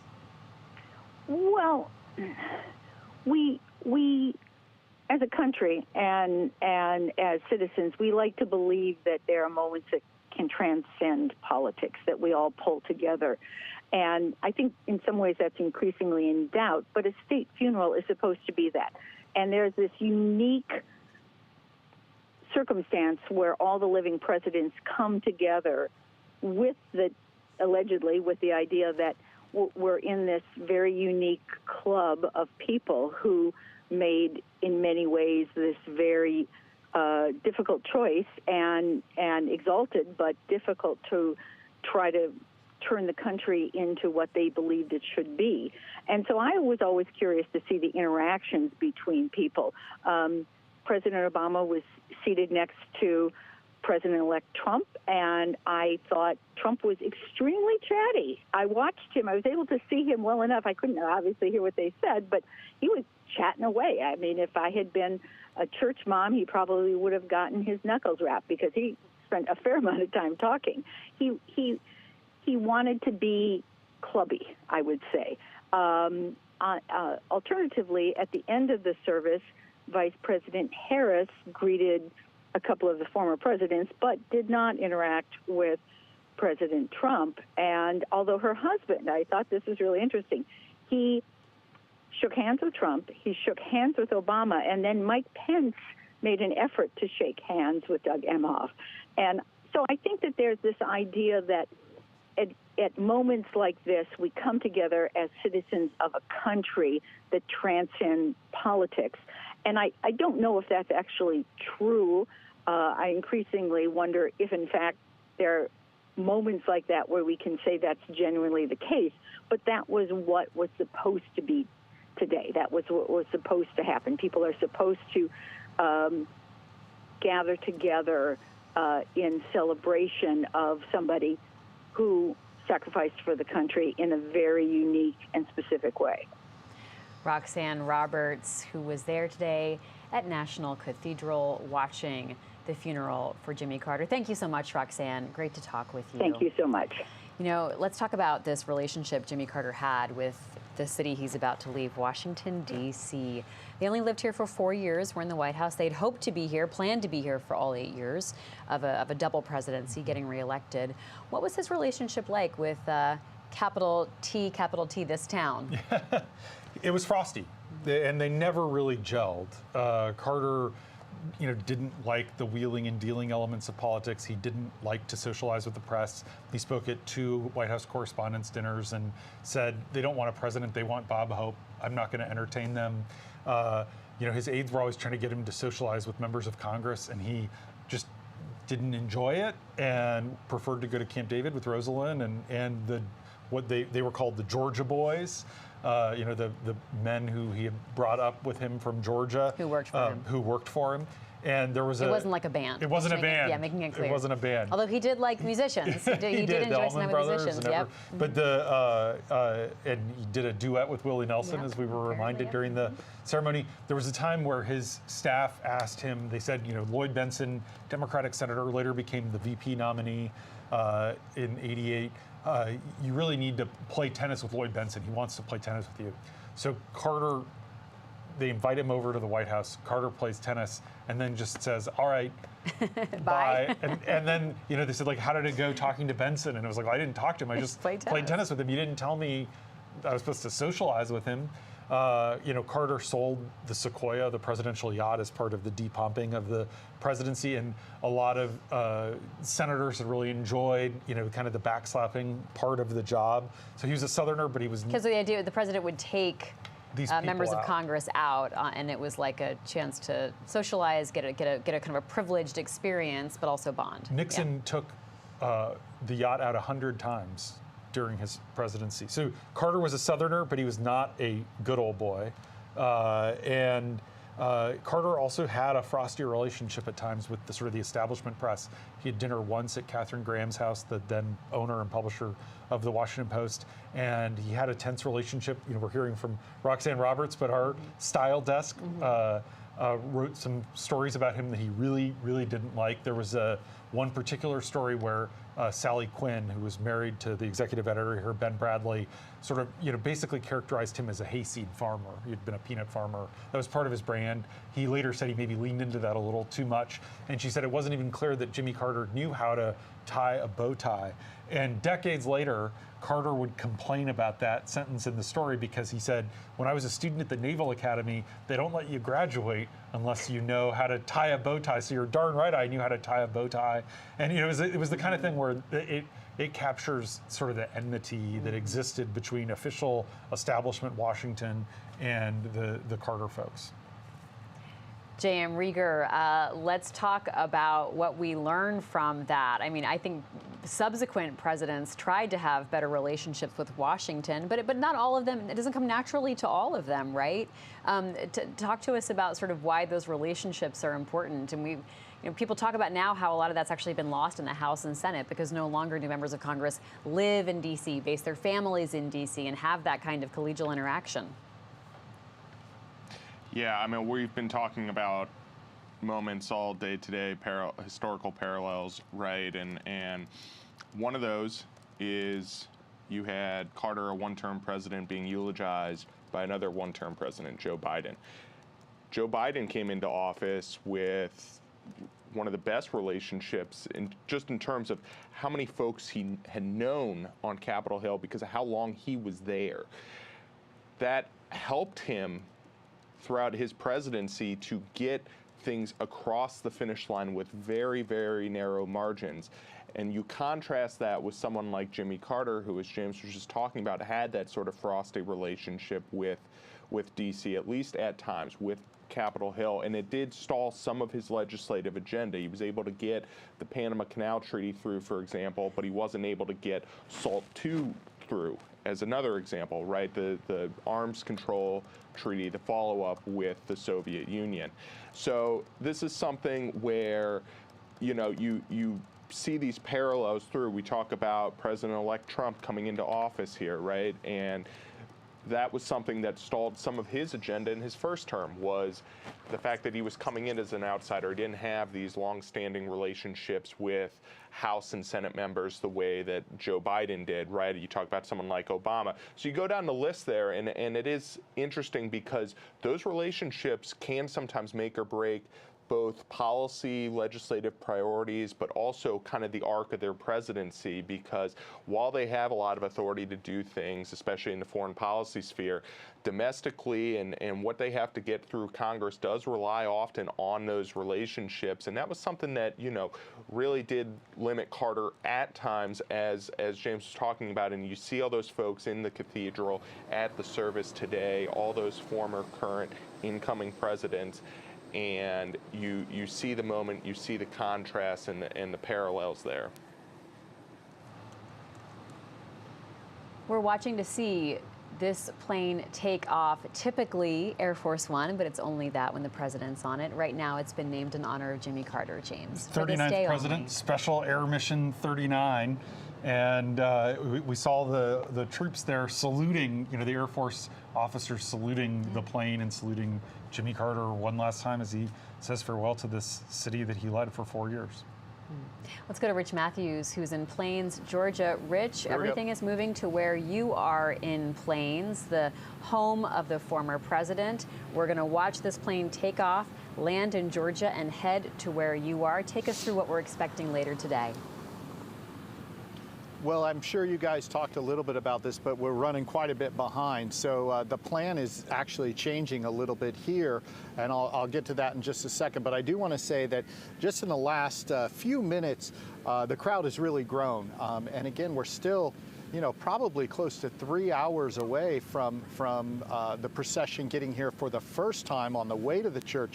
I say that because, it's about a 2-hour, ballpark hour 45, 2-hour flight from D.C. to the Army base, which is another 40 miles away. The service at Marantha Baptist Church was supposed to start at 3:45. We're now being told it will start around 5. They've also moved up that Navy missing man flyover. It was supposed to be during the burial.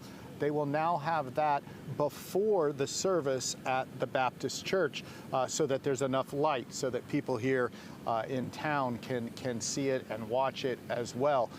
So again, what we'll see is that service beginning around 5. The eulogy will be from the Carter's personal pastor, who was worked with them for many years, even took church to them during COVID so that they could participate.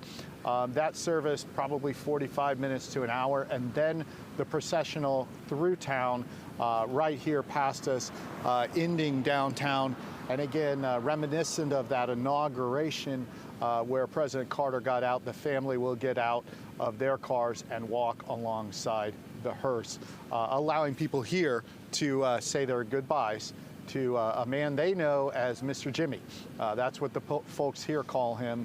It's not President Carter, it's Mr. Jimmy here in Plains. Yeah, and if you went to church with him, Brother Jimmy. Thank you so much, Rich. It's helpful to hear Rich's insights about just how everything will unfold later today, especially the family sort of giving that access and having that personal touch, James. It is, ultimately, this is a father, a grandfather, a great-grandfather. A community member. And a member of the community, and he really had relationships with most of the 500 people. It really is quite a thing to visit Plains because it is really built around the Carters. What I found visiting Plains a couple years ago was this: they have the schoolhouse, his exact schoolhouse as it existed when he was in 7th grade, and Miss Julia Coleman, his 7th grade teacher, she suggested that he read War and Peace, which he thought was about cowboys and Indians, until he picked it up and actually waded into the classic Russian text. This afternoon is about that. It's about the people who made Jimmy Carter. You have to remember, he was born just 2 generations after the Civil War in the Deep South. He really is this line that takes us back. He was born in 1924. There were people alive than in South Georgia who had fought in the Civil War. No, that's just incredible Yeah. to put into perspective. It's always sort of a moment to acknowledge when a former president, a deceased president, leaves Washington for the last time, because this is it's almost that final goodbye to Washington, and the acknowledgement of what they contributed to the nation through holding the highest office in the land, and then the closing of the book. And he is a man of the people. I mean, all of our presidents, they come, this is part of the democratic process. You know, there's obviously a lot of pomp and circumstance and grandeur, but ultimately it's the White House is public housing. You know, this plane belongs to the taxpayers, not any person. And this is part of our unique democratic culture where the people elevate these presidents into this special position, and this send-off is part of the process. As I've said, it's bigger than any one man. It is about the office of the presidency. JM, we're going to come back and get so many more visuals from Plains and Georgia later on today. What's the significance of making this journey from Washington to Georgia and looking more at the legacy of Carter there? I mean, in a lot of ways, it mirrors the journey of his life, right? He started off a few days ago in Georgia, move up to D.C. for a few days of remembrances and the service today, and now we move back down to Georgia, which is really how Carter moved through his life, right? You know, especially once he was in public office. You know, first as a state senator, then as governor in Georgia, and comes up to D.C. as president and goes back down after losing re-election. And, you know, we've hit on it over and over again throughout the broadcast here about how this day is really about moments, and as James was talking about, connecting kind of that line, that bridge, that through line of, you know, the past to the present and looking ahead to the future. And you know, the Plains, Georgia, especially, as Rich has been talking about, is really central to the identity of Jimmy Carter, right? And explains so much about who he was as a man, as the character, who he was as a president. And this is something where we're going to see more of that today, including in this private service here in a few hours once they land in Georgia. And the other thing we should note about Georgia is that that's where the Carter Center is, right? And we've talked about so much of his legacy specifically once he left the presidency, how involved he was, all the work that he did. And again, Georgia in many ways is rooted squarely in that. You know, he was the first person elected from the former Confederacy post-Reconstruction, the first president, right? He's the only president elected from the state of Georgia. So you go down the list here, and there are so many things that are notable about today and about the scenes, about the people who are delivering the remarks and the eulogies. And, you know, I think it's especially notable as a moment and, you know, in the broader course of history here. Thank you so much, JM. Well, joining us now is Jack Watson, Jimmy Carter's White House Chief of Staff from 1980 to 1981. Welcome. You held several positions and were with Carter before that also, when he was in Georgia. Yes. Thank you so much for joining us today. You were at the National Cathedral earlier today. I was, yes. It was a beautiful ceremony. Was it? How did you meet Jimmy Carter? I met him shortly after I went to Georgia to practice law. One of my senior partners was a man named Charles Curbo. And Charles Curbo was Jimmy Carter's personal lawyer and closest friend, really, closest advisor. And Charlie Curbo wanted me to meet Jimmy Carter, and I drove down to Plains on my motorcycle one Saturday morning and spent the day with him. We spent the whole day together driving around in his Chevrolet Impala, going to the peanut fields and the peanut warehouse.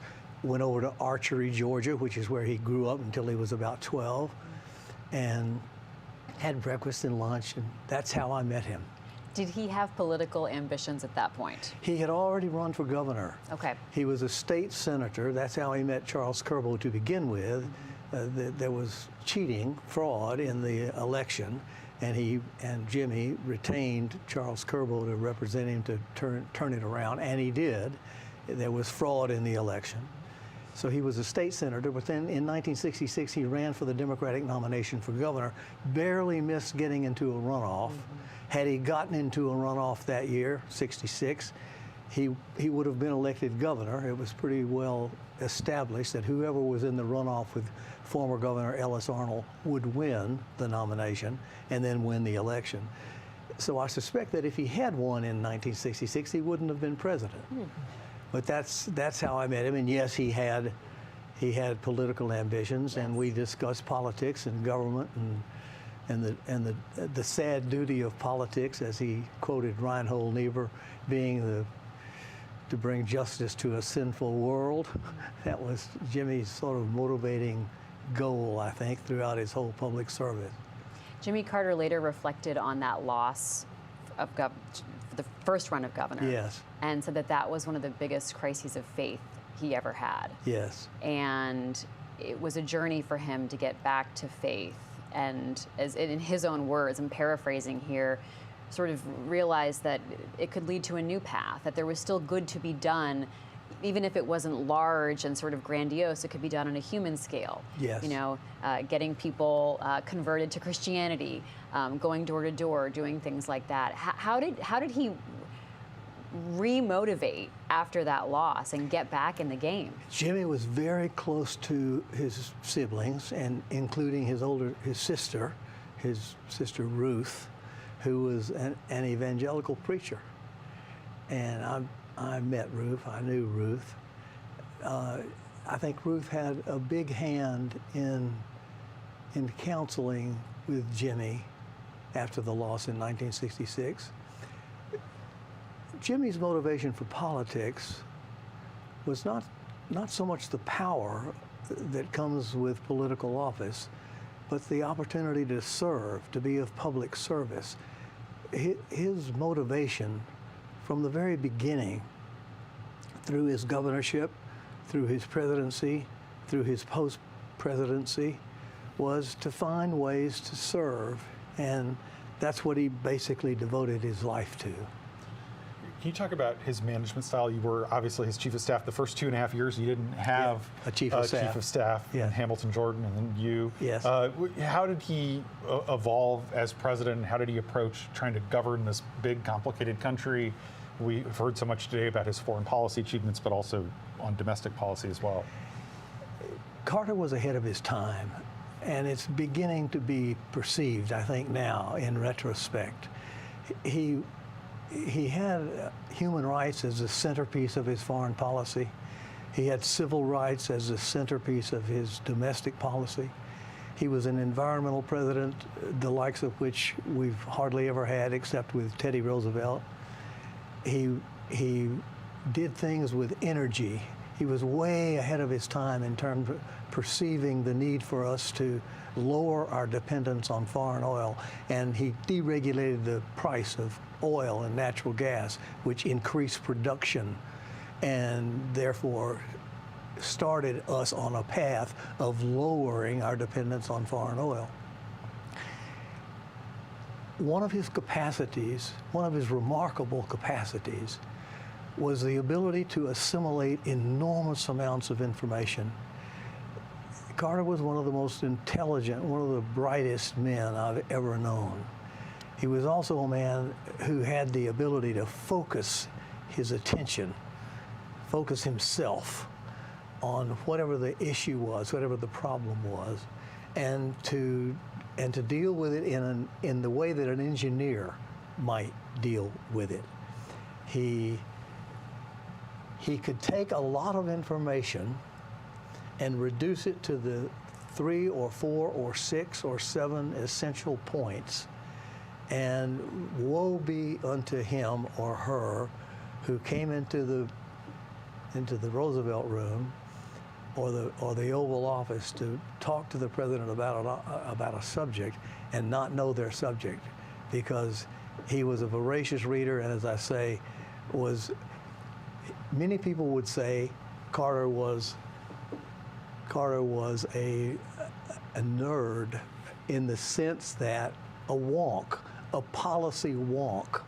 He delighted in understanding the ins and outs, the details, the major thrusts, as well as the little details of policy and what made policy work. So he was every bit equal to the challenges of the presidency. James, final question. Well, when you're saying all that, it's quite a contrast to to the incoming president, who's not thought of as a policy wonk. What lessons do you think the country can take from Jimmy Carter? As we look ahead, today's the end of what has been a very long goodbye. What do you see as Carter's legacy in terms of what we can learn from him? Carter's legacy, I think, is a legacy of integrity. It's a legacy that says we are a democracy.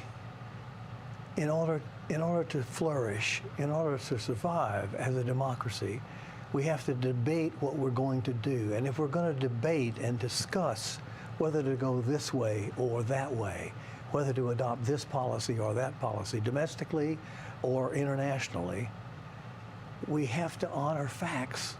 Facts have to matter. The truth has to matter. If truth doesn't matter, if facts don't matter, then democracies can't flourish, because it is on the basis of the debate and discussion of facts that we conduct our democracy. What an important note to end our broadcast on. Jack Watson, who served as Jimmy Carter's White House Chief of Staff also during his time as governor of Georgia. Thank you so much. I understand pleasure. You're heading to Georgia. I am. So we have to let you go to catch a plane. We're going to take a brief break in our broadcast, but we'll be back in just a little while this afternoon as Jimmy Carter's final journey continues. You saw the casket and the family take off from Andrews. They're heading back home to Plains, Georgia. We'll be covering the journey as the motorcade goes towards through Plains and to the Maranatha Baptist Church. There's a private ceremony that will happen there, but that will be broadcast live, so please do join us later on this afternoon. For James and myself and everyone else here at the Washington Post, we'll see you soon. Thank you.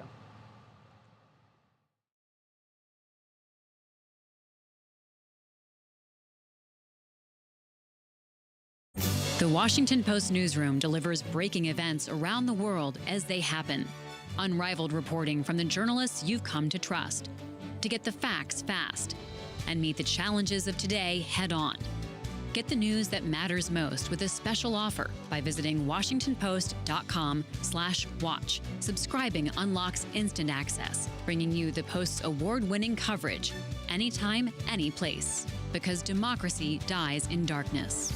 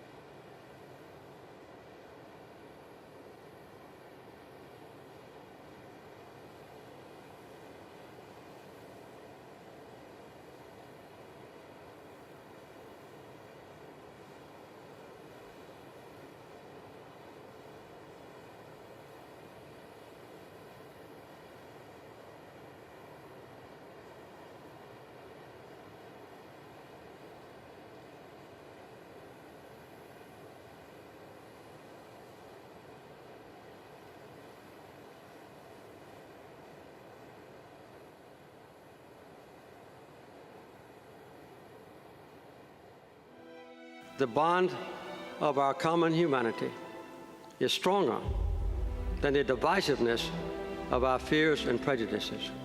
God gives us a capacity for choice.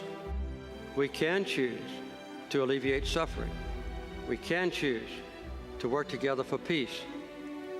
We can make these changes, and we must.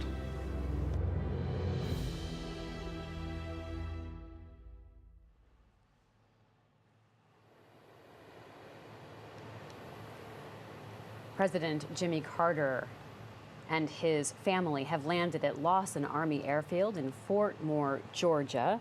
This is live coverage from the Washington Post. Jimmy Carter's casket flew from Washington, D.C. to his home in Georgia, his home state where he served one term as governor. And now, this afternoon and this evening, he will be honored in his home state and ultimately laid to rest in his home of Plains, Georgia. I'm Libby Casey, and I'm joined by Rhonda Colvin, senior political correspondent, and James Hohmann, columnist and editorial writer. Rhonda, welcome into the warmth. For our viewers who were watching earlier, they know that you have been outside Washington National Cathedral all morning, witnessing history as we saw Jimmy Carter honored and remembered there at his state funeral. Rhonda, just give us a sense, take us on the property of that moment and what it was like to watch all of that happening. You know, state funerals are interesting because they do follow a standard protocol. They are run by the Military District of Washington, no matter who the president is, what party, any of that. It's all very much protocol and tradition. So it did feel very formal. But at the same time, there was some informality because, as you both saw in the service, we heard from people who really knew Jimmy Carter, people who really wanted to amplify who he was as a human being. I think that really was the headline of this funeral, is that we learned more about him, his character, who he was to his family. And then at the end of the service, it really is a remarkable moment to just stand there and watch the casket come out of the National Cathedral, being walked down a very long aisle, being carried by those who served in the military and like Jimmy Carter, and being placed back into the hearse and leaving. It's a very quiet moment, but there's stillness surrounding it that just reminds you that this country has so many wonderful norms and wonderful traditions that we often don't see, many times. Let's talk more about those traditions with our colleague Rich Matthews, who is in Plains, and that's where this motorcade will ultimately be headed. Rich, tell us about what to expect for the rest of the day.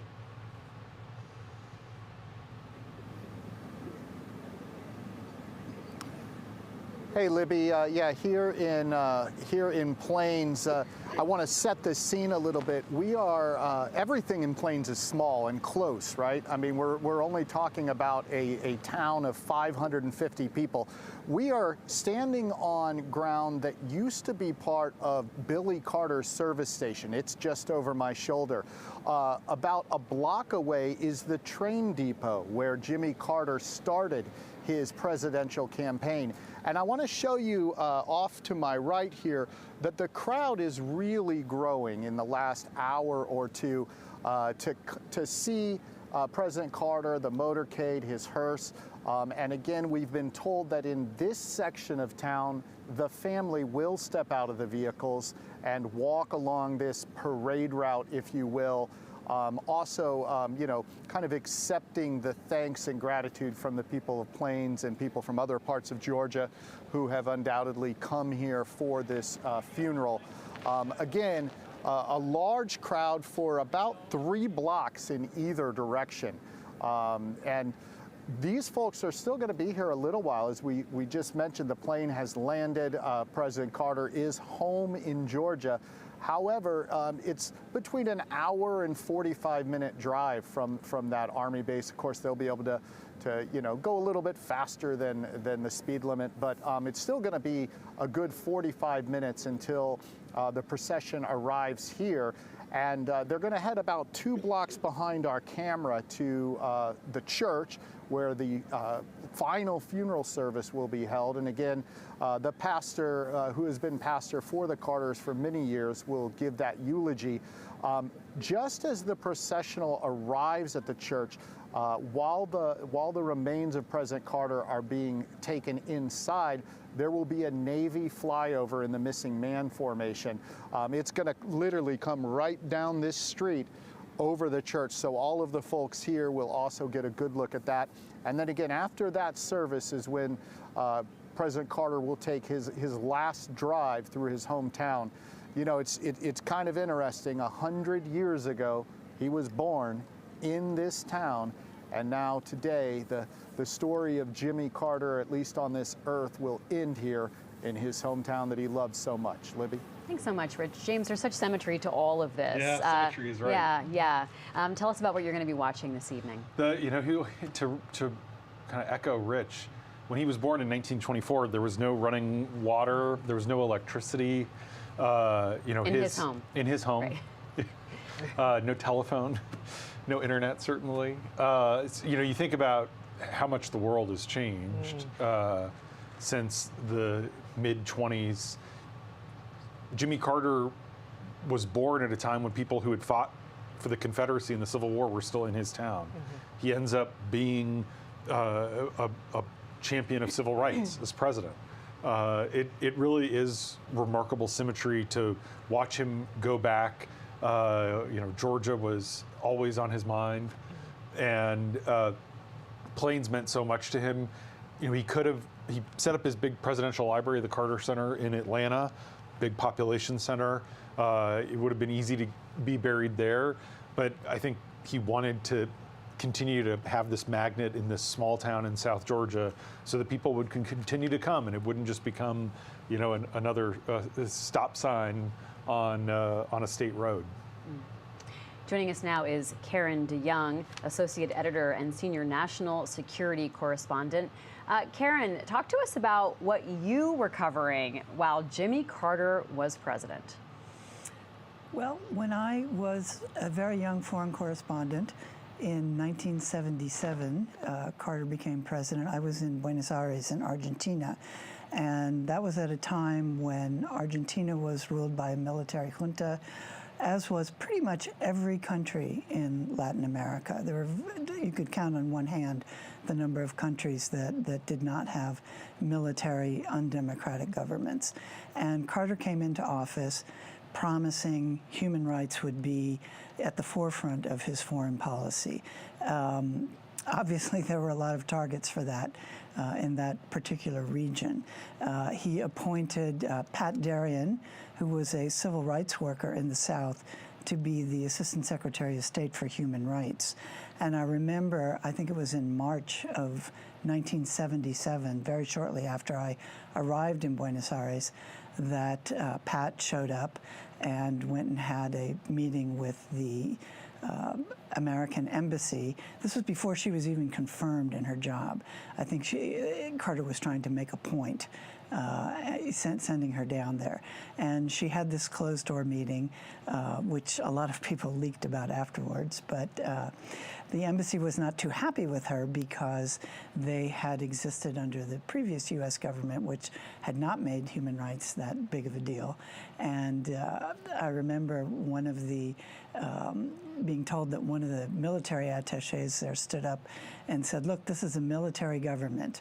If you are going to stop providing military assistance to these people, what do you expect us to do here? What's our relationship going to be with these people? And she said, she had a great Southern drawl, as did Carter. She said, well, I can tell you we're not going to be selling thumbscrews to them anymore. And I think that this, obviously this was something that Carter carried through his presidency. He didn't invent it. President Ford before him actually had the first Assistant Secretary for Human Rights, but he was the first president who made it a core principle of his foreign policy. It wasn't perfect. There were a lot of countries that probably shouldn't have, who still got U.S. military assistance and other forms of U.S. aid, but he talked about it all the time, and he did implement it a lot. Karen, as you were talking about that, it made me wonder, for a journalist at the time, How much was that something that Carter was promoting domestically in the U.S. and proudly talking about, or was it just something that sort of he was doing as part of the overseas agenda? I think he talked about it a lot. You remember, this was in the wake of Vietnam, and so I think that at that point, people were kind of tired of U.S. interventions overseas. They were tired of a heavy hand, and that's obviously one of the reasons why Carter got elected, that this was going to be a fresh face, this was going to turn over a new leaf, a new image for the United States. And so he did talk about it a lot. I think it was pretty popular.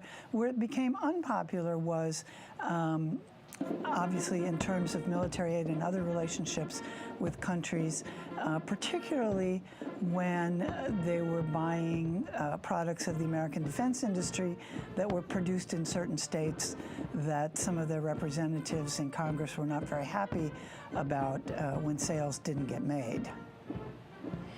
Karen, quite a while after that, you were able to witness Jimmy Carter's work in Africa on AIDS. Tell us about that. Well, you know, it was in early 2002, I believe. I took a very long trip with Carter and Bill Gates Sr., who at the time was head of the Gates Foundation.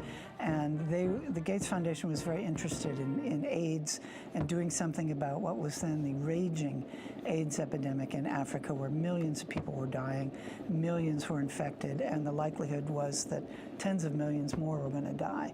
And so Carter, representing the Carter Center, which had other health projects in Africa, went on this tour, the two of them and their wives, and a very small contingent. They had their own aircraft with Carter's Secret Service people, and they each had their own doctor there. They were both in their 70s, and a couple of other people from their organizations. And we went all over Africa and went to I think every slum in every big city in Africa, met with organizations. They were basically unionized organization of prostitutes, as well as a lot of heads of states, just kind of pushing this, trying to get people to pay attention, to see where the need was, what they could do to help, what they could do to push best practices on people. And obviously the Gates organization was very interested in finding a vaccine. And it was really the only time that I ever spoke at great length with Carter over a period of many days.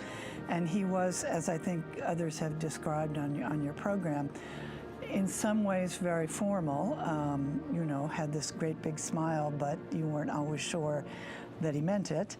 It was kind of for public consumptions, but at the same time, this very courtly sort of Southern gentleman thing about him. And I remember him sitting down one day on these very long plane flights that we took and talking about, I had told him that my father was just retiring, and he started talking about it. He started talking about his own retirement and how he figured when he left the presidency he had 25 more good years and had to figure out what to do with them, and what was my father going to do. And he actually sent my father after that a copy of his book that he wrote, one of the many books he wrote about his retirement. So again, he was very, very organized. You know, he did not waste any time, ever. Up very early in the morning, he and Rosalynn either went on a hike or took their binoculars out to go birding, which they did a lot in the morning. She went with him at every meeting, and it was funny because she would always grab a pad of paper from whatever hotel we were in and her pen, and she would take the notes during the meeting. And then she would come out and sort of brief me. I actually can't remember if there were any other reporters on the trip. It was a very small contingent, but sort of explain what was going on in the private meetings that he was having with heads of state. And then at night he would, you know, there wasn't any of this foreign travel hanging around after dinner. He would go and get on his laptop and start to take notes about what he'd learned during the day or what he was going to do the next day. Karen DeYoung talking about traveling with former President Jimmy Carter as he went through Africa working on the question of AIDS, helping people. Also, as she said, Bill Gates Sr. was there working with the Gates Foundation on ultimately trying to find a cure for AIDS. James, talk us through what we're seeing right now. So this is Lawton Army Airfield, and we have just seen the casket come out. The group of people that you see standing watching all of this unfolding, those are Secret Service agents who protected Carter. Many of them retired, many of them now pretty elderly, and their families. Obviously, the longest post-presidency ever. Jimmy Carter has had a full-time Secret Service detail since 1976. A lot of people have protected him, and they, in some ways, have become part of the family. Even as Karen talks about that Africa trip, that requires quite a lot of complex logistics from the Secret Service for a former U.S. president. And so they invited them to watch this body bearer team, and the family has deplaned. They're watching as well. And the Maneuver Center of Excellence Band is playing Fairest Lord Jesus, and that was the song that they were playing as they moved the casket to the hearse, and the whole family is watching, and then the motorcade will make its way from here to Plains. Rhonda, Karen was talking about this focus on human rights. Where did that come from in Jimmy Carter's political experience and life that he would make that sort of a core tenet of what he was trying to do globally, even in the presidency? Yeah, I think when you study his biographies, you see that, A, it was his faith. If you look at some of his favorite verses, this morning I looked up some of his favorite Bible verses, and they all speak about doing the most good, being peacemakers. Those are really the tenets of his life, and I think that is one of the reasons that motivated him to do that type of work. When I was listening to Karen talk about Jimmy Carter and on the international stage in his post-presidency, I was thinking, he really set up the template for what a post-presidency looks like. And you have to wonder if someone like George W. Bush would have done the initiatives he did with AIDS in Africa, or the Clintons Foundation and their initiatives post-presidency, if those would have taken the shape that they've taken, if not for Jimmy Carter's example. So that, I think that's another big part of his legacy is, what does a president look like after they leave? What should they do? Many of them, think about Jimmy Carter's age. He was, a little too young to retire, but then what job do you go to after you've been president of the United States? So they had to figure that out, and there really wasn't a good template for them to learn from. So, they returned back to Georgia, to Plains, as we'll see soon. That town highlighted in this moment. But you just see how much work and thought probably went into, okay, what do we do next? And if you also look at the dates of when the Carter Center was formed, when his work with Habitat for Humanity started, it was pretty immediate. It wasn't as if they went on a few trips and then decided what they were going to do. I think humanitarianism was always going to be a part of what they wanted to do after the presidency. Karen, how notable was the shift out of the Carter administration and into the Reagan administration as you watched from the vantage point of a foreign correspondent? Well, I was actually back working in Washington right at the time, right after the election, after the inauguration, and the one immediate thing I noticed was that the Carter administration was very informal. People who worked there many times came to work in blue jeans without a tie, and almost immediately the whole atmosphere kind of changed in Washington, back to high heels and much more formal wear. So there was that aspect to the change. I think too that Carter surrounded himself with people that he had long experience with, and I think that there was a kind of an insular feeling to the White House, and maybe that's because he wasn't that well known across the country. With Reagan, he was bringing people in from a lot of different areas of expertise and areas of business, and so I think there was that difference too. The human rights angle, I think, sort of shifted to a Cold War angle, very quickly. Obviously, Reagan went on to do some arms deals and to move in that direction. I think his second term was in that respect pretty different than his first term. But I do think there was certainly in Washington, there was a very different atmosphere, and one can argue whatever your perspective was, whether that was good or not so good, but I think it was definitely noticeable.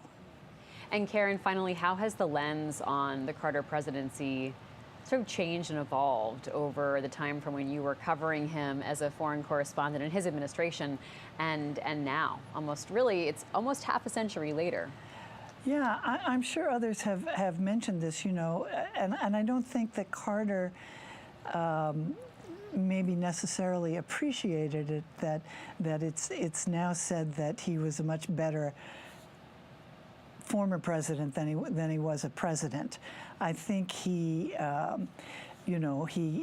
came in at a time, as I said, when Americans really wanted something different, and they got something different. It was obviously undermined by the hostage crisis and a lot of other things that really sort of overshadowed what I think are now recognized as sort of successful aspects of his presidency, but the focus certainly has been on his post-presidency, where he was not a man to sit and wait around. He got a lot done, he accomplished a lot, and as you said, he set an example for other presidents leaving office. Karen DeYoung, thank you so much.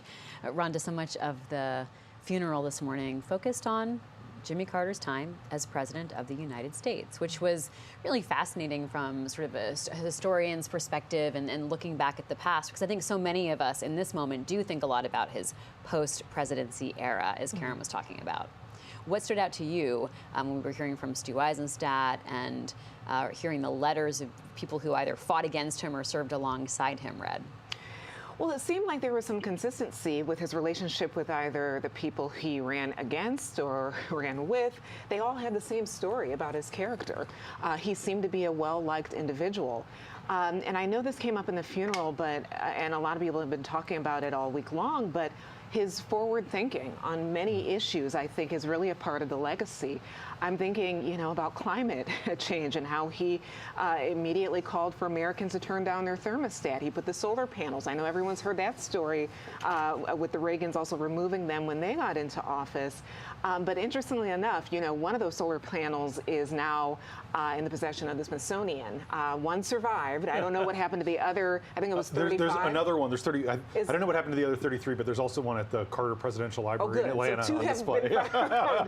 But at the time, it was something that people joked about. They thought it was, strange, this farmer coming into the White House and doing all of this stuff. And now you see tax credits with people installing solar panels. So for him to be talking about that so early and before it was either politically popular or something you could run for or against, he was putting it forward. And one of the people I talked to at the Rotunda, who was coming out of the Rotunda yesterday at the Capitol, who had stood in line to see his casket, she said something so interesting to me when I said, "What's on your mind about his legacy?" And she's like, "Climate," because he was so forward thinking. And she said, "I almost wonder if he had a second term, would we see the wildfires in California? Had he had a second term, would the idea of climate change, energy efficiency, global warming taken off? And we would have had, more of a lead on that issue." So for her to say that was one of the things she thinks of his presidency, I think that really is telling. J.M. Rieger, senior video journalist, joins us now. J.M., Karen was just talking about that focus on human rights and foreign policy, passion and a focus that Jimmy Carter and Rosalynn Carter carried throughout their post-presidential and post-White House life. How did we see that manifest in their work? Go through kind of the three tenets, if you will, of his post-presidency and his work. Obviously, he was involved in a kind of wide variety of things, but in many ways, you can boil it down to his focus on reducing inequality, his focus on peace internationally, and getting involved diplomatically, and his involvement in trying to reduce or eradicate diseases, especially tropical diseases. And we saw that play out over and over and over again. As James said, he had the longest post-presidency stretch of any president, right? When he left office, he was in his 50s. And so this is a situation where we saw him monitoring elections in countries, in Panama, in Nicaragua, over in other countries outside the Western Hemisphere. We saw his work in Africa. Rich, earlier in the broadcast, was talking about his work on the guinea worm disease. There were over 3 million cases when the Carter Center started work on that in 1986, roughly a dozen this past year, nearly eradicated, still no cure. So that shows how much work the Carter Center was doing on that. And we also know, and this in some ways is what Carter is well known for, because there's just so much imagery of it, which is his work for Habitat for Humanity and helping build over 4,300 homes and reducing inequality. And we heard his grandson mention that in the eulogy at the service earlier today, which is how central that goal of reducing inequality among the haves and the have-nots was to Jimmy Carter, how that was kind of central to his being. So when we talk about what he did after he was president and his legacy after he was president, those themes of faith, character, integrity, those manifest throughout his post-presidency and his work and how involved he was. I mean, he was involved, he was building homes with Habitat for Humanity well into his 90s. He was getting involved. Rhonda was just talking about issues of climate change and how Carter tried to really push the envelope on environmentalism, more so than really any president had done since Teddy Roosevelt.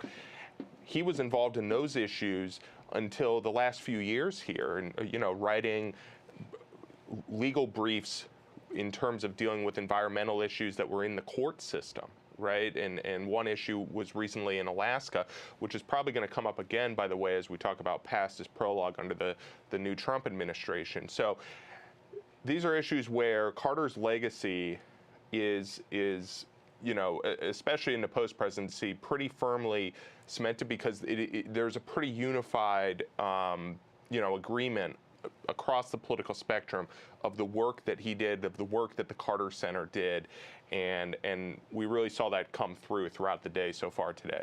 You can see the live shot there of Plains, Georgia. Rhonda, how significant is it that this is where Jimmy Carter has chosen to be buried, and this is where we will see everything conclude today? Well, this has been his hometown all of his life. And, there is a very interesting point on his life's timeline that deals with planes. So when he went off to the Naval Academy, he and Rosalynn felt that they would just be world travelers. Like, that's what they were going to do. They wanted to both get out of planes. But his father passed away, and that was a big turning point. A lot of his biographers say he went to, while his father's health was failing from cancer, he saw a lot of the community members come and visit with the father, thank the Carter family for who his father was. And Jimmy Carter saw that, and he told one biographer, I wonder what my life is going to be remembered as. And he had really a moment to figure out, okay, where do I go from here? So he decides that they will move back to Plains. And that was something that Rosalynn wasn't, she didn't like at first and said, we were trying to get out of Plains. Why are we going back? And he said he wanted to help the family business and manage it because it was failing at that point. So that is when he becomes the peanut farmer, which is, we've all heard that. Despite he was a nuclear engineer, we have heard about the peanut farming. And then he joined the local school board, and from there, state senate, and from there, running twice for governor. So that really was a turning point to make a decision not to move up the ranks in the Navy, but instead go back to your hometown, a very small town, as we all have now learned, and try to make a life there. But in trying to make a life there, he was able to do so much and then eventually run for president. So it really is an extraordinary story. Let's talk more about the Carter story with his longtime friend, Terry Adamson, who joins us. Terry was friend and personal attorney of Jimmy Carter. Thank you for talking to us. I understand you attended this morning's service. Yes, I did. And what stood out to you as you reflected on the former president's life and legacy? What speakers or what moments really touched you? Well, there were many. I love Steve Ford's eulogy written by his father, Gerald Ford. He delivered it beautifully, and it told a lot about Jimmy Carter and Rosalynn Carter, for that matter. I thoroughly enjoyed Ted Mondale's eulogy about Walter Mondale. It touched into the inner workings of the White House and that unique partnership that they formed as president and vice president, and then longtime friends thereafter. Jason Carter knocked it out of the park. He is the voice and spokesperson for the Carter Center today. He's chairman of the board. And you know, as we've watched some of the memories this week, we've seen him on his father's shoulder as a little baby walking up Pennsylvania Avenue in January 1977. And now Jason is really a huge part of the legacy of Jimmy Carter and leading that legacy, the work of the Carter Center. And I have to say the surprise, which I think was extemporaneous, was Andy Young chipping in at the last. It was kind of strange to begin with that Andy was reading Bible passages, which was beautiful, and his voice is great doing that. But you know, there has always been so much more in him that needs to be articulated, and it's always uplifting. And he, as he described when he first met Jimmy Carter, and as he learned about him and as he evolved in terms of his own relationship with him, which I've been privileged to be a witness of to a large extent over many years.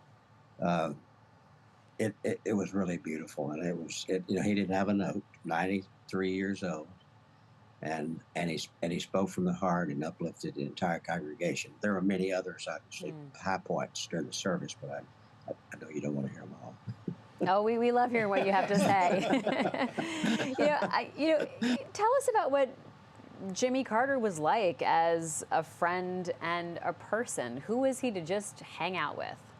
He's great. He's got so many interests. It's always so interesting. I got to travel with him a lot, and particularly after he was president. That's when my relationship with him grew and grew and grew and got deeper. And it lasted for 43 years. Who figured? It was pretty remarkable. But we went to China 5 times. We went to Japan a bunch of times. I went on an election monitoring mission with him to Venezuela. Of course, there was Oslo and the Nobel Peace Prize, and so many times that just traveling with him was always a delight. But you know, Jason made the point: what you saw in public was what you saw in private.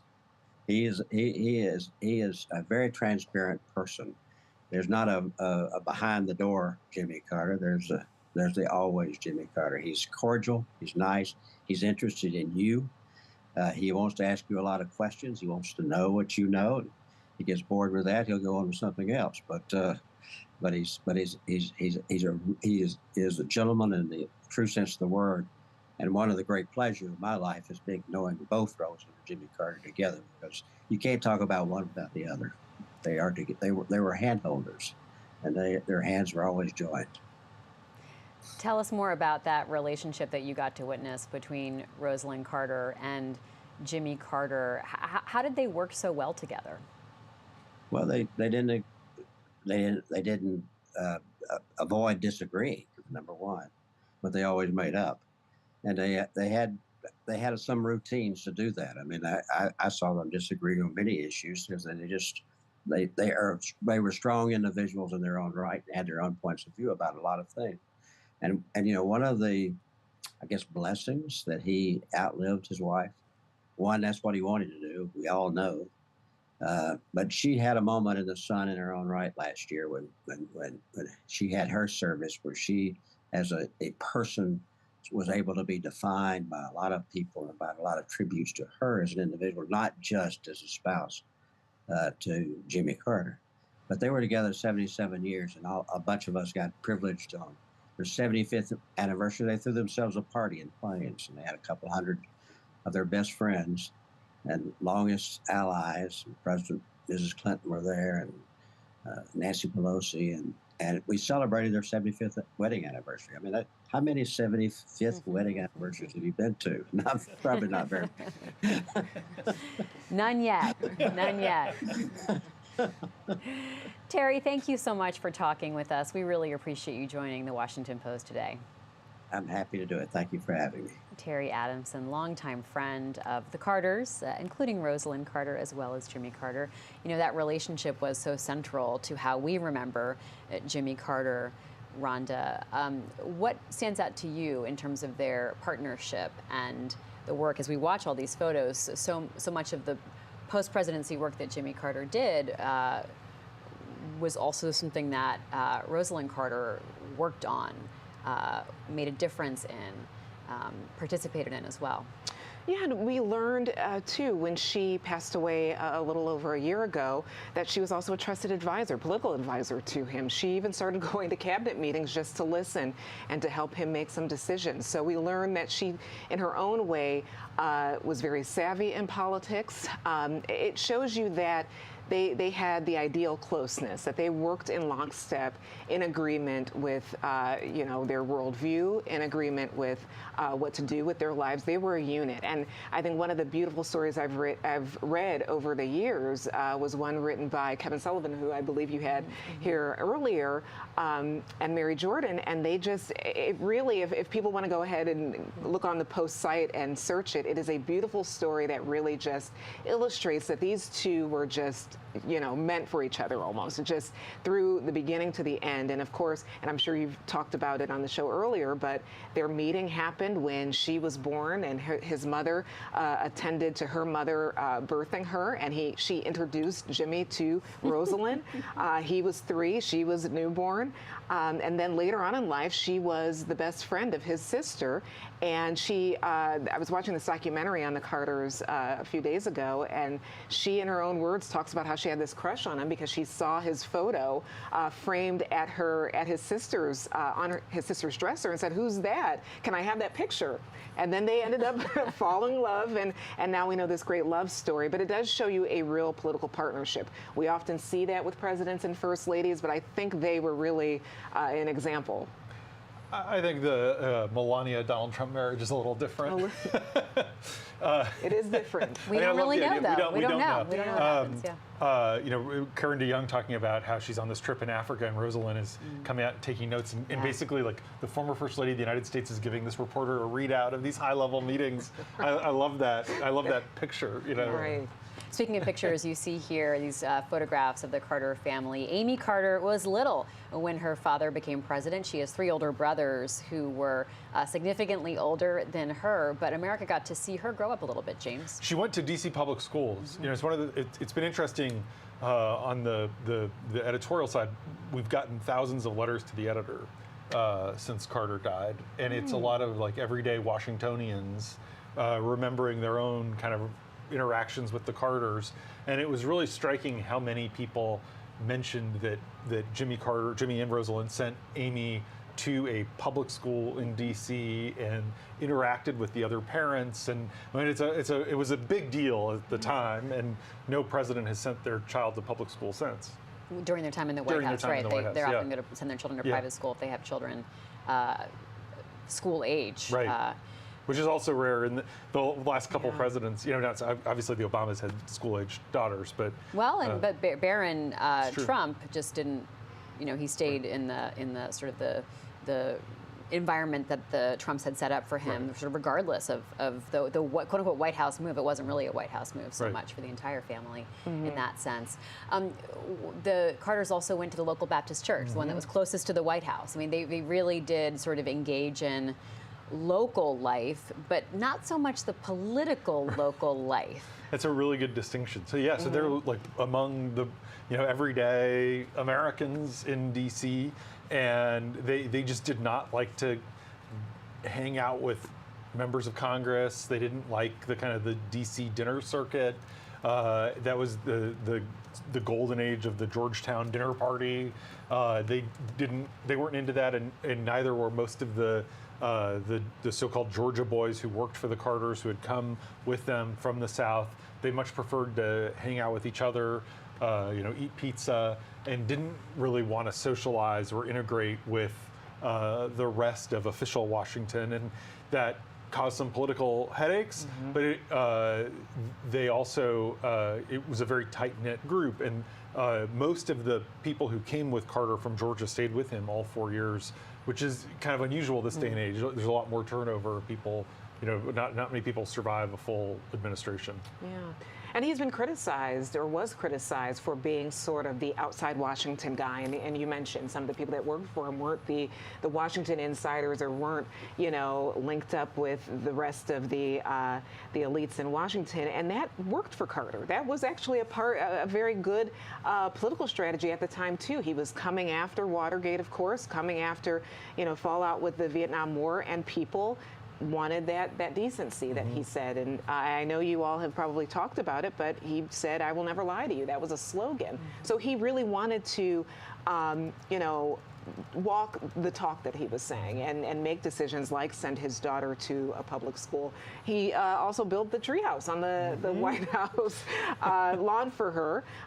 So there were just elements of him being this authentic person that people could relate to. And I think you can also see that with the early parts of his administration. He had really high approval ratings. And it was likely because people were really feeling like he is bringing decency back. He is, just a simple man trying to help the country out. JM, that sort of attitude, that ability to connect with something that the Carters then brought around the globe, literally, as they did work with the Carter Foundation and the Carter Center. And I'd love to hear more from you about how you see their partnership, right? Not just Jimmy Carter, but the Rosalynn-Jimmy partnership benefited both of their work.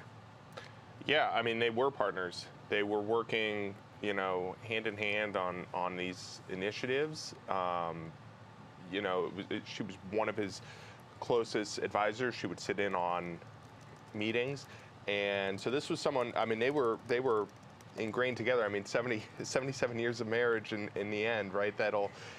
You're going to get to know the other one pretty well and have a lot of respect for the other one at that point. And we heard that in the last few years here when they were at events and they were asked about that. And those were sort of the remarks that they would make. And, as we talk about kind of the narrative arc of the Carter story, right, both kind of the origin story, but then also, the political and the post-presidency story, I mean, she's a centerpiece throughout.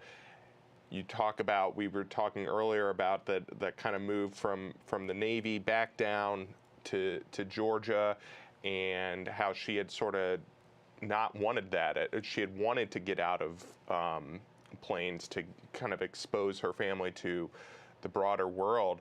And that is what they, ended up doing in the end. The work through the Carter Center was international in scope. The work that they did, even just on disease eradication alone, right? And you can see it in the photos too, which is really the only visual you need. You see them together at all of these different initiatives and components together. So I don't think we can understate the role that Rosalynn Carter played in Jimmy Carter's life, but also in the entire kind of story that we're talking about today, both the historical moment and then just the current political moment that we're in. Let's go back to Plains, Georgia, the lifelong home of Jimmy Carter and Rosalynn Carter, and that's where Rich Matthews is on the ground for us. So Rich, everybody's from somewhere, but Jimmy Carter had a special relationship with his small town. Tell us more about it. Around here, he was really known as Mr. Jimmy. And again, someone mentioned, it may have been you, Libby, earlier, that if you went to church with him, he was Brother Jimmy. But certainly a favorite son, not only of Georgia, but of Plains. And I think the people of Plains have such affection for him because he returned, because he stayed. As we've mentioned earlier in the show, really the only times he didn't live here were when he was in the Navy, in the governor's office, and in the White House. Other than that, he was here in Plains, Georgia, the rest of his life. And it's hard for me to overstate how small this is. I mean, it probably looks like a small town behind me, but this is population 550-ish. Everything is within just a few blocks. We talked earlier about how Jimmy Carter was the first U.S. president to become 100 years old, to be a centenarian. He also was the first president born in a hospital. He was born in the Wise Sanitarium, just literally half a mile in front of me. It is still open as a hospital, as an assisted care facility. It's been renamed. It's now named the Lillian Carter Nursing Facility after his mother. And again, just so much of his life, just like we just talked about, so much of his life involved Rosalynn. They, again, were married 77 years, but they knew each other over 90 years. I mean, as you mentioned, they met when Jimmy was 3 years old and Rosalynn was a couple of days old. And I mean, they literally knew each other the whole time. So right now, I'm gonna do something kind of weird. President Carter was, you know, we often think of what he did, obviously, as a president. We often think of what he did afterwards with the Carter Foundation, but also sometimes lost is the fact that he was an incredible artist. He was a master woodworker, he was a painter, and he also was a poet. And I want to read a large portion of a poem he wrote for Rosalynn. And it opens with, "She'd smile, and birds would feel they no longer had to sing. Or it may be I failed to hear their song. Within a crowd, I'd hope her glance might be for me, but I knew she was shy and wished to be alone." And it concludes with shyness gone and hair caressed with gray, her smile still makes the birds forget to sing and me forget to hear their song. That's a love story. I mean, again, a president, of all the things in the world he could write about, wrote that beautiful poem about his wife of 77 years. And that poem, by the way, has gotten very popular in the last just few days since his death. Now, back to Plains here. Again, very small footprint. President Carter went to high school here. I can see the high school from where I'm standing. The place where the funeral service will be is just another block down the road, the Marantha Baptist Church. He began his presidential campaign just across the street here, and I can tell you that already there are hundreds of people on the street just hoping to get a glimpse of President Carter and his family and say their proper goodbyes to him as he passes here in downtown Plains. Libby? Thank you so much, Rich. Let's go to J.M. Rieger for more on the legacy. J.M.? Yeah, Libby, as we're seeing these images here of Carter coming back to Plains, Georgia, which is really at the start of the origin story for Carter, right? I think it's important to reflect. We've talked a lot about what he did as president, what he did after his presidency, but we haven't talked as much in terms of what he meant to the South in general. Carter was the first president from the South, from the Deep South, elected post-Reconstruction. Folks consider, some Southerners consider Woodrow Wilson to have been more tied with New Jersey at the time of his election and LBJ to be more kind of a creature of Washington. So Jimmy Carter kind of paved the path for a new generation of Southern leaders, and when he became governor of Georgia, he said in his inaugural speech there, the time for racial segregation is over. This was a pivot point for Carter and for the South broadly, and I don't think we can understate the historical significance of that, especially for someone in Carter's case who was raised in the Jim Crow South amid deep segregation, was pressured in the 50s for his business for not segregating against blacks in Plains, Georgia, but is someone who really embraced that mantle of civil rights. We heard the focus on human rights internationally and on civil rights domestically in terms of how he tried to focus his presidency and what he tried to do after he was out of the White House. So when we see these images here in Georgia as he comes back home here, it is historically significant, not just because it's a homecoming, but because of what the town meant to him and what he did for Georgia and for the South. You know, it's so important to make that distinction and talk about that history too. His time as governor was obviously formative, as was the first time he ran for governor and lost, James. narrowly lost in the primary. That was when Democrats were like, it was one party rule, and whoever won the primary was going to win the governorship. And Carter was, even in Georgia, an outsider, taking on sort of the old Democratic machine. And it was interesting hearing Jack Watson, Carter's White House Chief of Staff, say earlier, and he worked on that campaign, that if Carter had won the first race for governor, he probably never would have become president. That he sort of got the moment just right. Lester Maddox ends up winning that governor's race, very bad on race and civil rights. Carter is able to come in and sort of turn the page, and the politics of the South really shifted quite a lot from 1967 to 1971. And so it's kind of amazing, because it's one of those great illustrations in American political history where sort of it was good someone didn't win the first time. You know, like George H.W. Bush ran for Congress in 1978 and lost. And he said if he had won, you know, he never would have ended up where he did. Ronald Reagan ran for president in 1976 and lost. Wouldn't have been able to win in 1980 if he hadn't sort of laid the foundation. So Carter ended up seeing that as sort of a blessing in disguise. He got to build a lot of relationships around the state. His books are all really fascinating. One of his books is about that first state Senate race too, where the old machine was trying to steal the race. He had to go to court, fight it, actually did win. And so he is a product of this, honestly, the old South, and he is the person who really took the state from the old South to the new South. And when he describes the stealing of the race, this was not subtle. This was like blatant corruption that's sort of hard to wrap our minds around today, and blatant corruption that really was based in power and who could retain the power, and how the whites and the more well-to-do, those in power, could stay in power.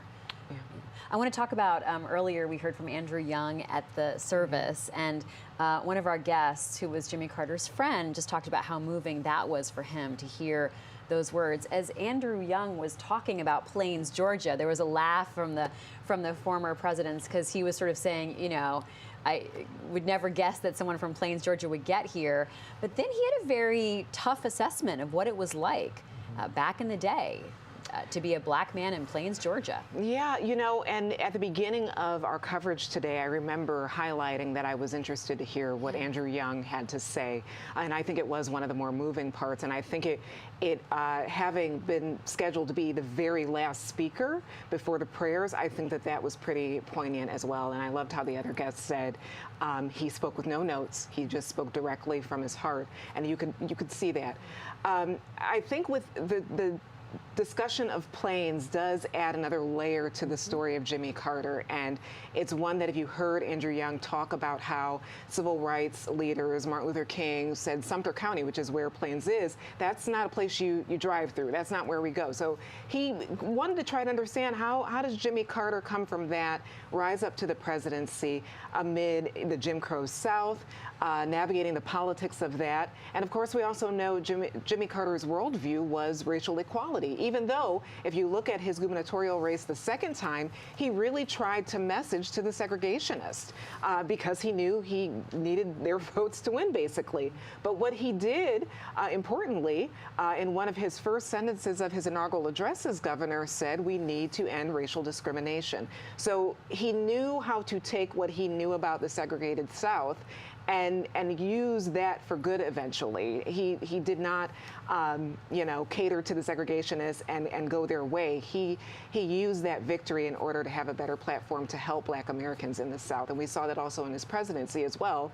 One of the reasons Andrew Young is so significant today, too, is because he was the first Black UN ambassador for the United States. And that is another part of Jimmy Carter's legacy, is that he diversified the cabinet, what the cabinet should look like. There was the first Black female in a president's cabinet under Jimmy Carter. The federal bench was more minorities and women were added to it. He even nominated Ruth Bader Ginsburg as an appellate judge. And she said at the time he completely changed the complexion of what the federal bench looks like. So he understood inequality, it seems, because he lived in it. and he used his understanding of that to further what he thought was right. One of the memories that Carter reflected on in his book about growing up is called like 90 Minutes Before Sunrise, was when he was a kid, talking about the complex racial dynamic in Plains. His dad was of the old generation and had very retrograde views on race, and Carter remembered a scene in 1934 when he's a kid, he's like 10-year-old boy, and Joe Louis, the heavyweight boxer, is fighting this, who's African-American, fighting a white boxer named Max Schmeling. And Carter's dad was rooting for the white boxer, and he was playing it on the radio, and all the African-Americans who were in the area, because there weren't that many radios back then, were gathered outside and listening to the fight. And so when Joe Louis ends up winning, they all end up cheering, and Carter's dad is all angry because the person he wanted to win the fight lost. And Carter said that was one of those eye-opening experiences about, growing up in the 1930s in the Deep South, and this racial tension.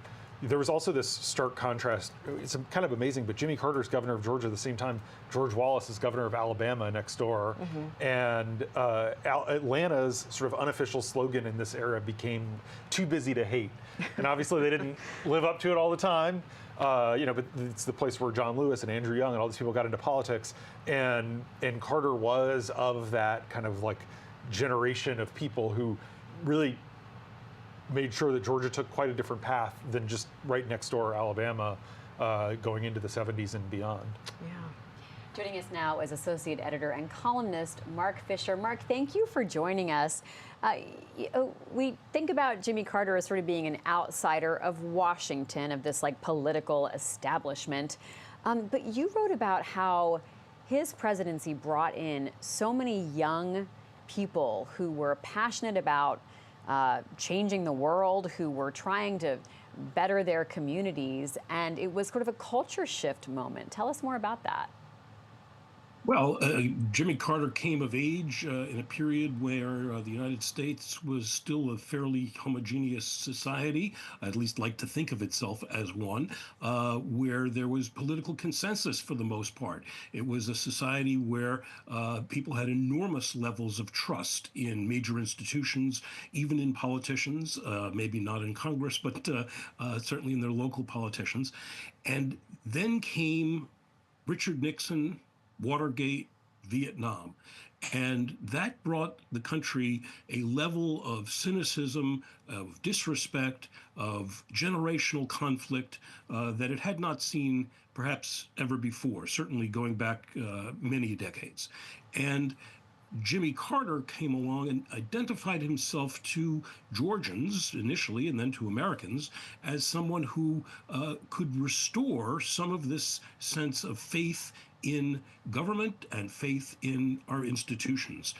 And so he attracted an enormous number of people, young people, who were turned off by Nixon, by the Vietnam War, the police violence against black protesters and the civil rights movement, all of these things that had undermined that basic trust in society. Carter said, look, we need to get back to the basics of respect and character, which we heard so much about today in at the funeral. And his appeal was very much to those young idealists who had come up in the 60s and were working for civil rights groups, for human rights groups, for community groups. And so he brought them into the government. He brought them into Washington in the kinds of positions that previously had gone to corporate lobbyists and to people who were very much part of the establishment.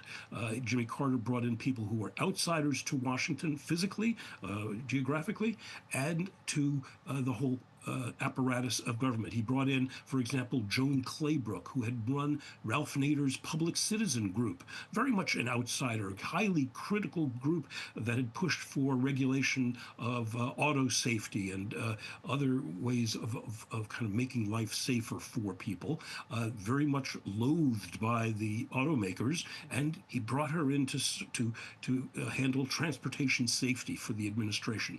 A lot of these kinds of appointments that we saw across the board, and in many ways, the lasting legacy of Jimmy Carter is that generation of young idealistic people, some of whom are still in Congress. Marcy Kaptur of Ohio, for example, who had started out as one of Carter's minions, brought into the administration at a young age.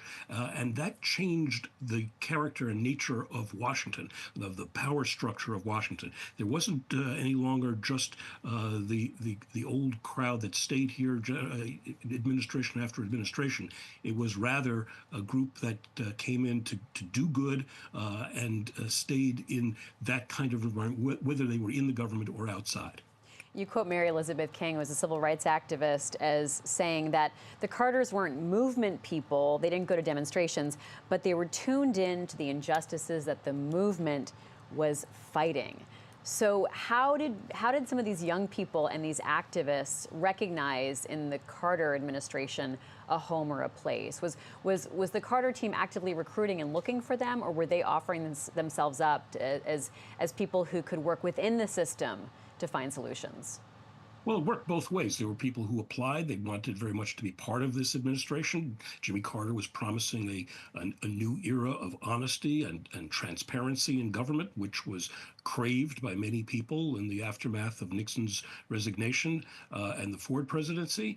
And so there was very much a sense of we want to be a part of this because we can turn things around and we can start to bring into the system, into the government, the kinds of activism that had been previously outside government in the various groups that were agitating in the late 60s and early 70s.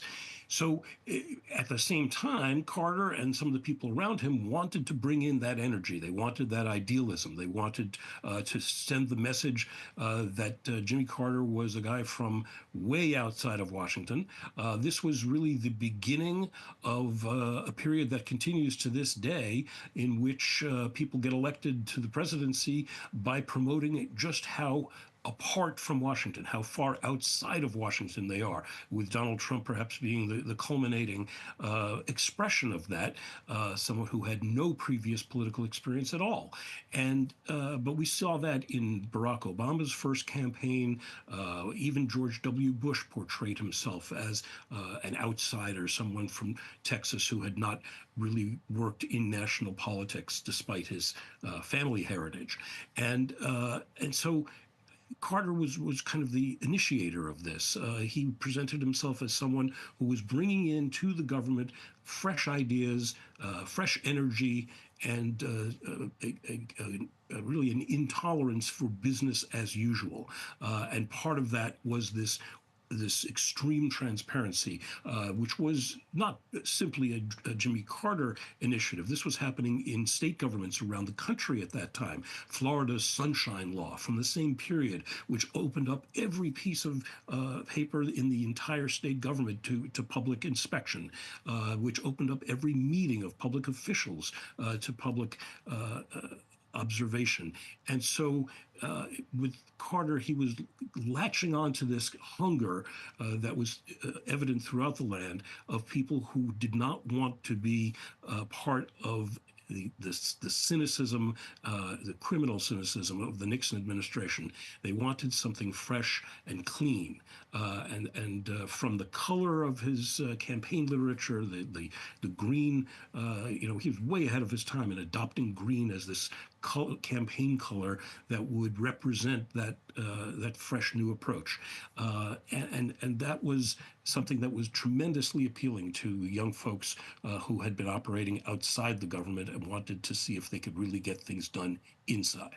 And Mark, stay with us. I want to ask you, James, sort of what happens then when Reagan comes into power? But those seeds have been planted, right? Yeah. And you talked about like Congresswoman Capter. Like there are people who go on they're at the start of their career, right? And they go on to do all kinds of things across our country's history in the subsequent half century, almost, since the Carter administration. But what happens when Reagan comes in? Well, you know, Reagan was also, they called it the Reagan Revolution. He came in as a shock factor. For people who weren't alive back then, it was something akin to Donald Trump. I mean, it was a shock to the system. He had been a two-term governor of California, but he was seen as very conservative, much more conservative than Gerald Ford or George H.W. Bush, his vice president. And Reagan brought in this whole legion of similarly motivated, very ideological young people who wanted to remake government very socially conservative, really a backlash to so many of the developments of the 60s and 70s on civil rights and women's rights and everything else. And the Carter people retrenched. You know, a lot of them went home. 1984, Ronald Reagan faced Walter Mondale, who was running, having been Carter's vice president. But Carter himself, while he, as Rhonda was saying earlier, didn't just sit around for a couple of years before getting engaged, was never really the kind of the political force, partly because he hadn't made those relationships, with Democratic members the way that, even a Barack Obama did, although it didn't come naturally to him either. Yeah, I mean, we think about whose voice carries in the party after they serve, right? President Obama, Mrs. Obama's voices really carrying in the Democratic Party after his term ended. It's like, did Jimmy Carter have that same impact and effect? But JM, as we look at the post-presidency life, Jimmy Carter did get involved in politics. They were just often other countries' politics, as he was, called on to negotiate all sorts of relationships globally in countries that were torn by turmoil, strife, civil war. Jimmy Carter was someone who would come in and try to help mediate, sometimes to the frustration of the serving president of our country, but oftentimes with results that paid off in countries around the world.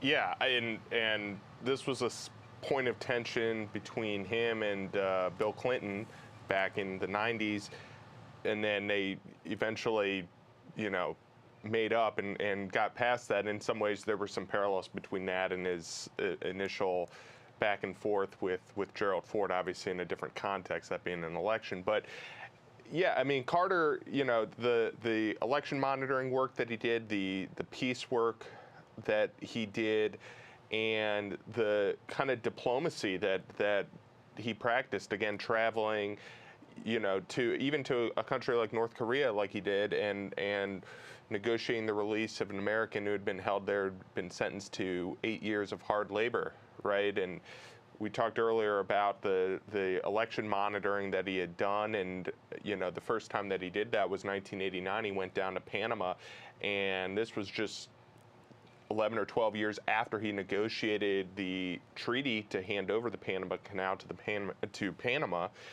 which obviously, of course, is now back in the news here after what incoming President Trump said a few days ago.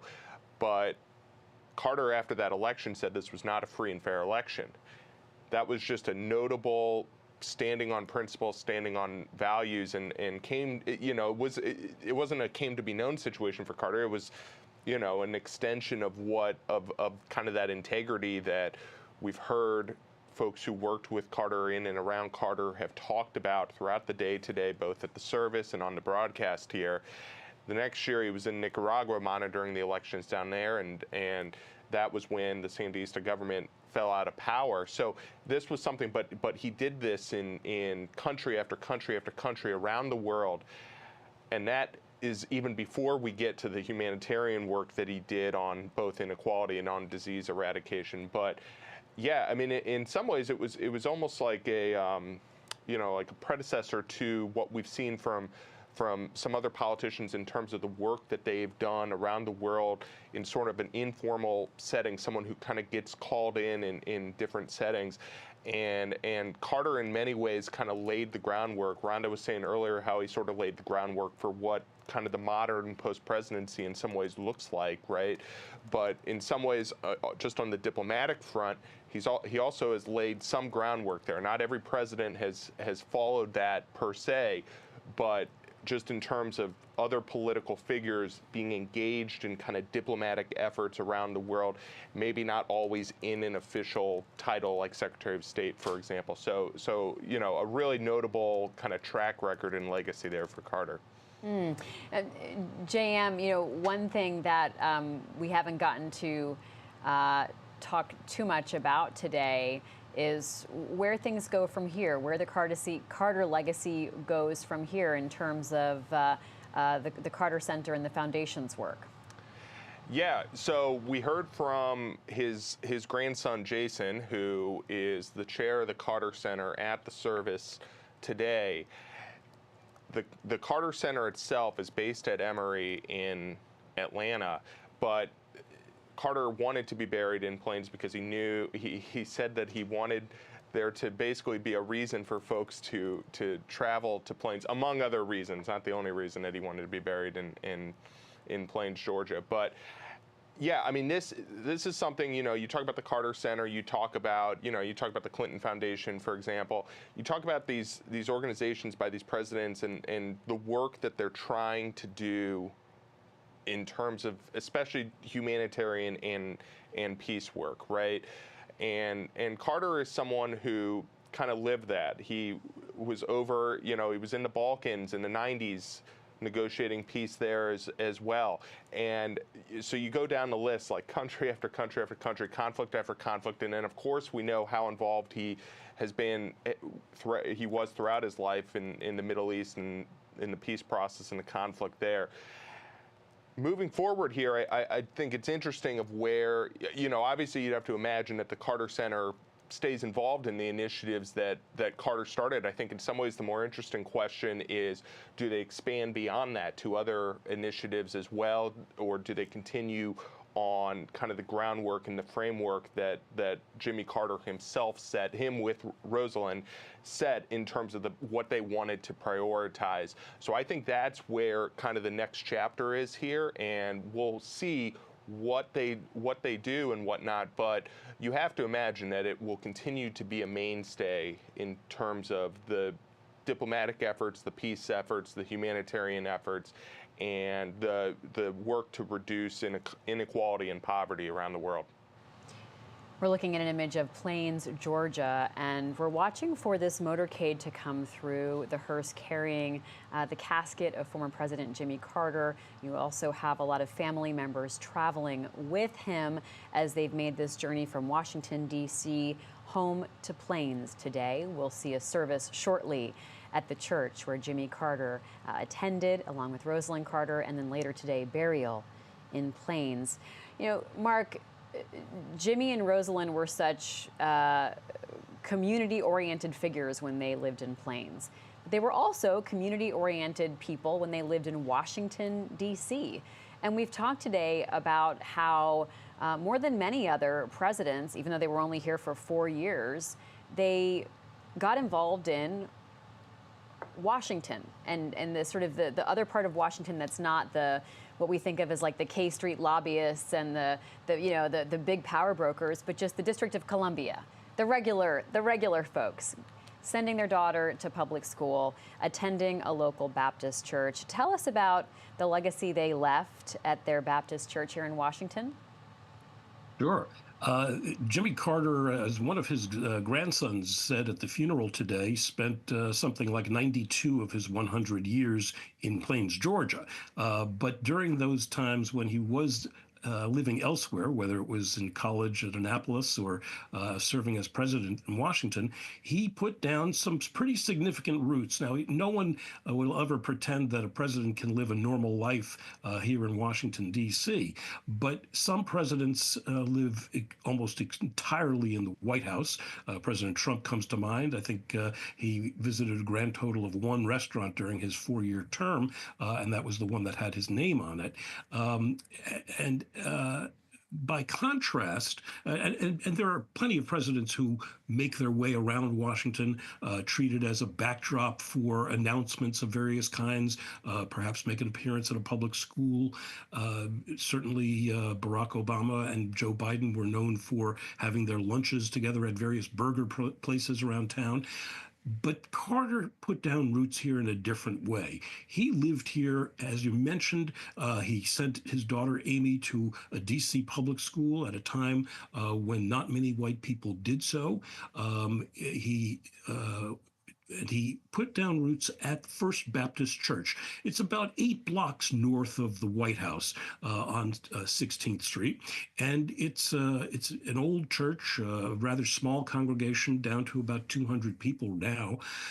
But it was the kind of Baptist church where Jimmy Carter was comfortable. It was not a fire and brimstone sort of church. It was not a segregated church. It was one that really reached out to a much more varied community than some Baptist churches are stereotypically thought of as.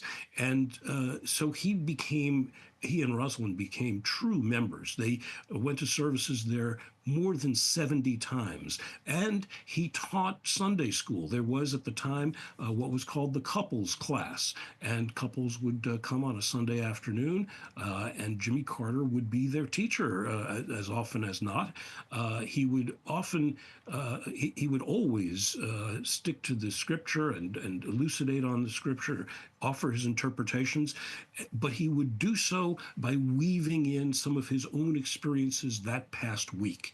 And he was extraordinarily frank and open with the members of the congregation. Some of those Sunday school lessons were recorded, and the church has been putting those on its website. It's worth checking out. They're powerful little homilies that he offers, but more than that, they're a window onto the stresses and troubles that plague any president, but that few presidents find a way to express in any even semi-public sort of way. The pastor at First Baptist told me about how other presidents have brought in celebrity preachers to come pray with them at the White House. For many years, that was Billy Graham, who would come and counsel presidents or listen to them. But in Carter's case, he wanted to be part of a community, part of the congregation, and he trusted them to keep what he said private. Obviously, this is a different era. Today, everyone would have their phones out, and there'd be recordings on social media of anything that a president said in such a setting. But in those days, it was possible to trust his congregation to keep what was said in Sunday school among themselves. And they would discuss it openly, and the president would tell them about frustrations he had on the diplomatic front or with Congress. And he would talk about his own failings and his own failure to forgive in one notable Sunday school lesson. And so it's an extraordinary openness, which was part of Carter's initial appeal, and he lived it during those 4 years in Washington. Thank you so much, Mark Fisher. Really appreciate your insights. We're watching the outside of Maranatha Baptist Church. Speaking of Jimmy Carter's faith and the churches that he and his family belong to, we'll soon see his casket come here and a private ceremony for the family and close friends. But this will be broadcast and shared, so we'll be able to share that with you here on the Washington Post. I want to revisit a little bit earlier in the day. You know, Mark Fisher was talking about the presidents and their lives, their personal lives here in Washington, some of the relationships they create and build. And we saw the dynamic, the unique dynamic of past presidents and vice presidents on display earlier today at National Cathedral as the first couple of rows of the pews were occupied by Joe Biden, Barack Obama, Donald Trump, and then going on down the list of past presidents as well as past vice presidents. There were some fascinating dynamics on display there today, James. That's one word for it. Wait, what would another word for it be? Complex, deep. I mean, you could write like a thesis on what was going on, because we could see the interactions and the way the seating went was Melania Trump, soon to be again First Lady, Donald Trump, soon to be again President, and then Barack Obama. Michelle Obama was not there. And the two of them were talking quite a lot before the service officially got underway. And then you can see there another fascinating moment as Donald Trump entered, shook the hands of Mike Pence, and gets a total brush off from Karen Pence, who is Mike Pence's wife, does not even look up at Donald Trump and Melania Trump, James. Yeah, and then you have Barack Obama sort of being kind of buddy-buddy, a little jokey with Trump. They talked for quite some time, and it is really a reflection. Basically everyone sitting there has campaigned against Donald Trump. George W. Bush never campaigned for Trump. Trump obviously, you can see Bush walking up just then. Bush kind of taps Obama. Given a tummy tap. Yeah, he did a tummy tap. And Bush ignores Trump. You can see Bush didn't engage with Trump. He just walked right by him. A lot of hard feelings there. Which is so funny, too. I'm sorry. Yeah. No, please. If you think about it, how Trump has spoken so much against Barack Obama, but yet Obama is able to have a conversation with him and put all of that aside. At least we don't know what they said, of course. But maybe it was very mean. It could have been. It could have been. But for someone who has been under attack by Trump, it is interesting that Obama was the only president who really engaged with him directly. Trump's entree into politics was the birther lie, the conspiracy that Barack Obama was born in Kenya when he wasn't. And I mean, you talk about Jimmy Carter's grace and forgiveness of people who wronged him. It's pretty remarkable for Obama to be sitting there. But I think he's doing that because this is the incoming president. I think that it actually, honestly, is reminiscent of what Obama did after the 2016 election, where when a lot of the Democratic resistance was sort of ramping up to fight Trump, Obama said in an interview with David Remnick of The New Yorker, I think Trump will listen to me. I think I can be I think I can get through to him. And a lot of Obama's comments during the transition in 2016 ended up seeming sort of naive during the Trump presidency. But I do think that there's a recognition, this guy's part of the club. He's just won a second term, and he's going to be in charge for 4 years. And maybe Obama thinks they can have a relationship. The other thing to watch, which I was thinking of as I watched him talking in real time, is Obama's presidential library is opening in Chicago in May of this year. And traditionally, the sitting president gives a big speech at the former president's library. So Ronald Reagan actually spoke at the opening of the Carter Library in Atlanta in 1983. And it's sort of hard to imagine Trump giving a gracious speech at Obama's presidential library, but maybe that'll be in the offing after watching the body language today. One other point of body language to watch is First Lady Jill Biden next to Vice President Kamala Harris. Not a lot of interaction between those two, and it's just a fascinating dynamic there that history will look back on. Joe Biden just giving an interview to USA Today this week, asserting that he believes he could have won the election that Kamala Harris lost. So to wonder what the dynamic is there between those who currently serve together. What's so fascinating, I was thinking about this at the cathedral when some of these moments were being shared, and I'm sure many of them have gone viral at this point. But I was thinking about how unique this moment is, where this is a funeral, but at some points that's just in the backdrop. And people are tuning in to see how these people, these individuals who are never usually together ever, unless they're called upon in moments like this, to come together and sit together. And everyone is hyper-focused on the body language, trying to read lips. We of course don't know what Mrs. Biden is thinking, sitting next to Kamala Harris, and what's going on there. But it does show you that a state funeral does bring people together for, better or worse, and this is a part of our tradition. We saw some of the same iciness between Mrs. Biden and Ms. Harris, the vice president, at Arlington Cemetery shortly after the election on Veterans Day, and it was a similar thing where they were both looking ahead and not looking at each other. And I think that there is some tension there. There's some bad blood.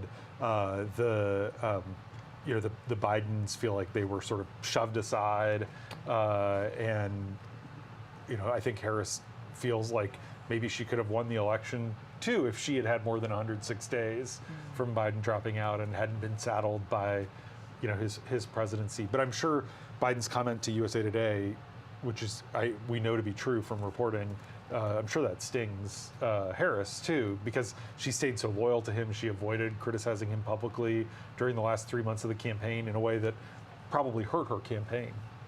So they're here gathered for the funeral service of Jimmy Carter.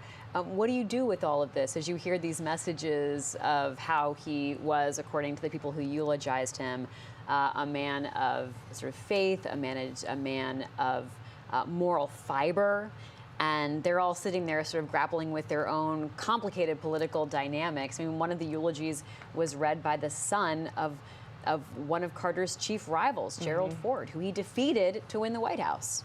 And to mean some very nasty things about it. So what do you do with all of that? And I was thinking that same thing, that you hope they listen to that, because if anything you got out of this service is that Jimmy Carter was very consistent through life, enough so that his rivals could say some very nice things and very personal. That eulogy from that was written by Ford, given by his son today, it didn't seem like it was just, just something written, just like a pro forma, check it off the list of things I've got to do. Exactly, the template to read if someone dies. No, it seemed very personal. And you also got that when Gerald Ford's son talked about how the Carters, Jimmy Carter was there for them at the moment when they were sitting in those pews. So I would hope that the current brass of the Democratic Party and the Republican Party maybe took some notes today. And I know American people are too, because that is something that I have heard through this week, whether it was, speaking to people as they were leaving the Capitol Rotunda, whether it's just, people reacting to the news of Jimmy Carter's death, is they're taking pause in this moment. They're thinking, okay, well, he did so much good. What can I do? And if American people are thinking about that and taking that in, certainly the leaders should. It's like Jimmy Carter got everybody together for one last Sunday sermon of how to comport yourself. But it also highlights that we're at the brink of an incredible transition. A transition from norms, a transition from a very bitter and close election. And I told this story earlier, but I was struck by a man who talked to me yesterday at the Capitol, who is from New Mexico, came in all the way from New Mexico, and he said he's been feeling like the Trump election is the death of America. And when he saw the casket draped with the American flag, that's all he could think about. But he said he thought of Jimmy Carter once he got closer to the casket and said, this is the America that we need to help keep going. So he and others are certainly thinking about this moment and what we will be doing and covering in a matter of days in the inauguration of Trump and what that means for America. So it is certainly a moment of pause, and it should be for the elected officials as well. Looks like we see the motorcade heading into Plains, Georgia. A reminder that we'll see a service shortly, and then ultimately the burial of the nation's 39th president. Jimmy Carter faced stinging defeats. He talked about losing the governorship the first time he ran in Georgia. Most Americans will reflect on the biggest loss being not winning re-election at the White House, something that Joe Biden just had to go through, even though he had to pull out of running. He's a one-term president, just like Jimmy Carter. James, where are the Carter lessons for resilience and sort of for Americans picking themselves up if they don't like what's happening politically here in this moment, and for the people who did not win election or win re-election this time around? It's a really good point. And the fact that Trump was joking around with Obama, there will be more elections in the United States. There will be midterms in 2026. There will be a presidential election in 2028. And there will be more competition.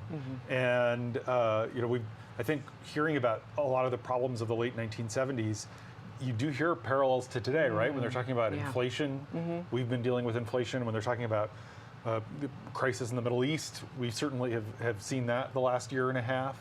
And I think it's when you have the long view and the sweep of history, you realize America's been through tough times before, and we have endured and persevered, and there's no reason we won't be able to again. That's a really good point, and one that I've been thinking about this week as well. I watched videos of man-on-the-street interviews during Carter's attempt for re-election, and it was stunning to hear people say almost verbatim things that I heard on this past campaign trail. People were saying, oh, he's nice, but he's not up to the job. Or I remember one lady interviewed said, he's just shaky, and I don't think he can handle the economy. Boy, that's fascinating. Right? Yeah. It was so startling. That is so interesting. Rhonda, I want to head to Rich Matthews, who's in Plains, where so much is unfolding right now. So, Rich, tell us about the scene there. Well, you know, the anticipation is really at its high point for the day. Right now, the color guard behind me is preparing for the hearse to arrive. And as we speak, President Carter is entering his beloved hometown of Plains for the last time. And there are, as you can see from some of these pictures, there are, you know, I don't want to overstate it, but at least 1,000 people, you know, just in this 1-2 block area where we are. Now I can actually hear the rumble of the motorcycles, you know, getting much closer to us here. They're going to come from behind me. And again, behind my camera, in front of me, about 2 blocks is where the church is. So once the motorcade passes me, it will only be, you know, a couple of moments before it stops at the Baptist church. Here's that the escort, again, just passing us right now. And here comes, you know, more of the cars in the motorcade. That motorcade, of course, filled with the hearse and also the close family members, immediate family members of President Carter and Rosalynn Carter.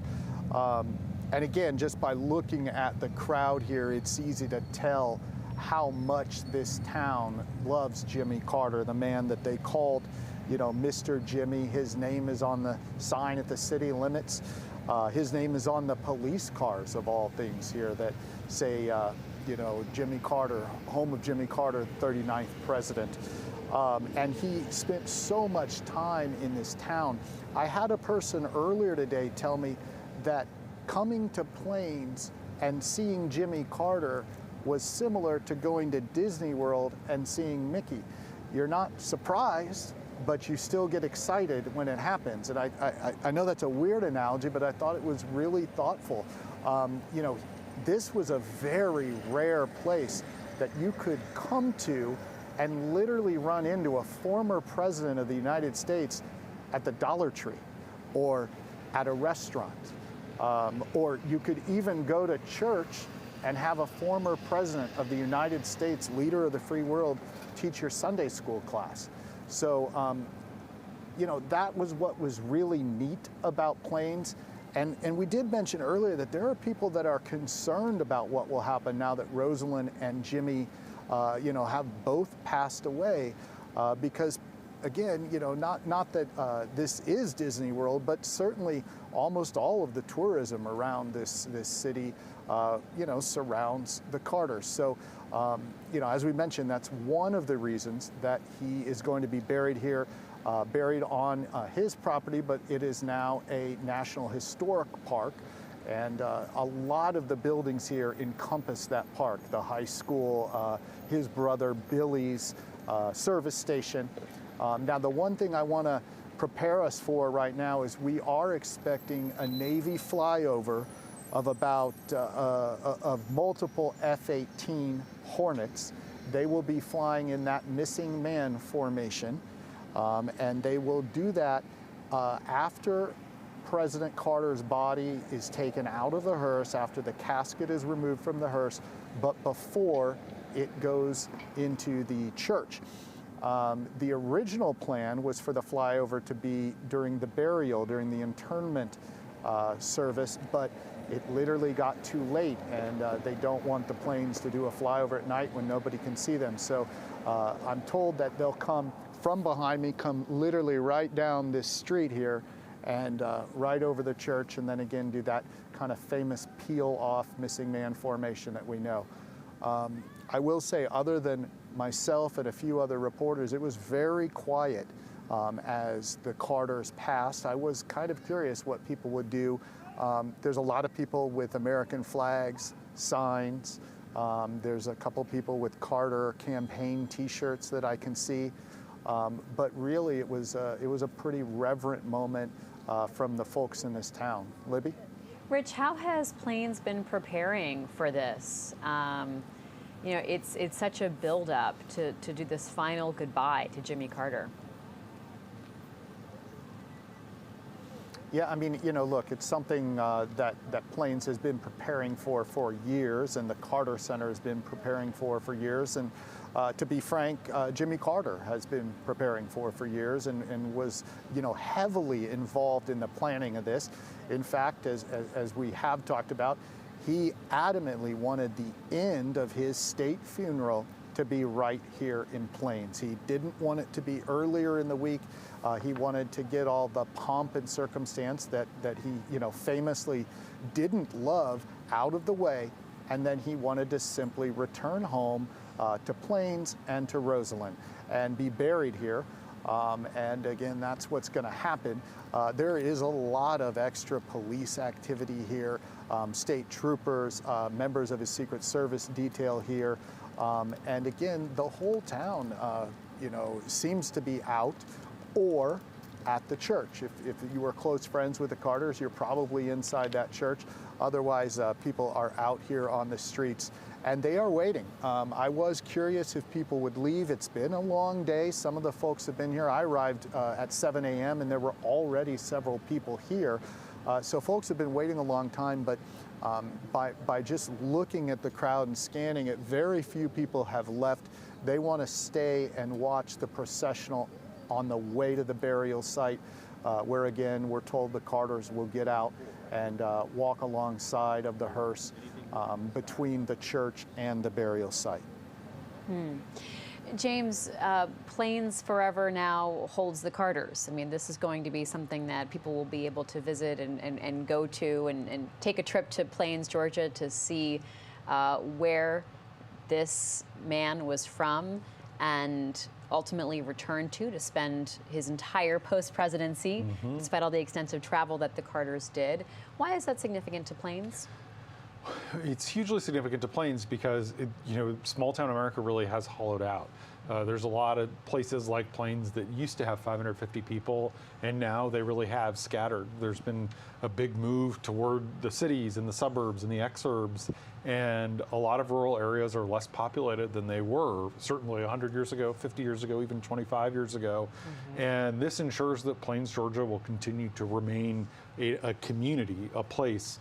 There's a National Historic Site there that includes Jimmy Carter's middle school and the general store and various things. There's a place that sells Carter merchandise. It is interesting. We obviously heard from Jason Carter earlier, the grandson, who's chair now of the Carter Center, told some funny stories about his grandpa. He was a state senator like his grandfather. He ran for governor of Georgia in 2014 and lost.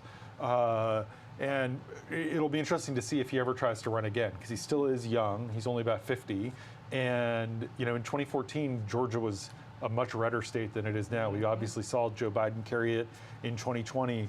It might not be Carter's style of politics, but you could see, based on how impressive Jason Carter was today, that him making another run at maybe not governor, a job as obviously Grandpa had, but Congress or something like that.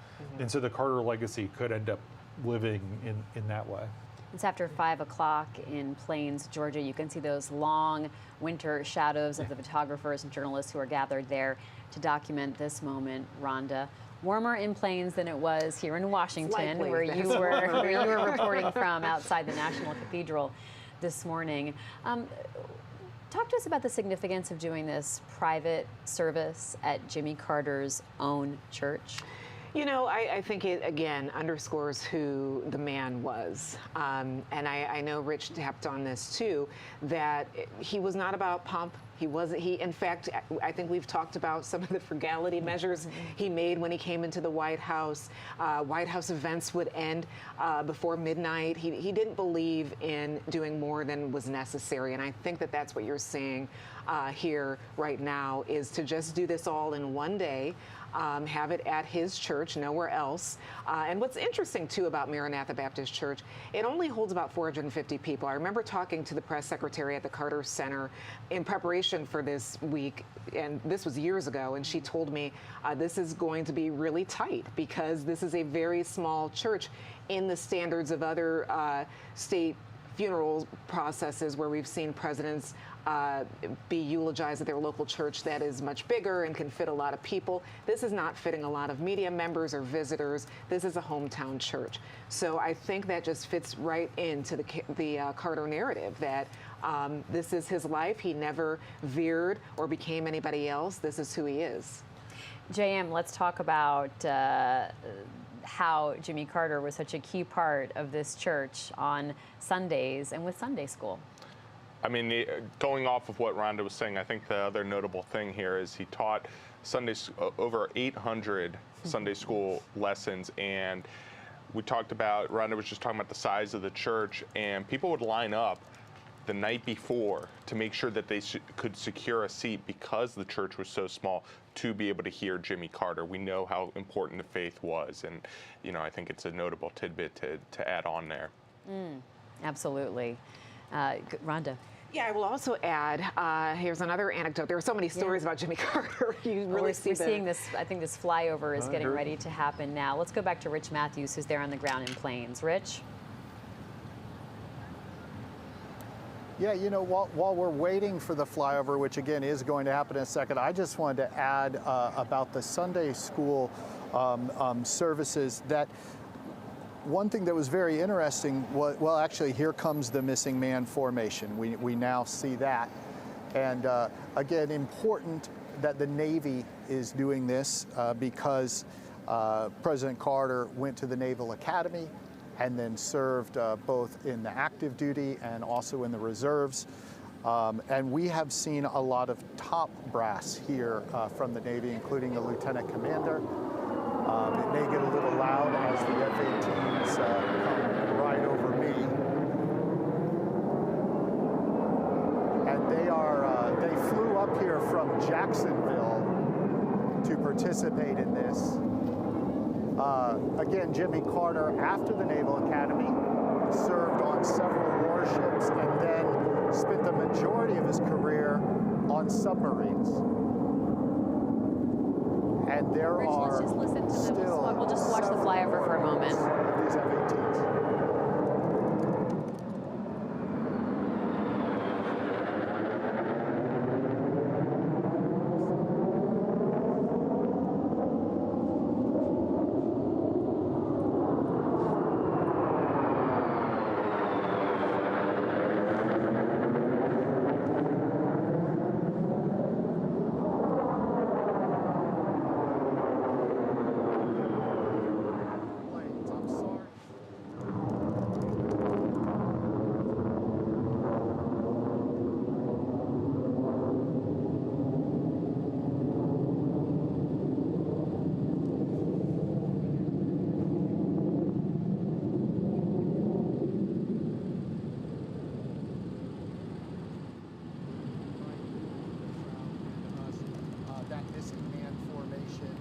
Saw so powerful, so poignant here.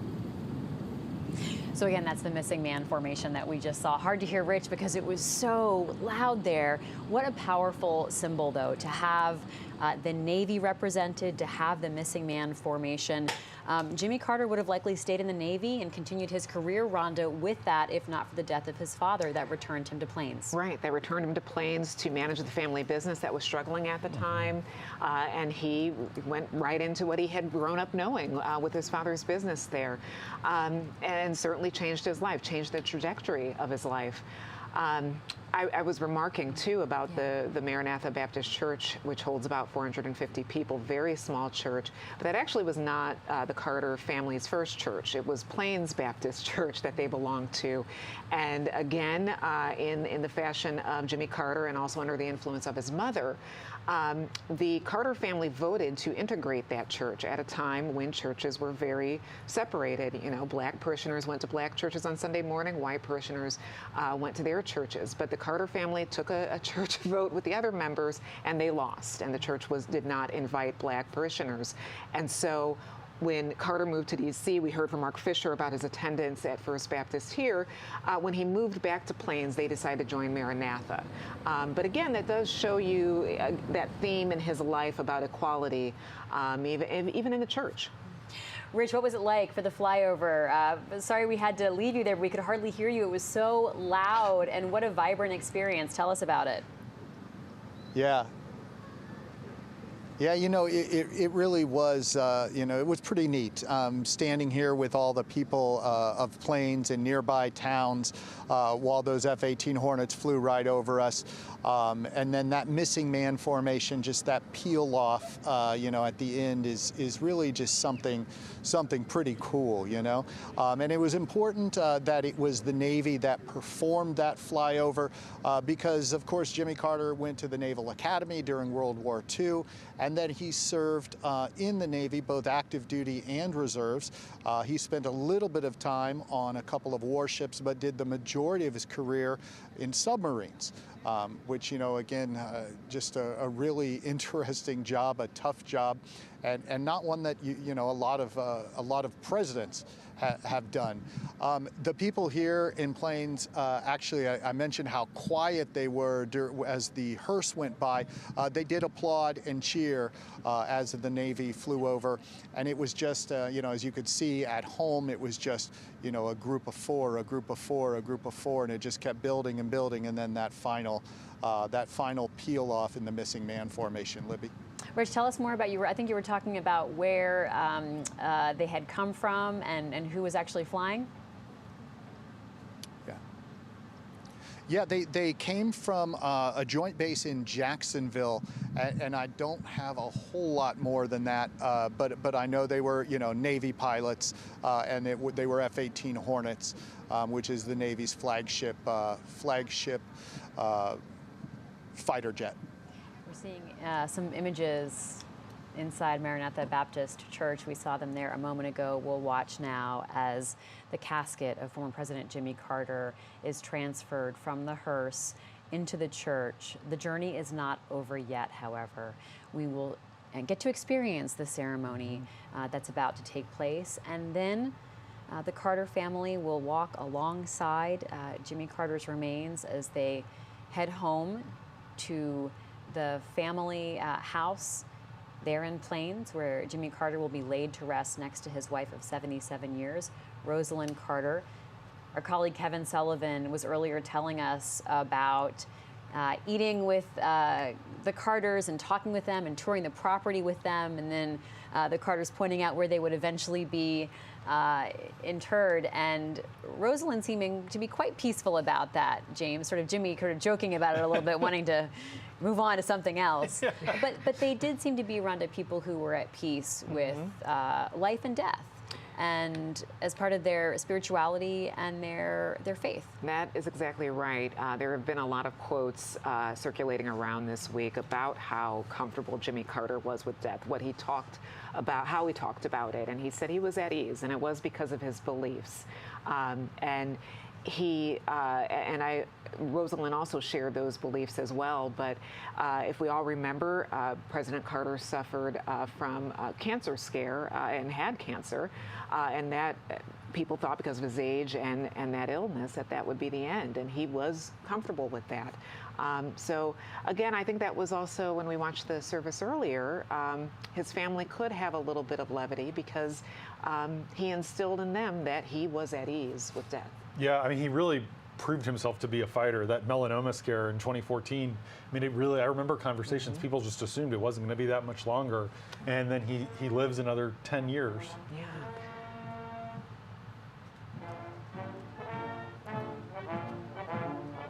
Hail to the Chief.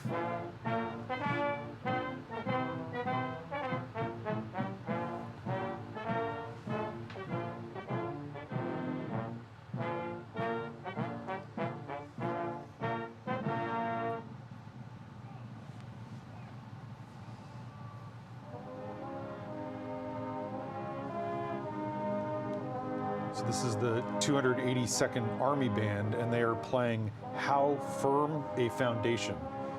On the first note of the hymn, the body bearer team is going to start marching through the honor cordon to the first doors of the church. There will be the national color, then the clergy, then the team with the remains, the presidential flag. It's the same flag we saw earlier in Washington. Then the honorary pallbearers and the immediate family, the children and grandchildren, will then walk behind the honor cordon with a military escort. Once the casket enters the foyer of the church, the honorary pallbearers will be escorted to their seats. Once everyone's seated, the doors open, and the procession will move into the sanctuary with music by the longtime church organist Carol Anderson. Then they'll post the colors, and then this private funeral service begins. It's worth noting that a lot of the people who are inside the church arrived around 1:30 p.m. It's now 5:22. Wow. Originally, this service was Carter's body was going to arrive at 3:30, and the service was going to start promptly at 3:45. So they've fallen about an hour and a half, hour and 40 minutes behind schedule. They made a little bit of time up in the air. Obviously, as Rich was telling us, they moved up the missing man formation so that we would be able to see it in the daylight rather than at the internment ceremony. Yeah, and we'll show you everything that we can until it gets dark and we can't show anything else. But for now, we go inside Maranatha Baptist Church and this funeral service for Jimmy Carter, the last of these moments to memorialize him. We saw them. We've really seen so many, Rhonda, including the Capitol. I know you paid a visit to the Capitol earlier this week as people were paying their respects and getting to have that moment in the rotunda with Jimmy Carter's casket. Then, of course, we saw everything happen today at Washington National Cathedral, and now all the way back to Plains, Georgia, and this community that has hosted Jimmy Carter and his wife Rosalynn for all of these decades. It's a long journey for the family. I mean, this is really sort of the end of this moment for them too. We can only begin to imagine how emotional it is as we see grandchildren, great-grandchildren, and then ultimately we'll see his children there seated to have this funeral at the family's community and in the Carter's church. And from this vantage point, you really can see, as Rhonda's been telling us, this is a community church. You know, it's a modest church. You can see why people lined up the night before to be able to see President Carter give some Sunday school lessons. And this is their community. You see on the bottom right of the screen there the head of the National Historic Site, where to honor Jimmy Carter's birthplace, and you can see he's wearing his Park Service badge, and there's a little black tape over it, which is what police officers do when there's a fallen officer. Kind of a nice little nod of respect for the late president. Today is officially a national day of mourning. Post offices are closed. The stock market is dark as America remembers its 39th president. And remember, this process started over the weekend. I remember watching on Saturday morning a really touching moment when Secret Service officers who protected Carter, and they were throughout all different ages and generations, carried his body out of Phoebe Sumter Medical Center and into the hearse to begin the state funeral process. So this is the culmination of a week-long journey.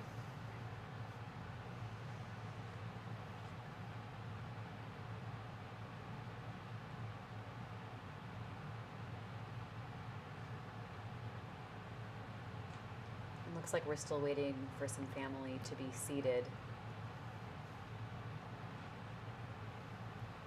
It's up to the president, the former president, to decide what he so far in American history wants to do for his funeral. And this is all part of it, but this is really where the sort of the community and personal touch comes in to bring everything back to the home, to the focus. The contrast between where the day started at the National Cathedral, the grandest church in the United States, to Long Aisle, right, and the TV monitors because people can't see in the back, right. and to have the old school green carpeting, it's a touching kind of modest contrast, and it shows the full circle life of Jimmy Carter and all its complexity. Exactly, right? He was part of all those worlds. Yeah. And we've heard, a lot this week about him being that reluctant president, that it kind of just fell into place.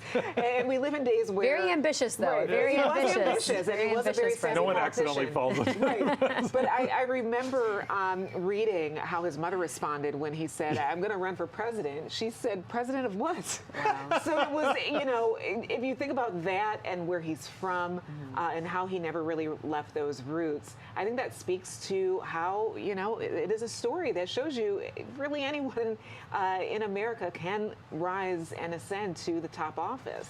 What's so fascinating is that he's someone who dreamed big, had huge personal ambitions and confidence, and yet did not leave home behind. Right? He kept home with him and returned to home when he felt like his family duty required it of him, or when his time in the presidency was over. He didn't run away from home in the way that it sounded like Rosalynn wanted to a little bit when they launched on his naval career. But he always kept home with him. It's almost like Jimmy Stewart's character in It's a Wonderful Life. It really feels. That's a very good example. It really feels that way. And we haven't talked enough today about Miss Lillian, Jimmy Carter's mom. I mean, she was a firecracker. There's so many funny stories about her. She walked with her son and daughter-in-law from the Capitol to the White House, and the whole Carter family was walking. After seeing her son inaugurated as president of the United States. Unbelievable. They're getting ready to take up residence at the White House. And reporters say, they're just yelling, they're trying to get her to talk to them. And the Carter press staff had said, don't talk to the media, to all the family members. And the reporters yell, are you proud of your son? And she turns and says, which one?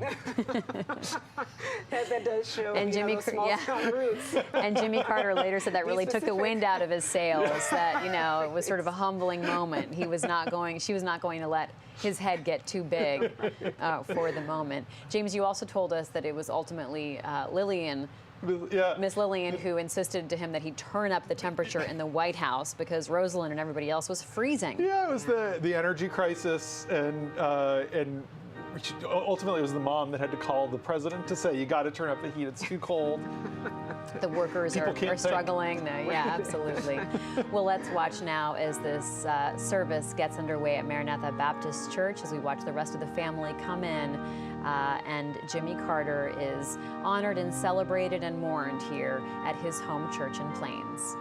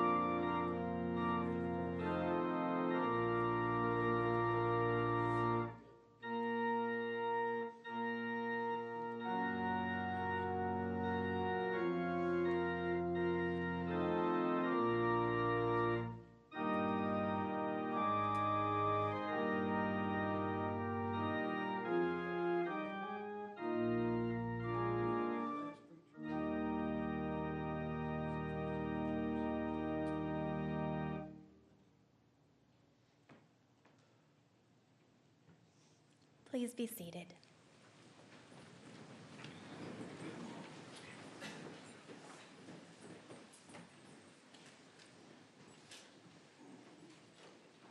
Peace. Salam. Shalom.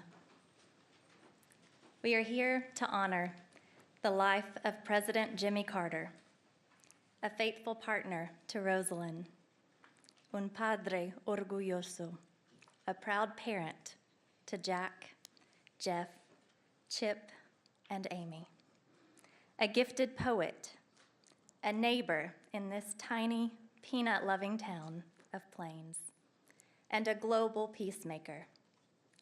In this sacred space, filled with red velvety pews and feet planted on green carpet, we are united in our humanity, in our need to love and be loved. Though our stories and proximity differ, we are here because we have been impacted by the earthly presence of this remarkable human, a leader who used his power not for selfish gain, but humbly in service of all. Would you please join me in prayer? Creator, we are gathered here today with souls stripped naked with grief and silent tears stuffed with memories trickling down our faces. We know death is inescapable, and yet, when it arrives, we often are ill-prepared for the weight of its reality upon our chest. May we be attentive, tender, and protective of one another, as collectively we have been draped in a blanket of sorrow. Exhaustion has been an unwelcome companion for days. Our eyesight is blurry, our emotions frail, and our steps feel unsteady. May we ease one another's pain with tangible, skin-to-skin love, like fingers interlocking, arms wrapped in a warm embrace, and kisses on foreheads. When we lock eyes with one another, may only the language of comfort be exchanged. On our darkest days, help us to trust that hope is on the horizon. May we extend grace to ourselves as we navigate the days ahead. And when our eyes readjust and our steps feel more secure, let us again join in the work set before us, for we have been called to action. We will reap what we sow. The seeds of equality, justice, humility, and freedom were planted by President Carter and Rosalynn, and they are now ours to tend, here in Plains, in the United States, and in the world. May tyrants tremble as the soil beneath them is disrupted, for our hands are on the plows. May we loosen our grip, God, on the labels that we place on ourselves and on others, so that we may see the sacred worth of each and every human, following the example set before us by Jesus and by Jimmy Carter. Whether we are clad in a hijab or kippah, wearing a cross or bindi, we are each a divine masterpiece. The Lord does not look at the outer appearance, but the Lord looks at the heart.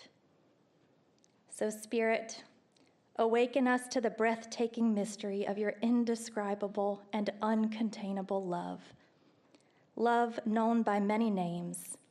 Love that longs to be at home within us. As Mr. Jimmy would pray, may our lives be meaningful in the enhancement of the lives of our fellow human beings, and may we never grow weary of waging peace. Amen.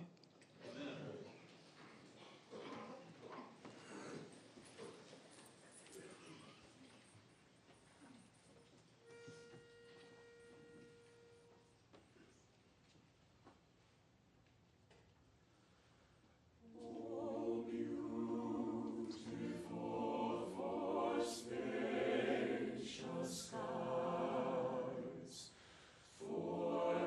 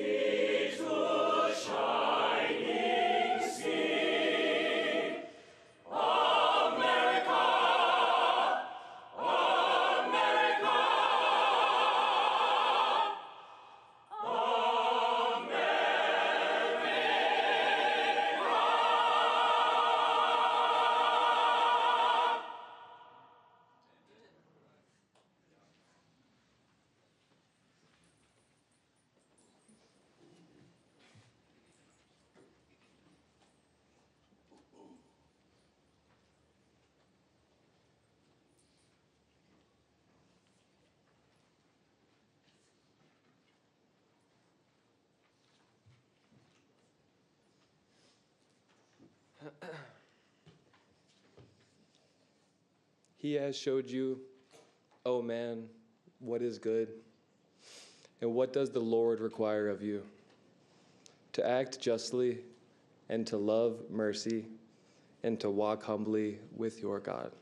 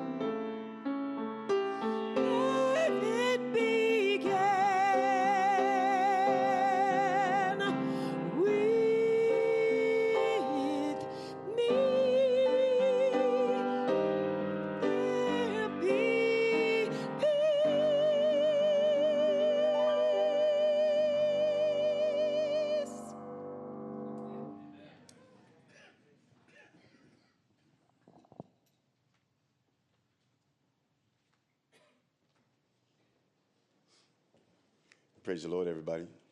Praise the Lord. Somebody say hallelujah. Hallelujah. And wake the church up. It's been a long ride. We've taken JC all across the country to D.C. in the cold, in the wind, on Air Force One, to the Capitol, and back here to planes at home. Amen? Amen. Would you pray with me first, please, before I speak over my friend? Father, in the name of Jesus, Lord, I just thank you for this opportunity.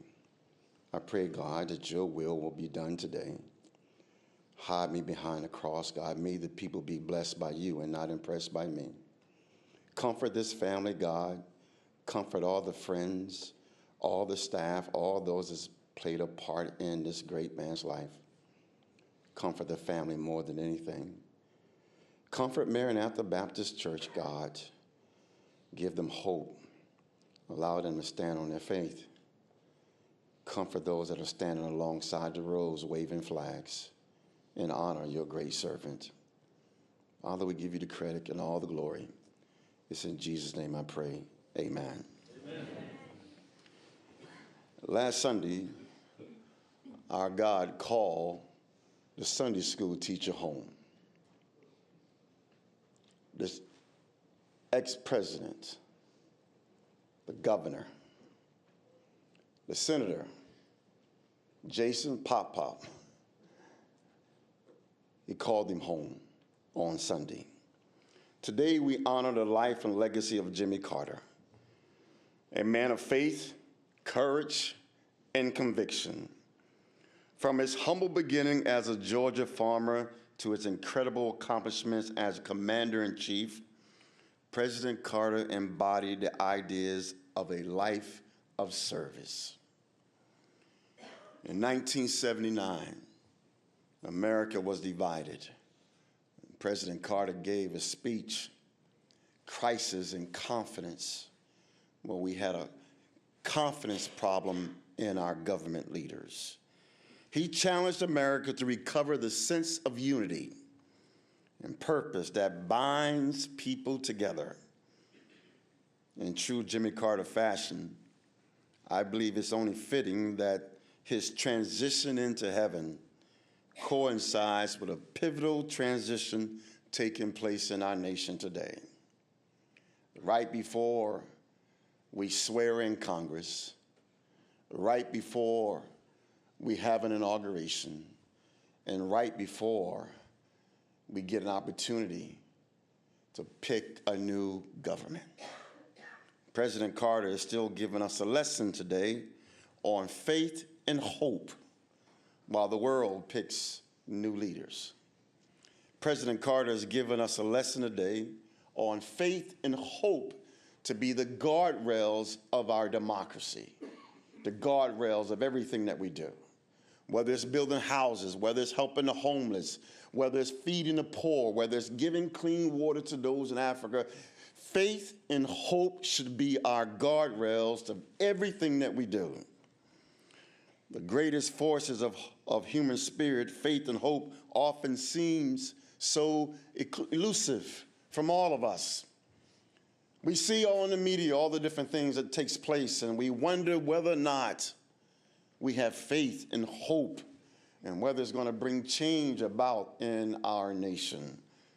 President Carter reminds us today that we can make a difference, that we can stand forward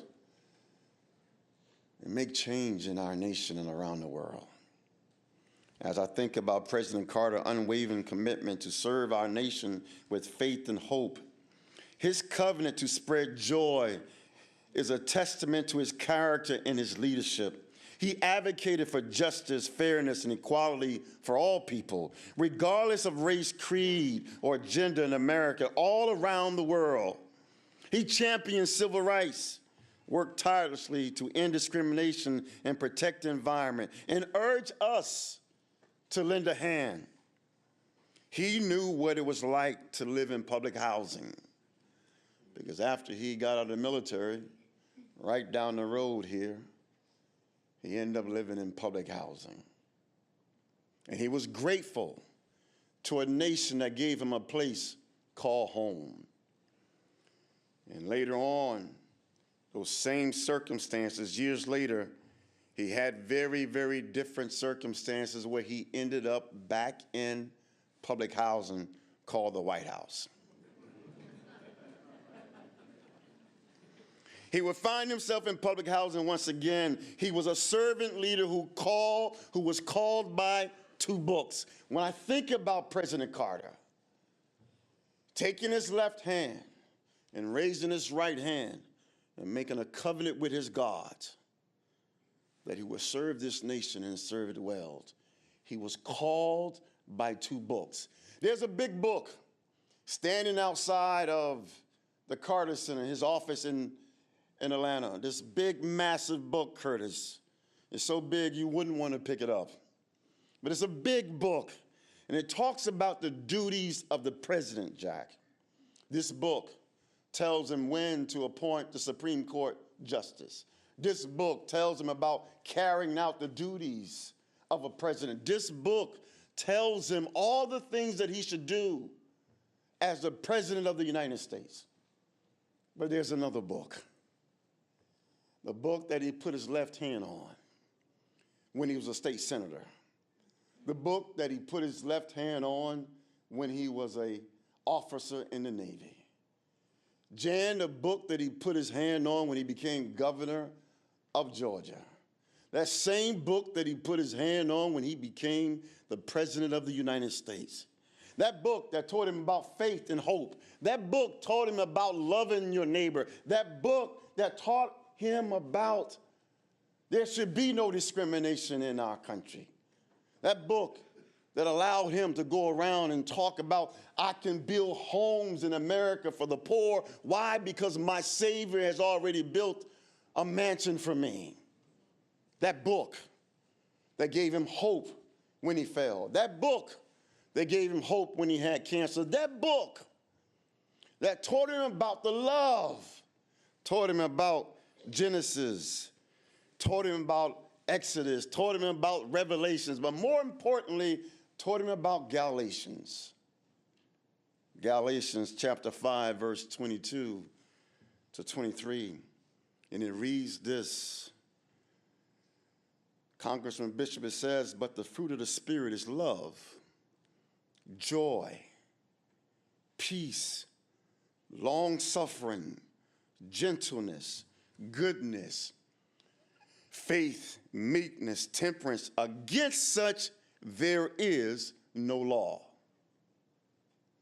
And some of you will catch this later on when you go up to the Carter Center and look at the big presidential book. If you have no faith, you have no hope, you have no love, you have no joy, and you don't have the fruits of the Spirit, against it there is no law. You see, when President Carter took office, the outlook for the nation was deeply divided by strife and sharp political division. It sounds like we're there today. Amen. Where we need the fruits of the Spirit, where we need love, where we need joy, where we need long suffering, where we need peace, temperance, where we need meekness and faith, because against this, there can be no law for our nation.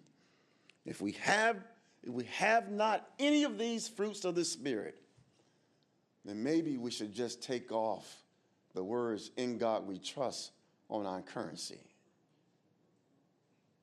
But Jimmy Carter, in the years since, America has often reflected on the turmoil of the era, which many focusing on perceived a lack of a moral compass in the political arena. A lot of the experts will judge President Carter on the big book, his political accomplishments, whether he failed or whether he did some great things. And all the commentators are talking on all the networks, talking about the big book. But to know the man, you got to know the book. To know the man, you got to know the book that made the man. You got to know the fact that he had a young lady in his life by the name of Rachel Clark. Rachel Clark, a black woman who worked on his daddy's farm, walked with him and take him fishing. A black woman who would tell him about the Lord Jesus Christ. A black woman who would tell him what it means to be a man and love your wife. In order to know about Jimmy Carter, you have to know about Bishop William Decker Bonner, an AME bishop who would stand outside his father's farm by the fence and talk to his father about the book so that he can teach those that's working on the farm about the book. And President Carter sat with me one day and he told me, this bishop taught me about Jesus Christ. I remember when he put us in the car, got the Secret Service together, and he lined them up outside the gate, and he called me on the phone, and he said, Tony, where are you? Jack, I told him I was 10 minutes out. In reality, I was 15 minutes out. He said, hurry up and get here. I pushed the gas pedal a little harder through Sumter County in Americas. And when I got there, we got in this caravan and we drove to Archery, Georgia. We pulled on from the side of the road to an unmarked grave site. The 39th President Amy was there. The aides are pushing him in a wheelchair, Secret Service behind. I'm scared to death because some of these grave sites look like you can fall right in. Jason, I'm an old city boy. I saw the ant hills and all the things. I was afraid. But he was pushing and saying, look, Tony, over here, this is Bishop William Decker Johnson. That's him, made a difference in my life. Over here is a father who fought in World War I. A black man made a difference in this nation. Over here is his son who fought in World War II, who made a difference in this nation. Walking around, I couldn't understand and wrap my mind around why would this man, a southerner from Georgia, take this black man, his pastor, and teach him about the history of them, those that made a difference. It didn't dawn on me, Jason, until I understood that it was all about the fruits of the spirits, about him giving me this passage through the book, because in the book, even black people knew about the Savior. Jimmy Carter wanted to make sure that his pastor knew that they made a difference in his life, and it took him all the way to the White House. Yes, what will our future generation think when they reflect upon our nation today? What will our children think? I often wonder what would the world be like for my 7-year-old daughter. I often wonder what the world would be like after all this celebration is over. Will we pick up the baton? Or will we just clap our hands and take pictures and say we were there, instead of moving it forward? Picking up the fruits of the spirits from the book, not the presidential book, but the book that became the foundations of his life. The book that made Jimmy Carter who he is today. The book where he sat here in Sunday school and taught Sunday school, and every time he finished, he challenged us. Go out and do something for somebody else. Go build a fence. Go cook a cake. Do something for somebody else. It breaks my heart to know that my friend is gone. But I hear the echo of his voice every Saturday asking me the 4 questions. Tony, where have you been? What have you done? Who have you helped? And how can I help you help them?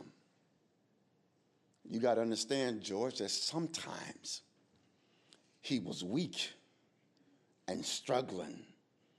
Instead of asking 4 questions, he would just say, "Where have you been?" There was times he would ask, "What's going on in Maranatha? Who's sick? Who can I call? Give me their number." And members, some are sitting here today, would get a call from Jimmy Carter. Why? Because reading the book, JC had an encounter with JC. And JC became everything like his God, everything like his Savior. We're here today because of the book. We're here today because what the book did for Jimmy Carter. We're here today, all of us, black, white, brown, others, all around the world. I remember when he told me, "Tony, I need you to get the black churches and the white churches in Plain to worship together." Well, President Carter, I'm trying. I can tell him today that he was able to get blacks, white, browns, and others all around the world to sing Amazing Grace. Let there be peace on earth. I can tell him today, in this book, Why Not Your Best, Admiral Rickover asked him 2 questions. One of the questions were, "What rank did you graduate in?" And he asked him another question. He said, "Why not? Did you give your best?" Today, I can tell the Admiral that JC gave his best to the world, even in his latter days.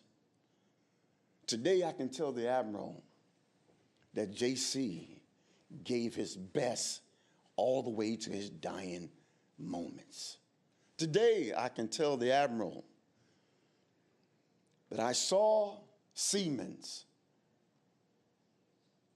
at every Air Force base we went to with the wind blowing and a seaman holding a flag, and the flag is fully extended, and he's holding the presidential flag, and it's flapping like crazy. He's wearing about $1.50, and every now and then that flag would lift him up, and he would anchor it back down. He would lift him up, and he would anchor it back down. He was freezing, he was cold, but he gave us his best. And then when we get to D.C., there was another seaman holding the flag. Wind was blowing, it was cold, and he was holding this cover falls off, and he's holding the presidential flag, and he's giving his best.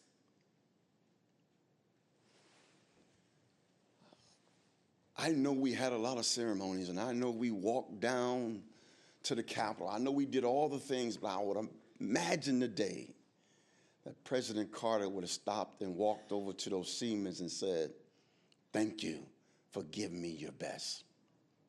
I imagined the last Sunday when God opened up the doors and said, "Jimmy, come on home," that there was an angel in the back ringing the bell 39 times.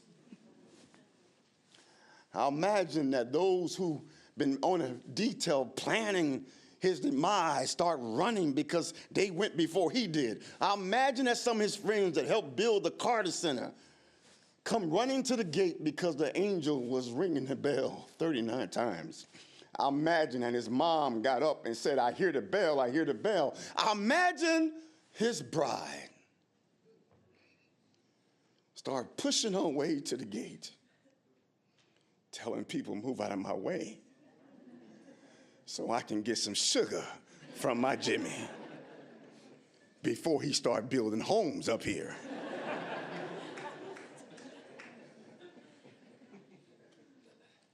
You see, all along the way, Jimmy Carter gave us his best.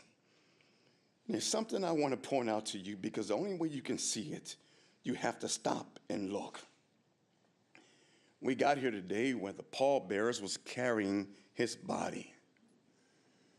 Army, Navy, Marines, Air Force, all along the way, soldiers standing on the post, saluting him as they go by. Washington, D.C., at the Capitol, all of them giving Jimmy Carter their best.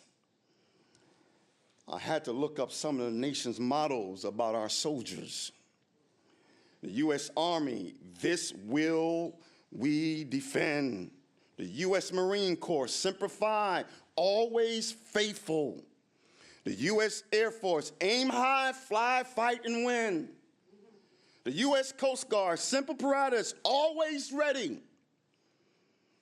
But there's a phrase inscribed above the chapel doors of the U.S. Naval Academy in Annapolis. Non-CB said, Patre I. It's Latin for not self, but country. I imagine that JC knew about that phrase. That every step along the way, when he came back to take over his father's farm, it still rang in his heart. Not self, but for country. That's what every one of our soldiers have done. Every one of the Secret Service detail for 40 plus years, keeping them safe. Not self, but for country. Every one of the A's that extended his life while he was in hospice, not self, but for country. Every worker at the Carter Center, not self, but for country. The challenge of you today, can you embrace that? Can you embrace that and let it be in you? Let it be in you and let it be your motto. Not self, but for country. And when you have that motto, you'll make an impact in the world. Because the fruits of the Spirit would allow you to go to Africa and give somebody clean water to eradicate a disease. Because of the fruit of the Spirit will make you humble and meekness and give you love, joy, and peace. That's who my friend Jimmy Carter was. I'll finish by saying this. Right there, Andrew, where you're sitting, on a Sunday morning, President Carter was sitting in a wheelchair over there. He was not teaching Sunday school. Kim was going to teach. A man in the back from Africa with his family came in. He wanted to meet President Carter. I said, well, he's not teaching today, and I doubt if he take any pictures either. He said, well, please, please, please, sir, can I meet him? I just want to tell him thank you. I walked over to President Carter when he was sitting there in the wheelchair. I said, listen, sir, I don't mean to bother you. We're getting ready for service. But there's a man from Africa that wants to meet you and say thank you. He said, well, bring him on up. Congressman Bishop, we brought him up, and his family trailed him, and he fell right there on one knee. And before his knee hit the ground, tears was bawling down his face. He looked in President Carter's eyes, and he said, I graduated from the University of Michigan. My family is with me. You saved my life and my family's life by helping eradicate the guinea worm. And I just came back to tell you thank you. President Carter leaned over and put his forehead on this man from Africa's forehead. And they both was bawling and crying. He took his arm and put on his shoulder. And they both was comforting each other and crying. I can only imagine the love that President Carter felt, but it reminded me when Jesus said, wasn't there 10 lepers that I healed? But only one came back to say thank you. But you see, to know JC, it wasn't all about the thank you. It was the fact that he made a difference in one person's life.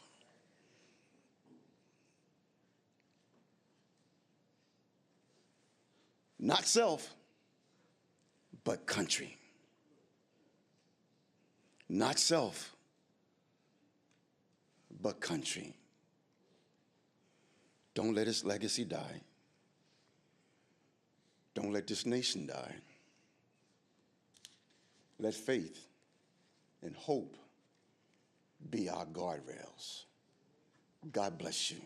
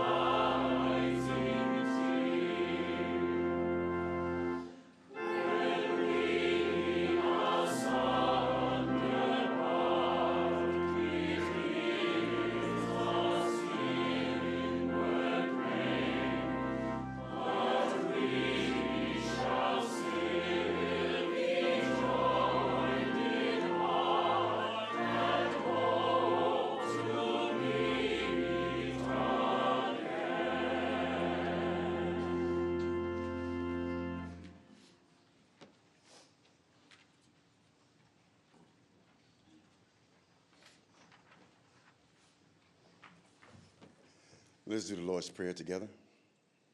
Our Father, who art in heaven, hallowed be thy name. Thy kingdom come, thy will be done, on earth as it is in heaven. Give us this day our daily bread, as we forgive our trespasses, as we forgive those who trespass against us. Lead us not into temptation, but deliver us from evil. For thine is the kingdom, and the power, and the glory, forever. Amen.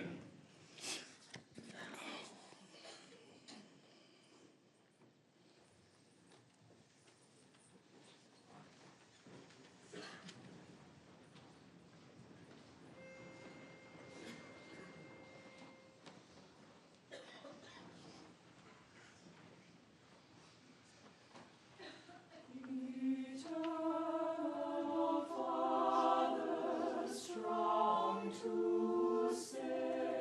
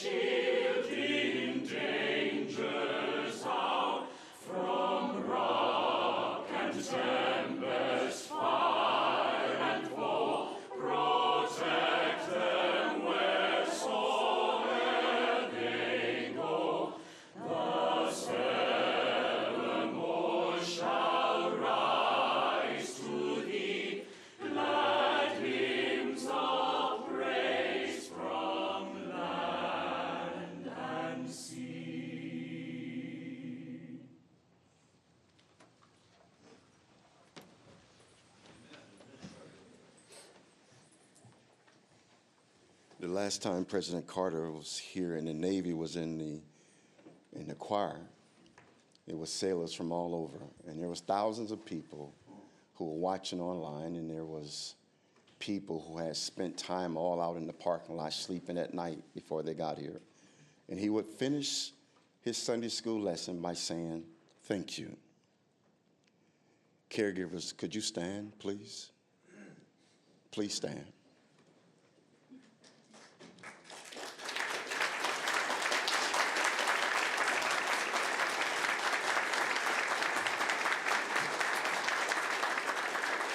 Dr. Raines, you and the team and the caregivers extended my friend's life. And he is grateful. And today he would say, thank you from the bottom of his heart. And so we acknowledge you for all that you've done for him every day, making life worth living. Thank you. You may be seated. Maranatha, could you please stand? You've kept his legacy, Kim, by teaching Sunday school. You didn't want that burden, but Uncle Jimmy called you, and then you were called by a book, the Sunday school book and the book of Uncle Jimmy. But you answered the call. Maranatha, George, Jan, all of you guys, you've made life pleasant for him here. Bose, all of you guys that kept this place alive. Keep it going. Where have you been? What have you done? Who have you helped? And how can I help you? I love you. Uncle Jimmy would say, thank you, and I love you, and ain't nothing you can do about it. You can sit down. Just protocol, general in the detail. Curtis, the Carter Center, could you guys all stand, please? The Carter Center, all those that's been playing, all that's been involved in this. Carter Center, Ruth, Polly, Lauren, Beth. Listen, JC would say thank you for all that you guys have done for him. Curtis, thank you. Brother Wise, thank you. And sometimes they gave me your pound cake.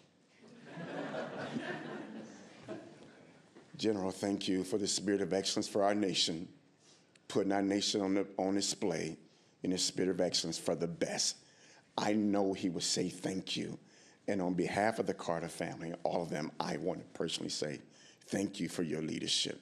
Carter Center, the baton is being passed to you. Jason, the baton is being passed. We need you. Our nation needs you to do more. Thank you for all that you've done and will continue to do on behalf of this great man. You may be seated. I feel like I'm leaving somebody out. This is my benediction.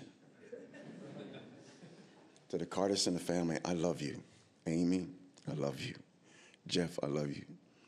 Chip, I love you. Becky, thank you so much. Jack, I love you. Elizabeth, I love you guys. Josh, Jamie, all of you guys, I love you. Miss Sybil, I love you. Thank you so much. Miss Mary, thank you for all that you've done for the Carters. Please stand.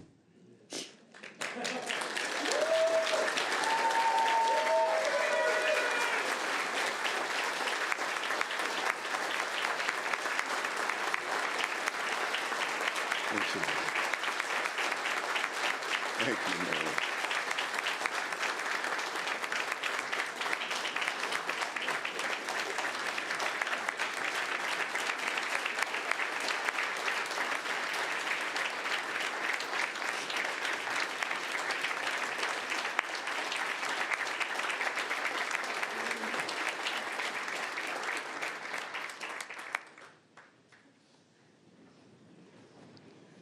You are truly family to this family. All the way from the governor's mansion to the White House to back to Plains. You've been the glue in so many cases. And this family loves you, and we say thank you.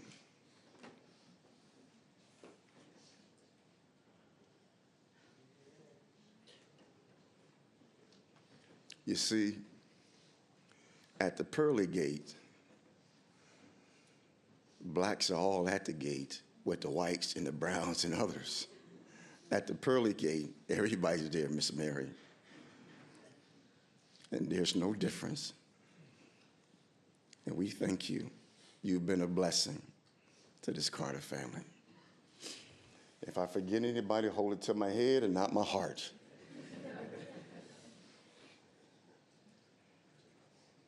My wife's trying to tell me something.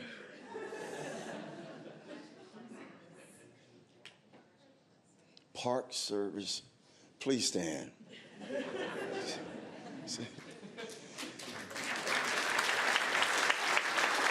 Thank you. Thank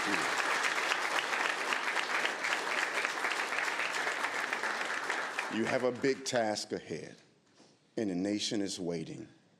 The nation is waiting to be able to walk onto that compound and visit Miss Rosalynn and Jimmy. The nation is waiting to go by that gate where Jimmy Carter picked some wild roses and planted them so that they can bloom every spring, so that when his bride comes out, he can see wild red roses every day.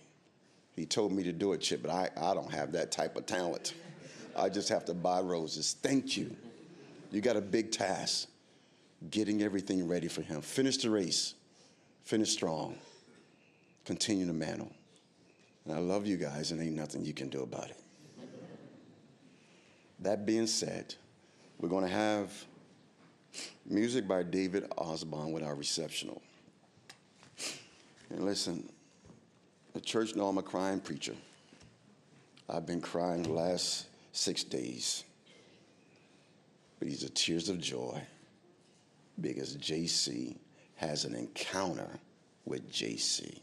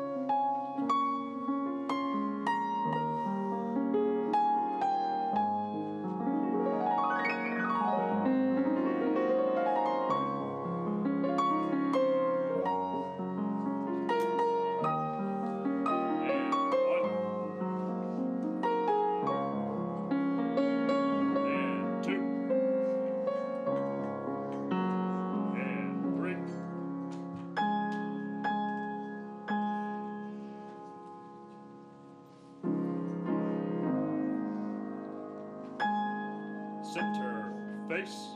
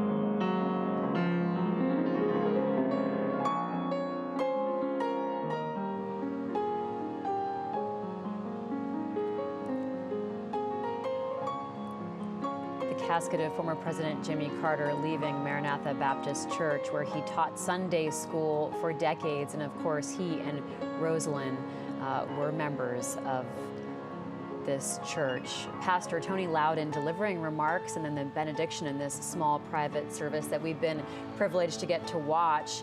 And we heard the pastor shout out, it felt like almost everyone in the church, Rhonda, some really poignant moments. And as we see there, the Carter family and the woman who got the shout out, Miss Mary, leaving the church. Tell us about Miss Mary and the family. Yeah, she was a wrongfully convicted murderer, and Jimmy Carter decided to hire her as his White House nanny for Amy Carter. And we saw that really touching moment when Amy left the front of the church to go hug Miss Prince. So what struck me about this whole service is how deeply personal it was. And in fact, I was thinking, out of any kind of formal proceeding that we've ever covered, at least in my generation and as a reporter, I don't remember one that's been this deeply personal. There were moments in it where it felt like, you know, a funeral many of us have attended. It was so small, community-based, family-oriented. You kind of forget that the person that they're talking about is someone who was, you know, responsible for the Camp David Accord and eradicating the guinea worm, doing things of real impact and import on the world stage. He was just, to them, you know, JC, as his personal pastor remarked. It's just been really a deeply moving day, and this is truly a culmination of a week of remembering a person who was so close to his home, so close to his family. It really was a striking sermon by the pastor. It was a lot more about Carter's faith and religiosity than what we heard earlier in the day in the grander big state funeral, which was about, you know, a whole speech on his record as president. And this was about his humanity as a man and a member of the community. You're right. I mean, most of that could have been in any community church in the country about a longtime resident who was 100 years old. Who just happened to be a passing away. Yeah. Right. Let's go to Rich Matthews, who's been in Plains, Georgia, standing out reporting for us for 12 hours now. Rich is just a couple of blocks away from the service we just witnessed in downtown Plains. Rich, what's it like there now? You know, it's somber, it's serious, it's quiet. Again, you know, a lot of people here still waiting to see the president and his family one more time. And the people who are here are largely locals now. I mean, the crowd was certainly larger earlier in the day, and it is thinned. It is not as cold here as it is in Washington, D.C., but it's unseasonably cold here in the high 30s right now. And again, the crowd thinned just a little bit since the service began and after the flyover, but there's still, you know, quite a few people lining the street here in downtown, and again, hoping to get that glimpse of the Carter family and also, you know, Jimmy Carter. I also was listening, and you know what else? I could watch as it got darker. You can actually see the glow from cell phones on people's faces in the crowd, and a lot of people here were also watching. And you know, it is interesting again how much the pastor talked about the Carter's faith. You know, he is arguably the most religious president in U.S. history. And yet he was also, you know, staunch. He was very serious about separation of church and state. And, you know, that's why he was even hesitant to teach Sunday school while in office. And again, why he kind of downplayed some of those, you know, some of those visits with preachers and pastors because he didn't want to be seen as someone, you know, that was breaking that church and state barrier. What we do know now, again, we're only, you know, less than half a mile where we're standing in the heart of downtown. We know that, again, the processional is going to come this way next. We don't know. They have been abbreviating some of the things. We don't know if the Carter family will still get out and walk. We expect that to happen.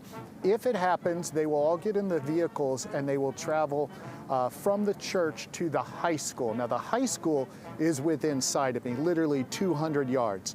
They will get out at that point and then walk up the street. And actually, can you pan over? Can we see a little bit? It can be rough, it's fine.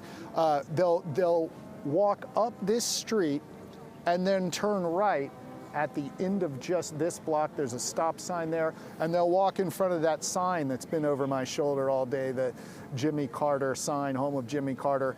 And again, there are, maybe 1,000 people left on that main drag, the one block square, if you will, here in Plains, Georgia. Libby? Thank you so much, Rich, for bringing us into everything that's been happening in Plains today.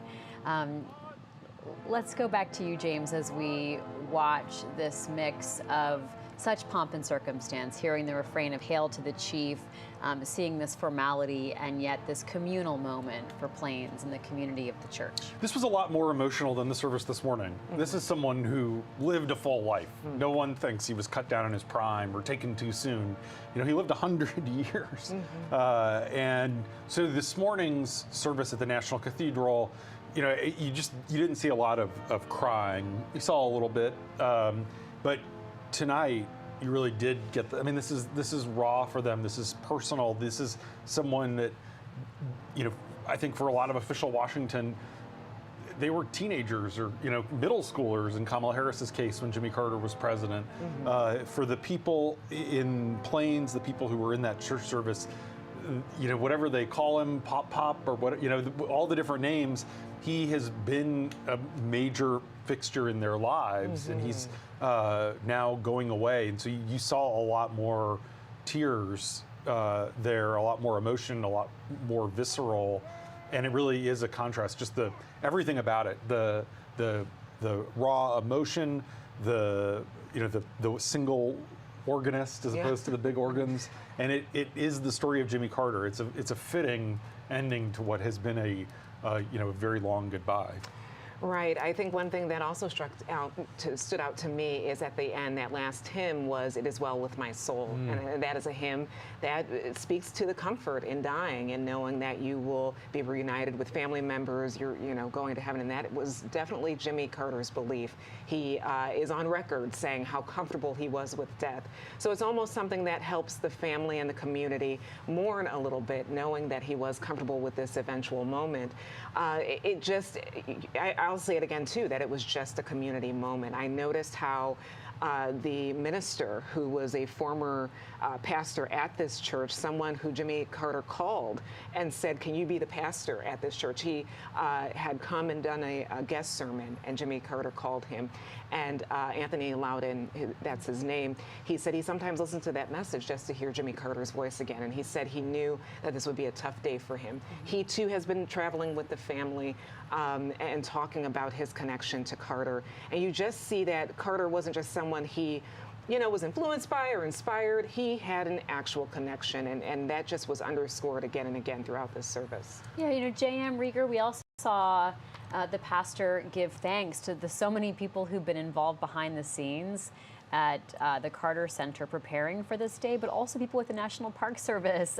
There was people who rarely get publicly acknowledged for all the hard work they do to make everything from a presidency to a president's funeral happen behind the scenes, JM. They had an emotional moment of thanks from the pastor today. It was a much more intimate service, as James and Rhonda have pointed out, than what we had earlier today here in Washington.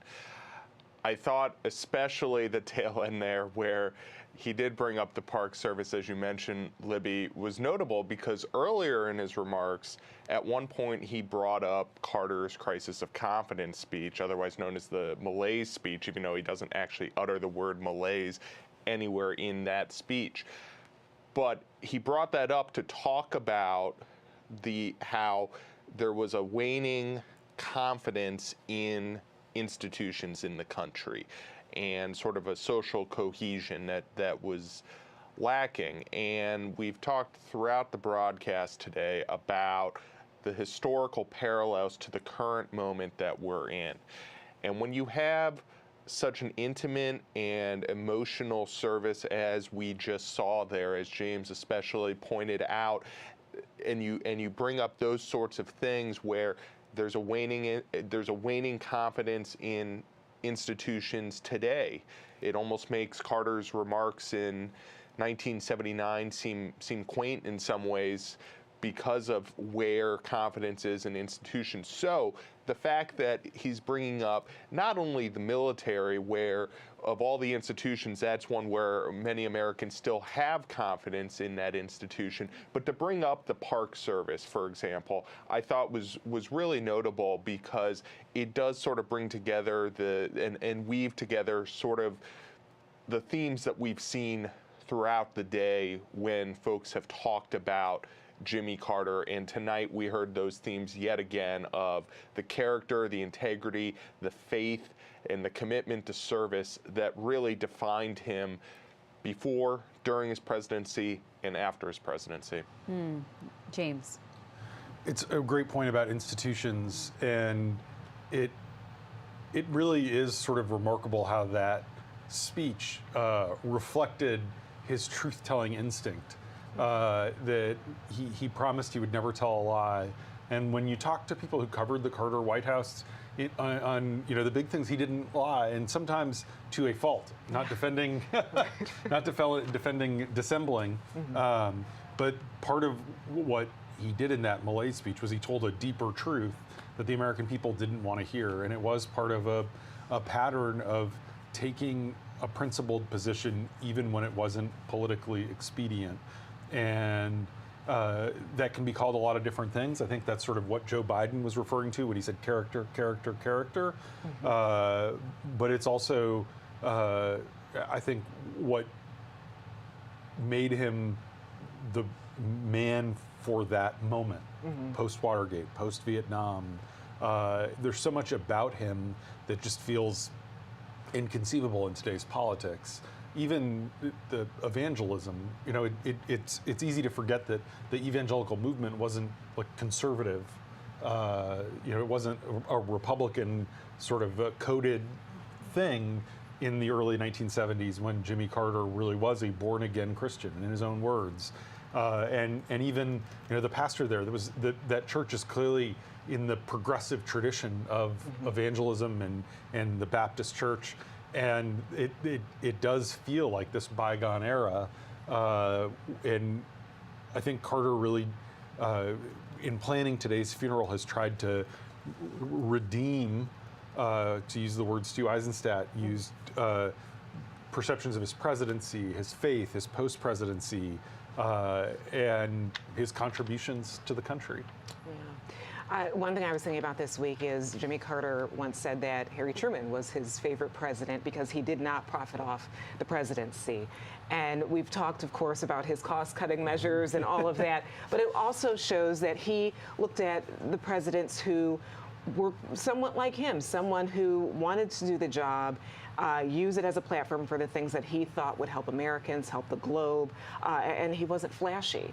And I think that is something when we are talking about the current moment we're in and the type of people who are drawn to run for office, it often is about show or trying to cater to a few talking points for one party and further division. So I think if anything, a lot of people this week have learned that there was time in American history, and maybe history to come in the future, where you do have presidents who do have deep-rooted faith that they aren't necessarily wearing on their sleeve, but they are letting it lead their life, and they aren't associated with party or trying to divide, and can also have deep character and deep roots.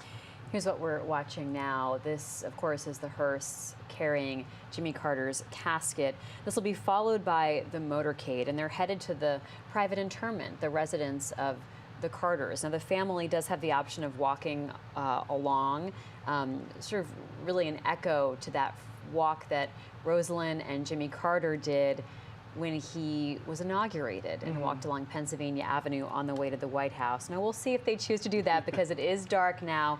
Things have run behind schedule, and you could tell a lot of the family members are getting quite exhausted by the end of this day.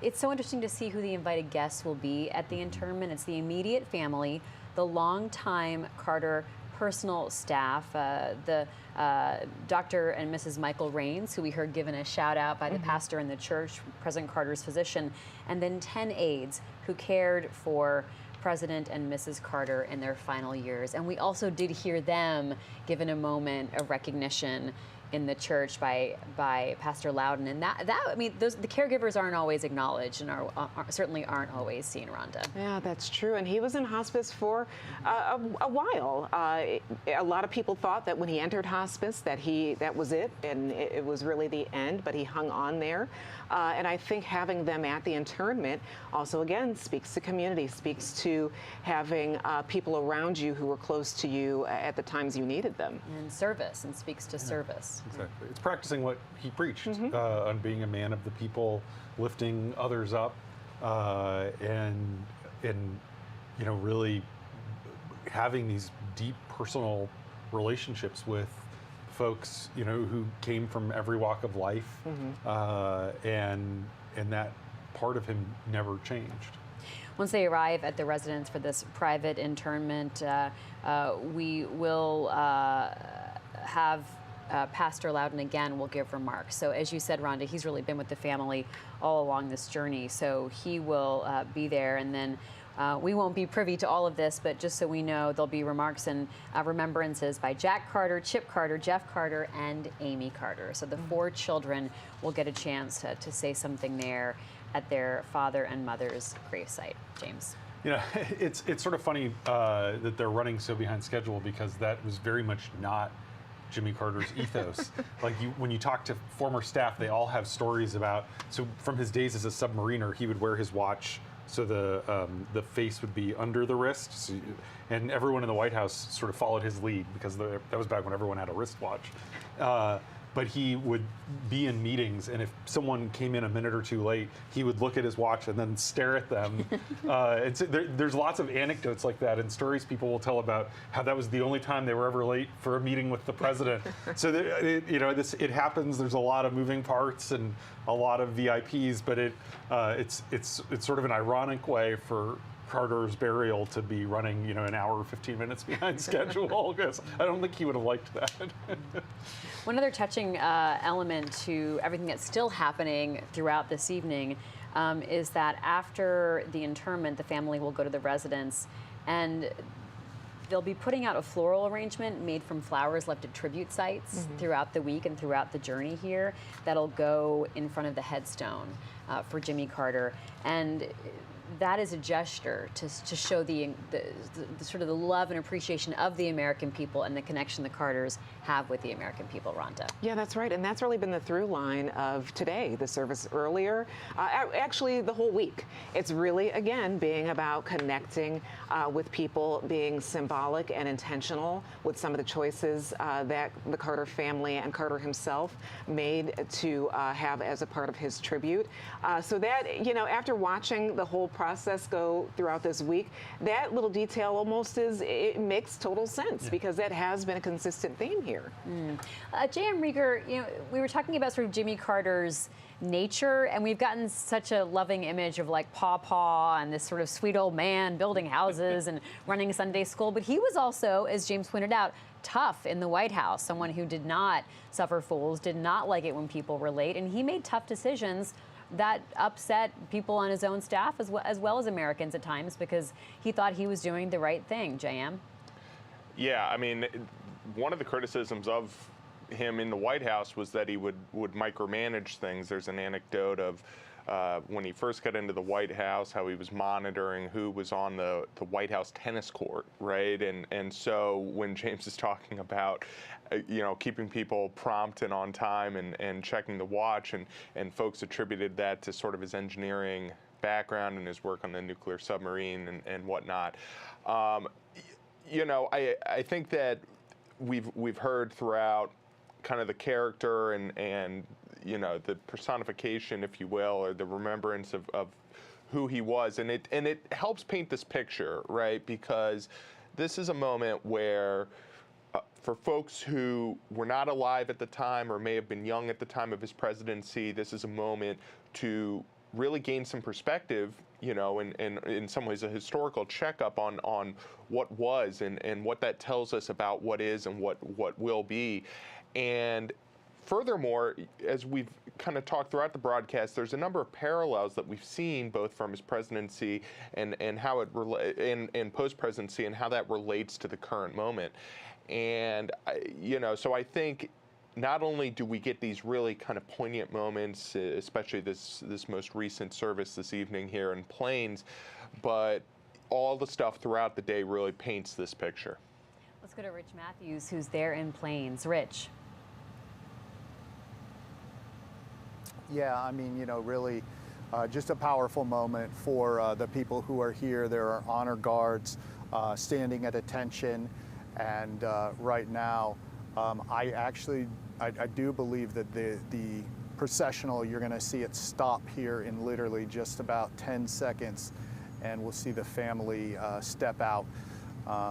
Again, not a whole lot we have to say over these pictures. They are stopping the hearse right now, and you can see the soldier in the street doing that, and now here comes some of the family members slowly but surely getting out of the vehicle, and then security forces, the President's Secret Service detail. And now again you see the honor guard marching to the center of the street there. And there's not a sound on these streets.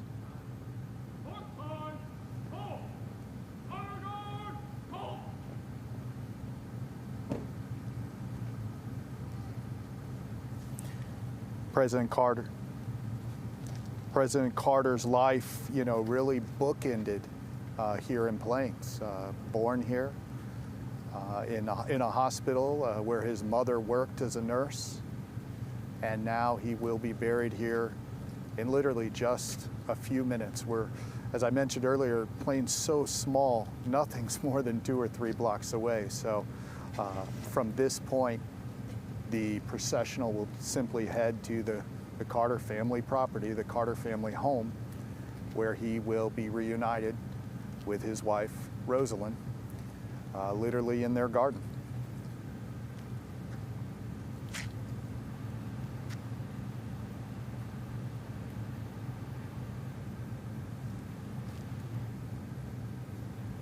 The Secret Service has continued to protect President Carter's casket through all of this, and their last shift, you can see some of the detail standing around the hearse. Their last shift will wrap up at 6 a.m. tomorrow morning. They'll stand guard overnight, and then at 6 a.m. their shift will end, and they'll be reassigned to new protectees. Yeah, the Secret Service put out a statement upon hearing of the death of President Carter, remarking about how he was their longest, the protectee that they've served the longest. And that just reminds you how long he's been around, how many people had to change and come in and out as people retired. It's just really fascinating to remember that part too. Such a good point. I mean, I wonder if anyone in the Secret Service was even working there in 1976, right? I mean, they probably retired. Maybe. I know during the Saturday morning service, there were some gentlemen that looked up in age.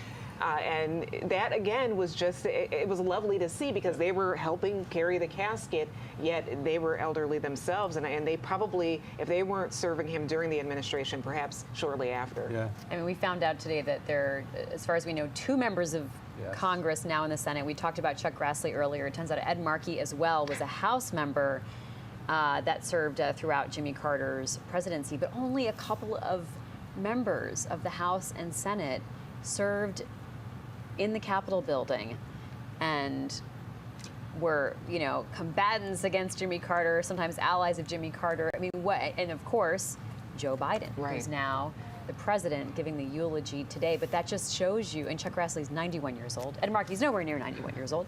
But Chuck Grassley is 91 years old, and we all know how old Joe Biden is. Turns out Ed Markey's 78. A youthful. He was a youthful House member. A youthful 78. It just does show you the longevity and this incredible lasting stamina of all that Jimmy Carter was able to do in his post-presidential life. Right, yeah, and just the history that his life spans, that there aren't that many people around who remembered him, who worked in Washington at the time.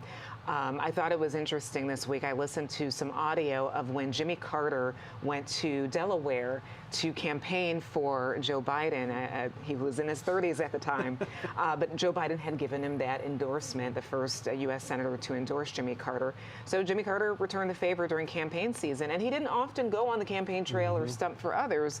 And you could hear the youthful excitement from Joe Biden that the president had come to help him fundraise.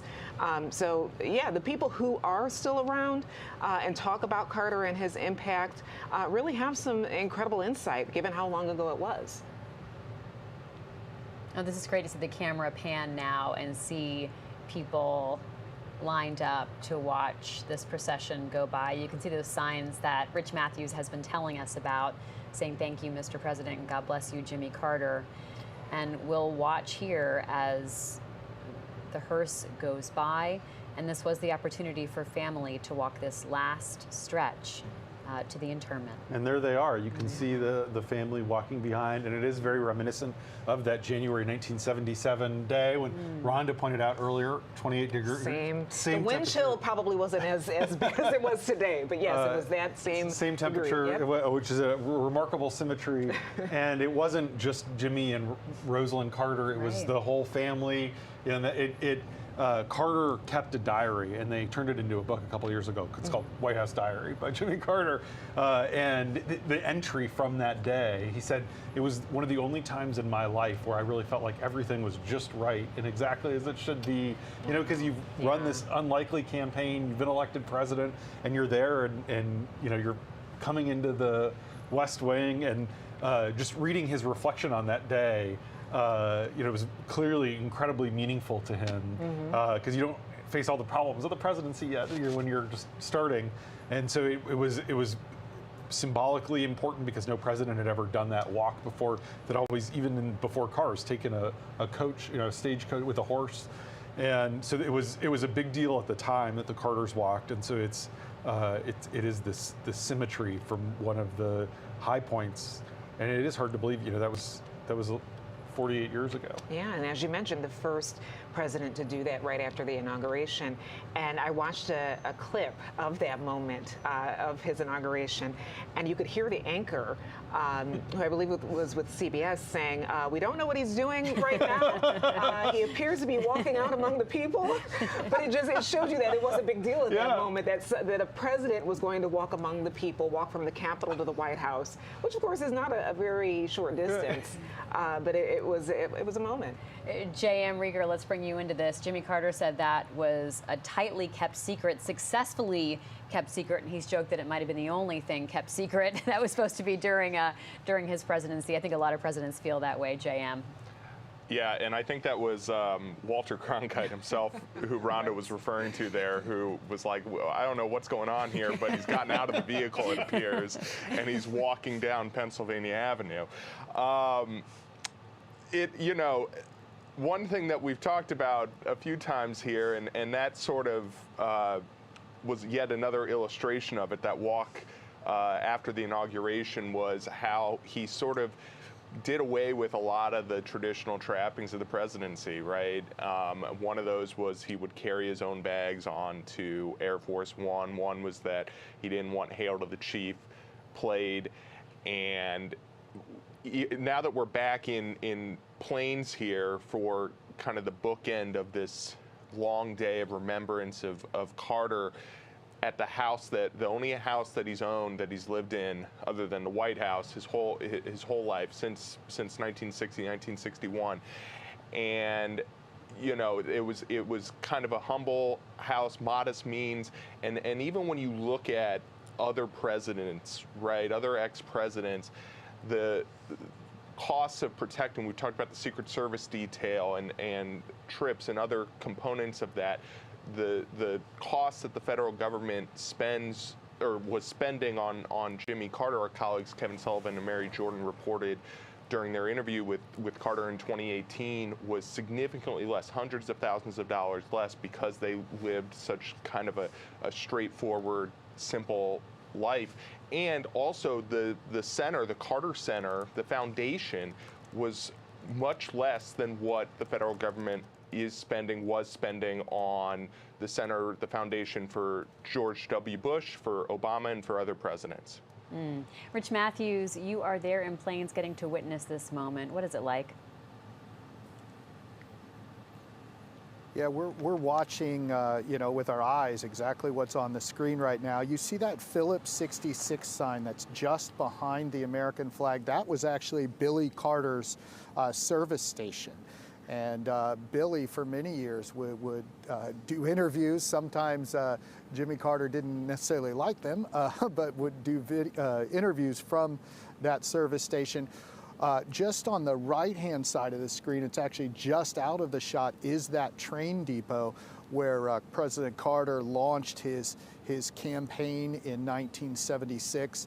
And again, the family headed towards now the home where Rosalynn and Jimmy lived for so many years. Again, that shot shows that sign, in front of Billy's service station. Interesting too, in front of the hearse, it was kind of tough to see him on the camera shot, but Pastor Loudon was walking right in front of the hearse. Again, he's somewhat obscured there, but you can see the Navy officer. He is right next to her.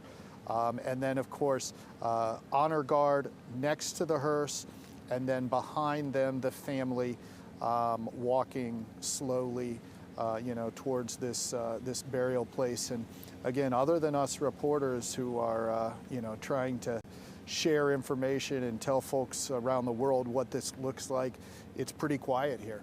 A lot of people, as you can see, for a town of 550 people, there's a lot of people still lining the streets to watch this moment and really to say goodbye to their favorite son.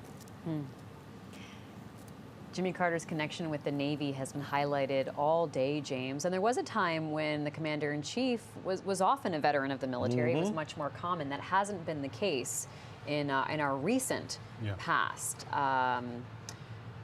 George H.W. Bush, Jimmy Carter, Ronald Reagan, not since then. Yeah.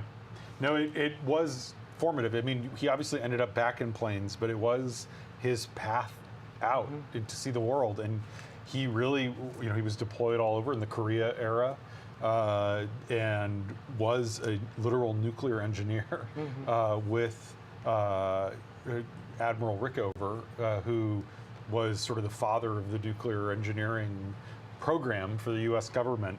And that was incredibly formative. It really made him a lot more self-disciplined.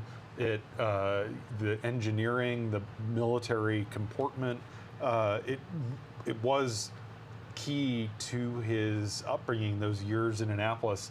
And it was, it was such a different era. When he was at the Naval Academy, he was from South Georgia, proud of his home state. And some of the fellow cadets from the midshipmen, not cadets, midshipmen from the North would sing a song about William Tecumseh Sherman marching on Atlanta and burning Atlanta. And Carter, because of the product of his time, this is the 1940s, got really angry and ended up getting in a fight with some of the other midshipmen. He was a human, and he emerged from this period, where he was born, at a time when his community didn't have electricity or running water, and to then finish with this dramatic day of planes, trains, automobiles, not a train, but it's sort of amazing to consider how out of the way Plains, Georgia was 100 years ago, and very few places in the world could produce someone who would be a national leader from a place like Plains. Yeah, I think that's absolutely right. And I think his naval career, and even getting to the naval career, I know his uncle would send postcards to him showing him different places. So that was his way of understanding that the world was a lot bigger than his section of Georgia. So I thought this was really a stunning fact, but he is the only president who went to the Naval Academy. He's also, you see it as sort of a type that we're no longer going to see. He was serving in a post-World War II era, and we will no longer see that either. Yeah. So it is interesting when you do meet politicians, like even on the Hill when I interview Congress members who are veterans, you do see that their sense of the world is perhaps a lot bigger. And they often aren't the ones who are going to be the flamethrowers. They're the ones that are aware of what the United States means to the rest of the world and also some of the issues that are affecting the rest of the world.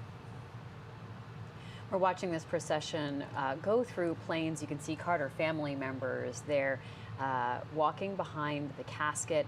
And what happens next is the end. It's the internment, the private internment, an opportunity for just the close family, the caretakers of the Carters, their doctor, and those who were really there until the end to be together, to say goodbye, and to watch, as Jimmy Carter believed, be reunited with his wife of 77 years, Rosalynn. They call this the committal service, and it is, from ashes to ashes. Yeah, absolutely. And it's amazing to hear the stillness. I know Rich Matthews has been saying it's very quiet there. I can hear the quiet. And it must be such a poignant moment for the people of Plains. As we've been saying, it's not very big at all, just a few blocks. I even noticed when there was a little bit of daylight and they were making a turn, there was a sign that said, "Sweet potatoes for sale," and had an arrow. So it shows you this is a rural part, a small town. And you do get the sense that everyone knew Jimmy Carter. I think another anecdote that Rich Matthews has told us is that on the police cars it says home of the 39th president. So they are also losing a part of their identity perhaps today and taking that all in. Yeah, a funeral by definition isn't the right word, but it sandpapers your rough outer edges. And this whole process on this National Day of Mourning, we've really seen Jimmy Carter, the man, become Jimmy Carter, the legend. And it is, we're hearkening back to what feels like a very different time. But he was among us, just 10 days ago.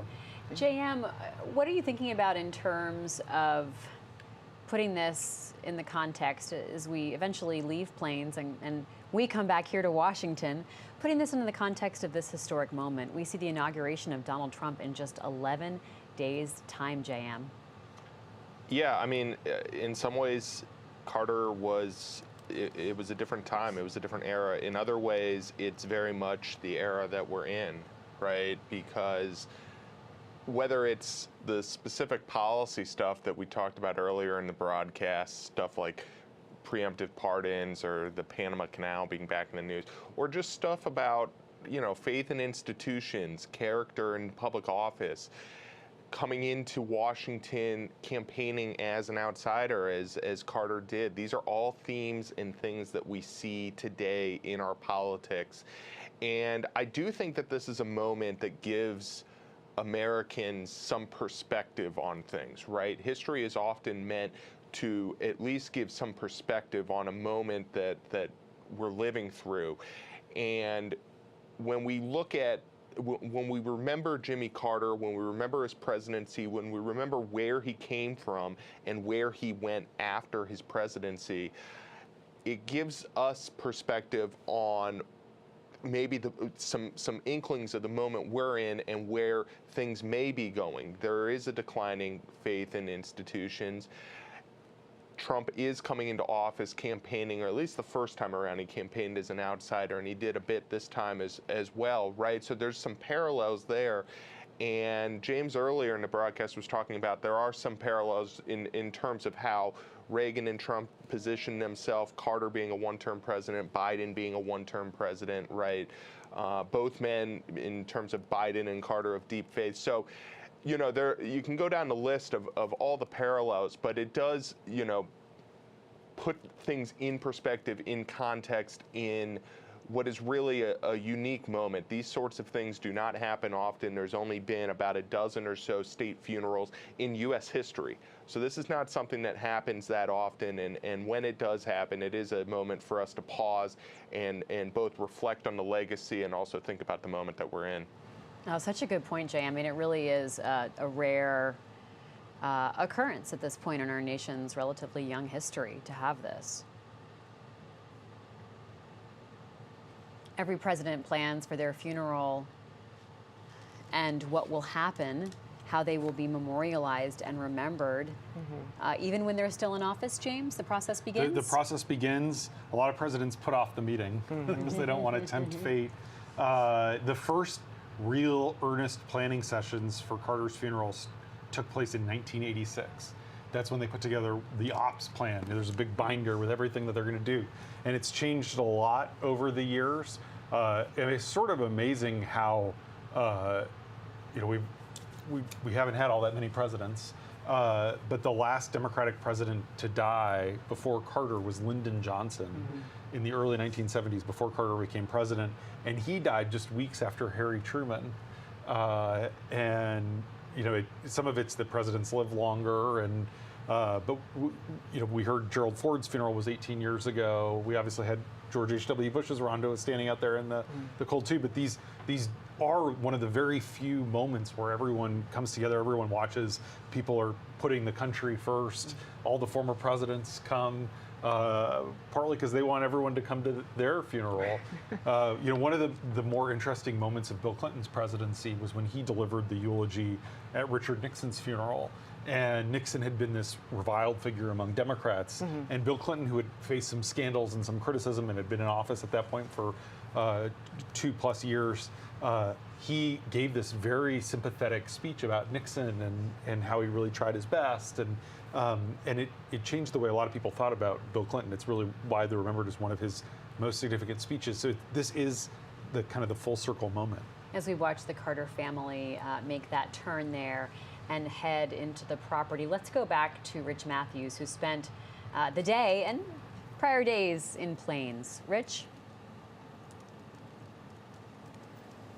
Yeah, I mean, where you see them right now, they are entering the Carter property. As he said, that's now National Historical Park, and the burial will be there. You can see the guard shack that the Secret Service has used for many years to, protect President Carter and Rosalynn. I've done 3 of these presidential funerals now. Ronald Reagan, H.W. Bush, and now Jimmy Carter. And every big story, something sticks out. And for me, again, it will be that silence. It will be that the people of Plains stood on the side of the road here in again, cold temperatures for them, 37 degrees. And they stood for hours because, again, this thing was, some 90 minutes late. And again, just that silence as the motorcade drove by, it was so powerful. So powerful. You could hear the heels of the soldiers clicking as they marched beside the hearse. It was that quiet. You could hear the orders when the soldier, would tell them to turn. And it was just a really powerful moment to be a part of and to stand here in Plains, as they said goodbye to Jimmy Carter, a guy that, has lived here for the better part of 100 years. Libby? Rich Matthews, thank you so much, and thank you for all your reporting today. Rich has been standing there for 12 hours now, reporting for us to give us a sense of what it's like there in Plains on the ground as this community prepared today to say goodbye and really welcome back Jimmy Carter after this trip to Washington this week, welcome back the family, and ultimately say a goodbye to him. And thank you so much, Rich. Let's talk about what is yet to come here, James and Rhonda, as this really does become much more of a private moment.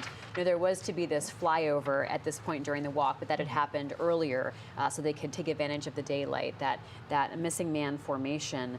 And this is a moment for Pastor Loudon, who we heard earlier, to still be with the family and really guide them through these next steps of the interment process. But there'll be a moment for the children, the 3 sons and daughter of the Carters, to say something and take some time there as they go into this private moment to bury their father.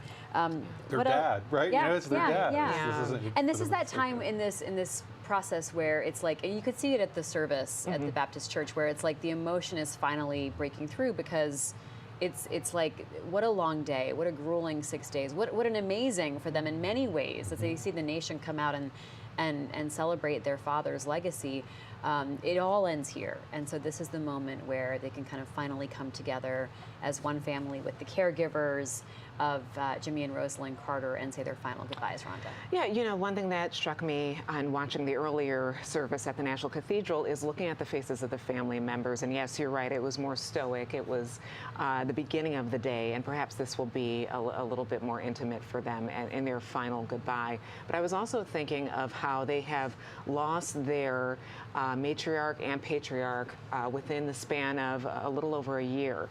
And these are members of their family who lived over 95, so they were always there. And you see the closeness that the Carters must have had with their grandchildren. I remember in the speech that his grandson gave today that you could sometimes find Jimmy Carter building a crib for one of his great-grandchildren. He was a woodworker. So it was a close-knit family. Even though he had this amazing responsibility leading the nation, he was still just a father, a grandfather to them. And so you can imagine what they might be feeling, the weight that now comes at this moment. Politics is a family enterprise, right? The kids didn't sign up for it; they were born into it. And you know, Amy Carter was a young girl, and her dad was the president. A lot of pressure on her. Someone who has chosen to keep a very low public profile, you know, since she became an adult.